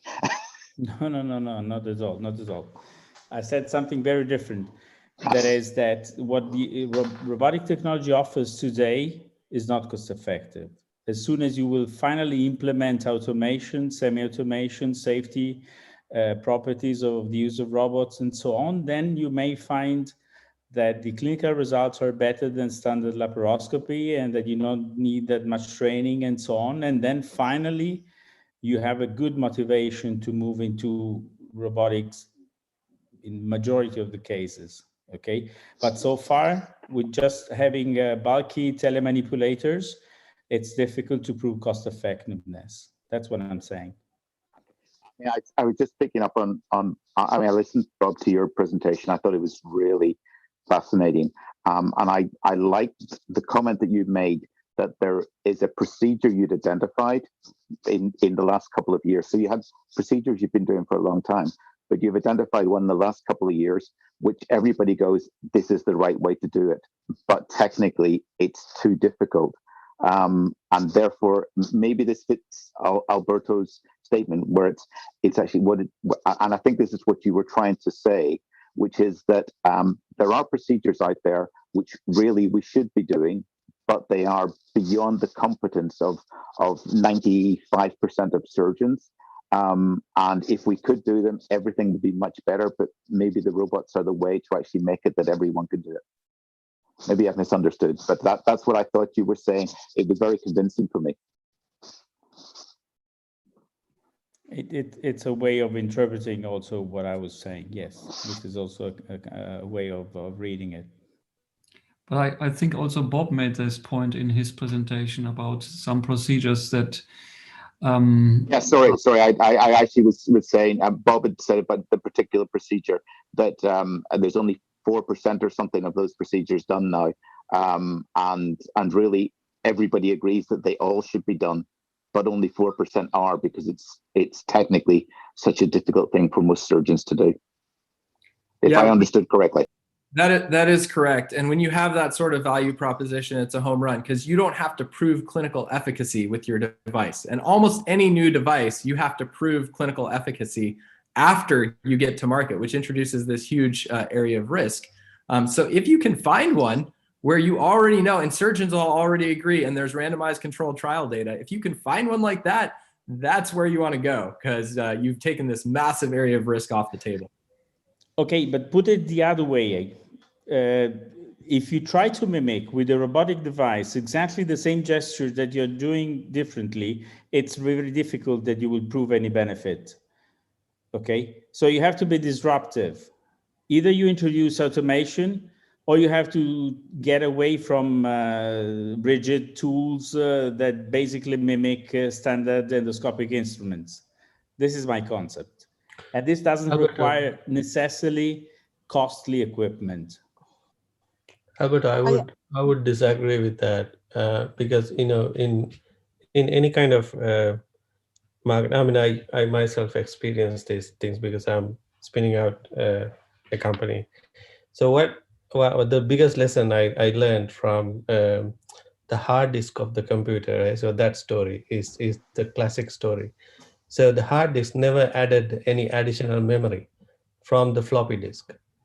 People like the hard disk because it is silent. It feels better. You know, you could store the same amount of data on a floppy drive before the hard disk came, right? People just like the feeling of it.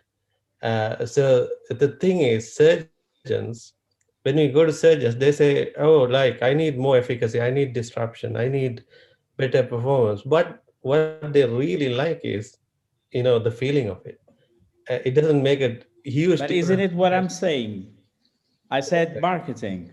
Yeah, That's exactly. what I'm saying. There was So no benefit. I think any robot will survive if the surgeon likes it. So it doesn't have to make a big difference in the patient's life. I don't know about whether you agree or not.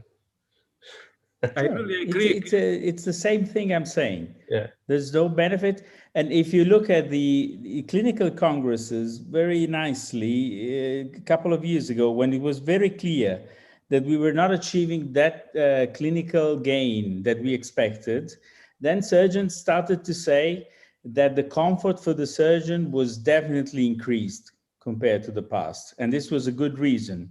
And the more I get old, the more I agree with it. I always say that if I do 2 difficult cases in a row with the robot, then I can go and play tennis. If I do one laparoscopically, then my back is aching. Yeah, exactly. Is this a good reason? For Could a be. medical robot, the customer is the surgeon. The patient pays for it.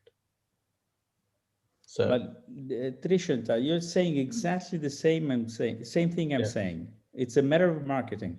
exactly.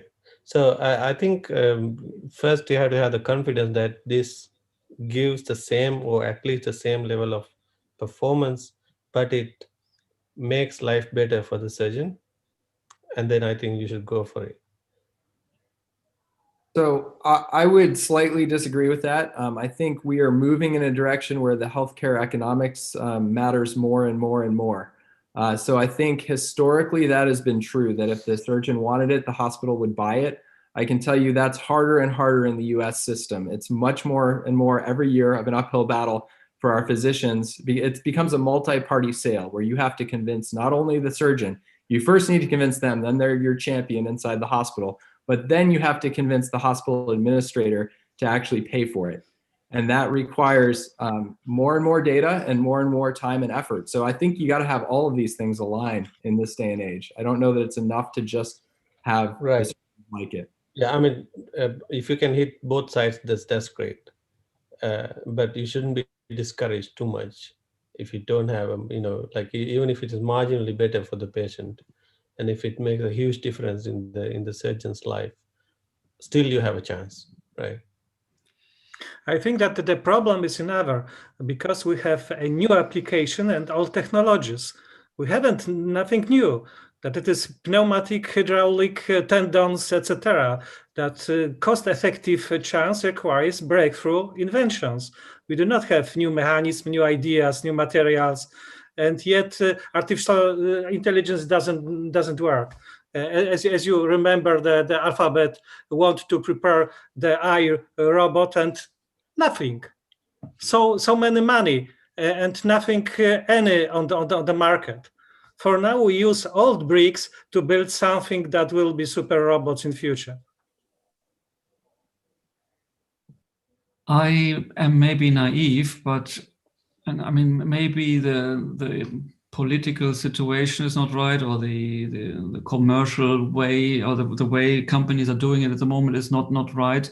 But I would have thought if someone comes up like Bob, for example, and provide shows something, that would have a benefit or value, and would actually improve a situation. And I don't think it is for enormous amounts of money. Then I don't understand why this is not moving forward. And maybe that is just my naivety here, and maybe times have to change for that to be realized, and maybe through economics. Maybe there comes a point where it cannot be afforded anymore, what we're doing at the moment, and so maybe the the Da Vinci systems cannot survive, but then maybe the slightly smaller, less costly systems come to the forefront and can maybe not solve all problems, but we have found out that is not possible anyway, but then be really applied to specific situations and can make a difference there. But maybe I'm just naive, I don't know. But I mean, if we have the time, Bob, I would like to hear more, because I mean, first of all, Ferdinando, before he left, said it's the same in the UK, and I'm wondering. So I mean, I suppose from my little experience, there is money there to do research. Then there's a lot of nothing. That is probably the valley you're talking about, and then there are companies that need to be convinced to part with their money to help you move further. So there's nothing in between. Also in the States, there is no funding from governments. Well, you can get seed funding. I mean, you can get SBIR grants, which are National Institutes of Health grants for the maximum is per grant is 1.5 million. You can potentially get a couple of these. We've had a couple of those at Virtuoso. So you can get seed money, which can let you have an engineering team of 3 to 5, maybe for a couple of 3 years, which is what we did. And then you need to bridge that after that with private capital is the way that I've seen to do it. And we've had angel funding that's come in and helped us at that point in time. And it's a tough road. I mean, right now we're talking to lots of VCs, and that takes a lot of time and effort to do the same presentation, a whole bunch of times in a row. But I think the key to bridging that valley of death is to have a team that's in total alignment with one another, that works really well together. And most importantly, if you're a faculty member and you want to do this on the side and not become that CEO of the company, you need to have a really special student who's going to run the day-to-day operations and keep everything efficient and on the right track. And there's not many people. So I think it's almost as important to have that right leader for the company. And it's hard to hire them if you haven't worked with them before. So that would be my biggest thing, is like the technology has to come together at the same time as that right person has to come together to make it succeed. And then I mentioned 2 other things that helped us a lot. One is we have a lawyer who's a co-founder with us, and you have a million legal questions when you're doing a startup that you can't, if you tried to consult them all out, one, you wouldn't necessarily trust the information you're getting because that lawyer doesn't have a vested interest in your company and it succeeding. And 2, it would cost you an arm and a leg, and you don't have the capital to do that. And so you're kind of going blind if you're trying to make sure you're not violating any laws and doing things correctly. There's a lot of negotiations and agreements. So having a lawyer involved as a founder has been crucial for us. And then recently in our transition to what I refer to as medical device manufacturer, getting someone who's been there a lot of times and seen a lot of devices through a quality system that can sit with your engineers and answer the questions when the engineer says, is this a design input that must be validated on the back end through testing? Or is this a design detail that is, part of a larger design input? Like, where do you draw the line between those things? Has massive impact on how much testing you're going to do later and what kind of testing. And having someone who is very experienced yet still flexible minded in terms of how those decisions get made in the right way is immensely important. So, those are some things we've seen along the way. But I don't have any, as far as getting the financing to bridge that valley of death or how to bridge it. There's no special structures here in the US. It's a tough road however you go about it, wherever you are. And in particular, if you talk about medical devices, it's not just a product that you are creating, but something that needs to be certified and tested and whatever.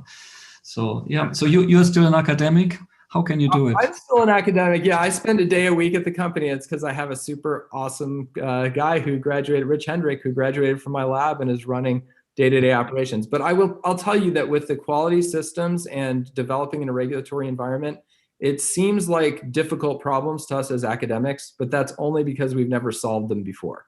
So when you actually get into them and roll up your sleeves and look at them, I mean, these are problems that how many companies in the world have solved and brought medical devices to market?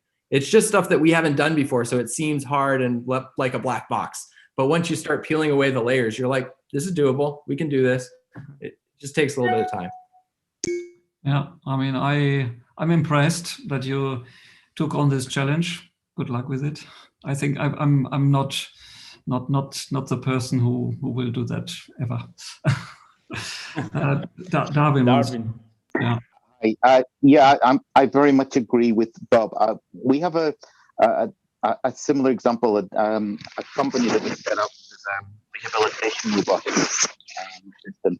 This was actually founded by the PhD student who was actually responsible for the development. He was part of a team with other people with other expertise. So exactly as you say, I don't think any of them had a legal background, but they had a range of expertises that they were able to bring in to this particular project. So it wasn't just one person. You had a real technical person who had a real drive for this, but you had other people coming in with marketing expertise, etc. But another aspect that came in is they eventually got some quite reasonable funding. They got 10 million to take this forward, which came from a pharmaceutical company. And it seemed to me that the pharmaceutical company was more willing to take that risk because they saw that development of drugs was expensive and development of a medical device similarly should be expensive. But I'm not sure that the companies, the models, so the pharmaceutical companies see this as the model that they would use. 10 million is nothing to them. They spend hundreds of millions on developing new drugs. But I'm not sure that the medical device companies particularly see that. So they won't come to Bob or to the rest of the people making their presentations today and say, it's a great idea. Because actually what happened when this company came along, they went out asking for 5 million and the company said, no, we'll give you 10 because 5's not enough. It was a strange, they actually said 5's not enough to get you to the point you need to go to. We will give you more money than you actually need. That doesn't happen. That's really not normal. At least I don't think that's normal. Perhaps other people can tell me differently. But I think it is that the model of the medical devices companies does not necessarily fit with the pharmaceuticals, and maybe we need to find some model that fits in between that. And I think as academics, mostly as academics or clinicians, we're not really the people to do that. We can suggest, but we're not the people that will ever give the answer. I also add a few words because we 20 years have a venture class device working on the clinics, etc. That foundation it is called also have the experience with business. That medical business for connected with technology, it is really crazy. Let's look for the history of the very good company producing artificial heart, for instance. How change the owners, because it is not business, because it is 100, a few hundred applications per many years, etc., etc. The service is very expensive. It is really very problematic business. It is not easy to do it. I also sent one license for the simplest Robin Hood robot. I work 3 years. 3 years I keep one company, teach many people, engineers, connecting how to use it, how this work, etc., etc., to prepare the technology for serial production. Unfortunately, during the COVID situation, they have the problem with preparing the products. But my work, no money, my time, many days, nights spending from this. I have 20 patents for Robin Hood robot. Nothing. It is only the cost, and people who want to, oh, you are very good, But where is the money? Where is my life? that this is very difficult business. If the technology is complicated, that you have many friends who look for you. Oh, you are very good, but no one who want to help you. No one business, no one colleagues with money who give you any. Oh, you are very good, but if you put any $1,000 that where I have more, where after 1 year, after 2 years, I want to have multiply by 10. Crazy situation that the social problem, the problem really important for the heart patients with difficult situations.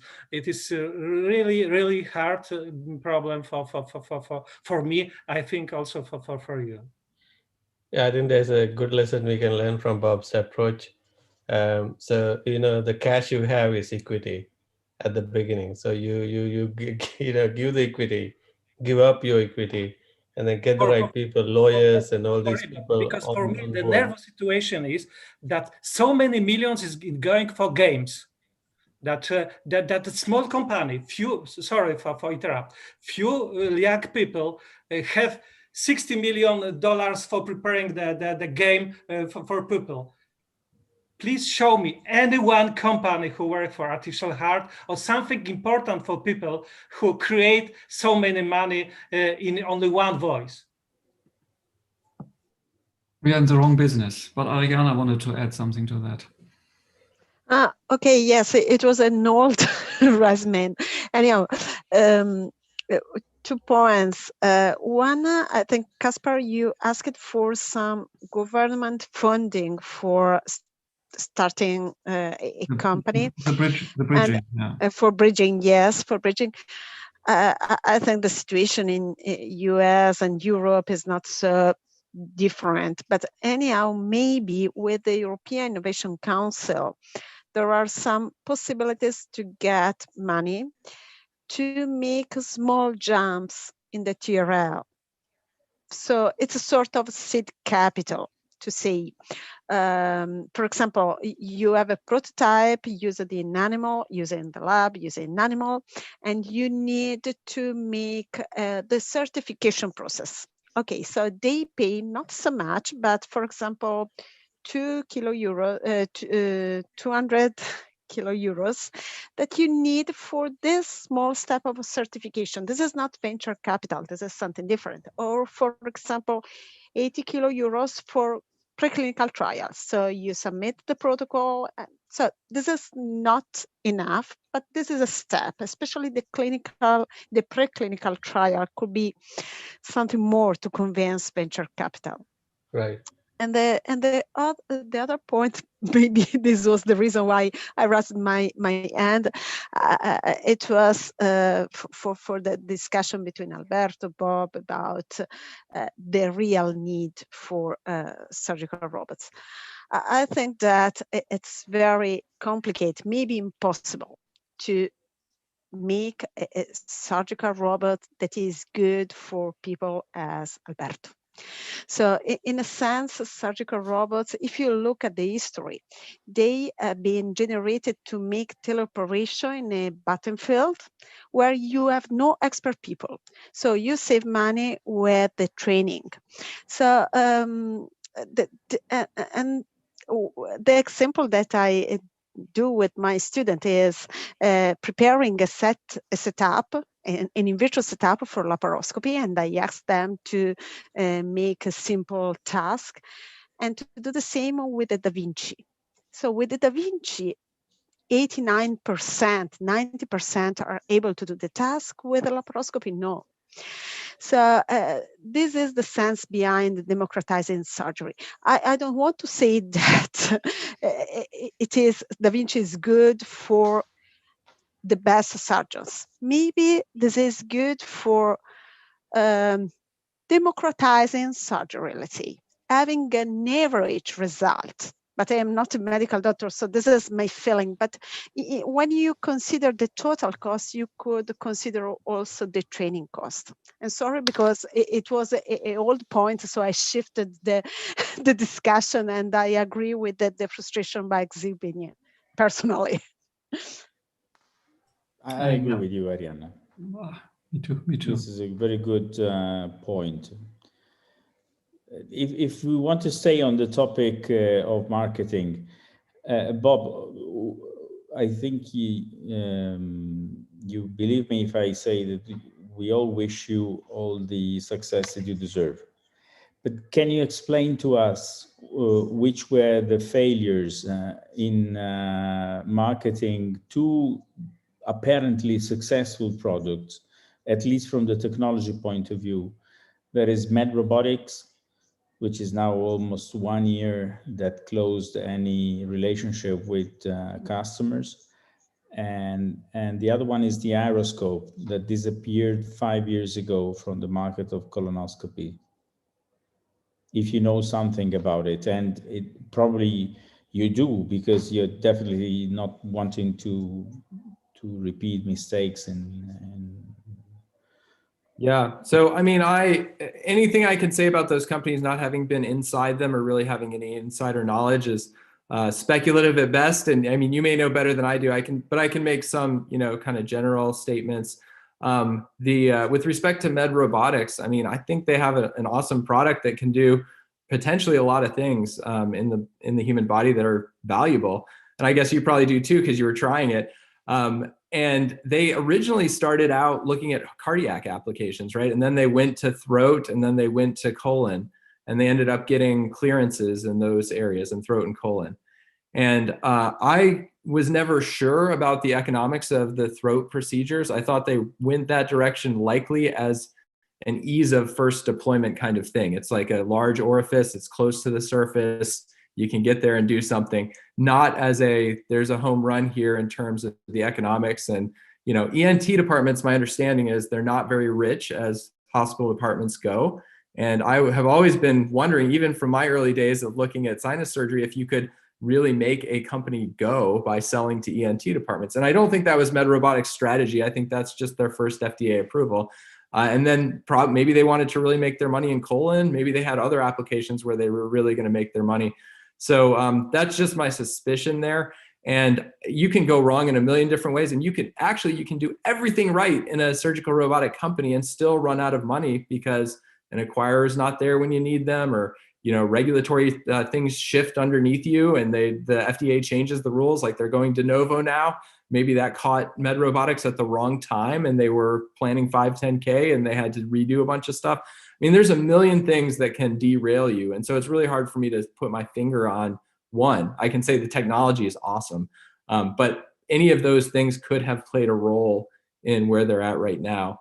And I just don't know. I don't know which it is. The Aeroscope I've always thought was super cool, but I don't know a whole lot about it. It's just always struck me as a really interesting device and outside the box thinking. And I know nothing about the company and how they advanced on it. Thank you. Is there a scope to maybe collaborate with developing countries? I think it's maybe possible. I have not attempted to do that, but I do think that in some of the discussions with potential strategic partners who are, big medical device companies, if they have worldwide businesses, some of the decision makers that you're going to be talking to do have different jurisdictions around the world, some of which are developing countries. And so to the extent your technology is inexpensive enough that it can be realistically deployed in those countries, that can be a useful piece of the pie, is my suspicion. But you got to have a very low cost technology that in order for that to be reasonable, like maybe some of Pietro's, for example. I was thinking about Pietro's work. Yeah, exactly. Yeah. May I witness from the clinical point of view that I like very much the strategy of CMR now. They have quite a good product, nothing comparable to Intuitive, but quite a good product.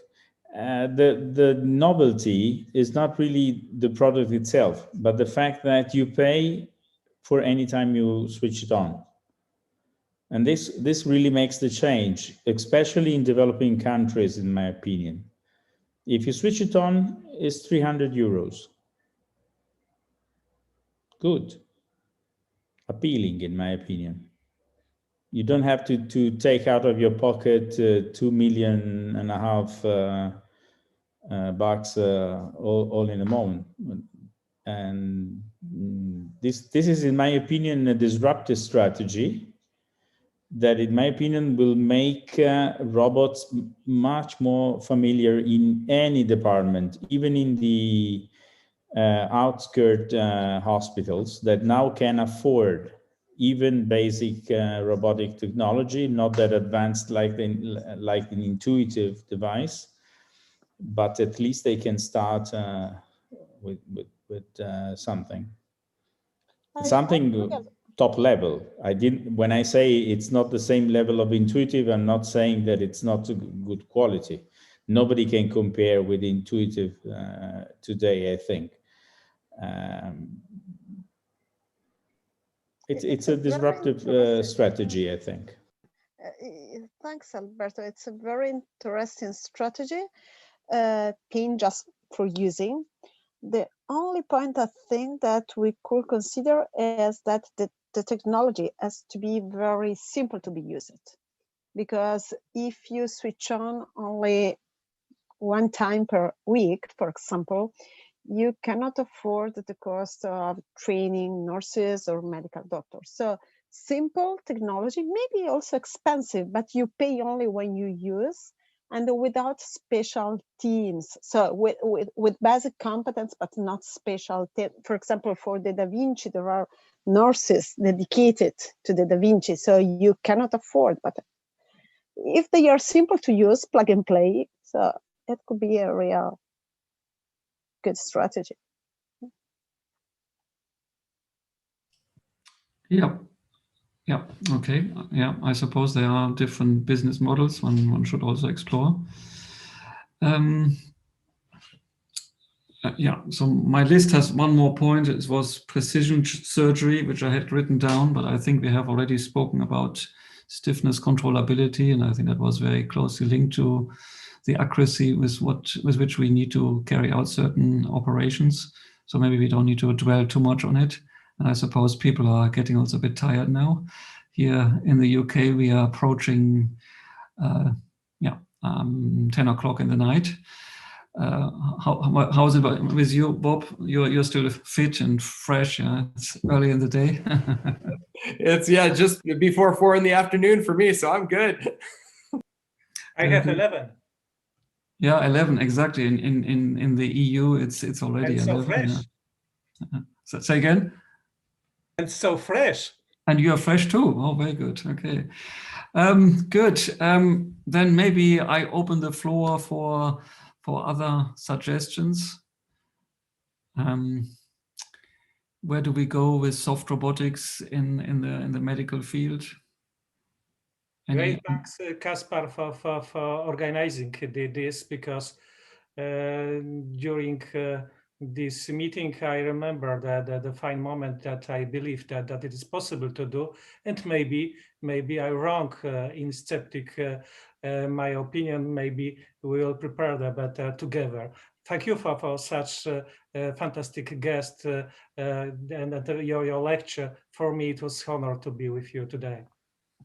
Well, thank you very much. Thanks for saying that. Yeah, thank you, Darwin. And I mean, also, and Ariana, and thanks to Helge and Fanny for helping so well with the organization here. Without them, I would not have been able to do that. So they need to also, deserve the thanks. Thank you, Kaspar, for involving me in this wonderful workshop. Thank you very much. Thank you. Thanks for having been on board. And Same here. Thank you very much, Kaspar. Thanks, Kaspar. And to all the people who spoke, congratulations. Yeah, thanks also for all the speakers. Yeah, I think I think we are coming to the end. Maybe I'm moving on to closing remarks. I think that fits also with the timetable. What did the timetable say? Timetable said, yep, 21:50. Hey, perfect. We are 1 minute behind. That's not too bad.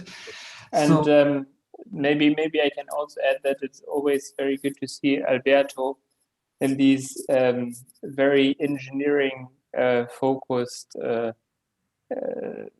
workshops and conferences, who has a lot of passion for bringing something into the operating theater, and always try to guide and direct. Passion, yes. Knowledge, less. We have two Albertos, yes. We have two Alberto because he is contributing for two. One is very quiet. Yeah, we have another one. I end up with a joke. I have two connections because, you know, technology.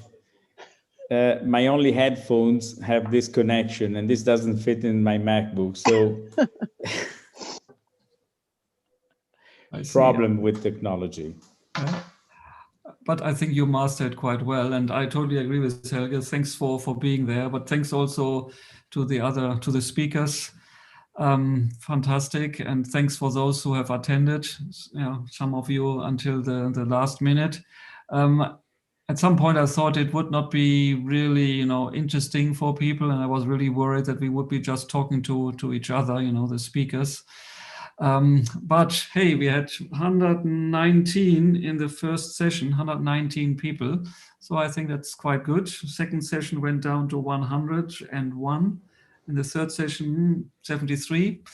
But yeah, still good. Last session, it went down to 46, I think, at the beginning, and now we're down to 35. So I think that is pretty successful, pretty good. So, and really thanks for, you know, all the speakers. Thanks also to Ariana for helping with the panel session at the end. Yeah, no, I think it was great. Transfer the link for YouTube that we get the colleagues to have a chance to also hear this lecture. Please ask Helge. Oh, it's coming. Oh, Dawood found it. Dawood found it already. It's in the chat. Zbigniew. Yeah, you see it in the chat? Great. If you click on that, you should be able to see it. I haven't tried it myself. I don't know. I only realized that because I try always to put my face next to my presentation. That is happening now also on YouTube, but on top of it is now the other one that Zoom delivers, you know, so my head is cut off. Anyway, another story. I have to work on that, improve on that. Into the website, Kaspar. Sorry? We can put the YouTube link into the website. Yeah, please do that. Yeah, that would be a good idea. Yeah, definitely. So we should have everything apart from Gonzong Yang, who didn't want us to record things. He said if he offers something for free, then his view is people should attend, you know. But fine. Anyway, I think his presentation was also fantastic. It's a pity that we cannot watch it again. But again, thank you to everyone. Thanks for the presenters. Thanks for the participants. I wish you a good week. Thank you very much. And a good workshop. The workshop is starting only tomorrow, yeah? So maybe we'll meet again. Thank to all of you also from my side, and thank you, Kaspar, for the great idea of organizing such a... Sorry, nice Alberto, I forgot you. You were also part of the organizing team. Sorry. I didn't do anything. Thanks to Alberto as well, also for that. No. Thank you. And good luck, Bob. And keep the gradient. Good luck, really. Happy to support you if we can. Yes, indeed, Bob. Good luck. Thanks, everyone. Not for testing the prototype, but we give our support, okay? Well, I'm a man. I'm okay for testing as well. Good night. Good luck.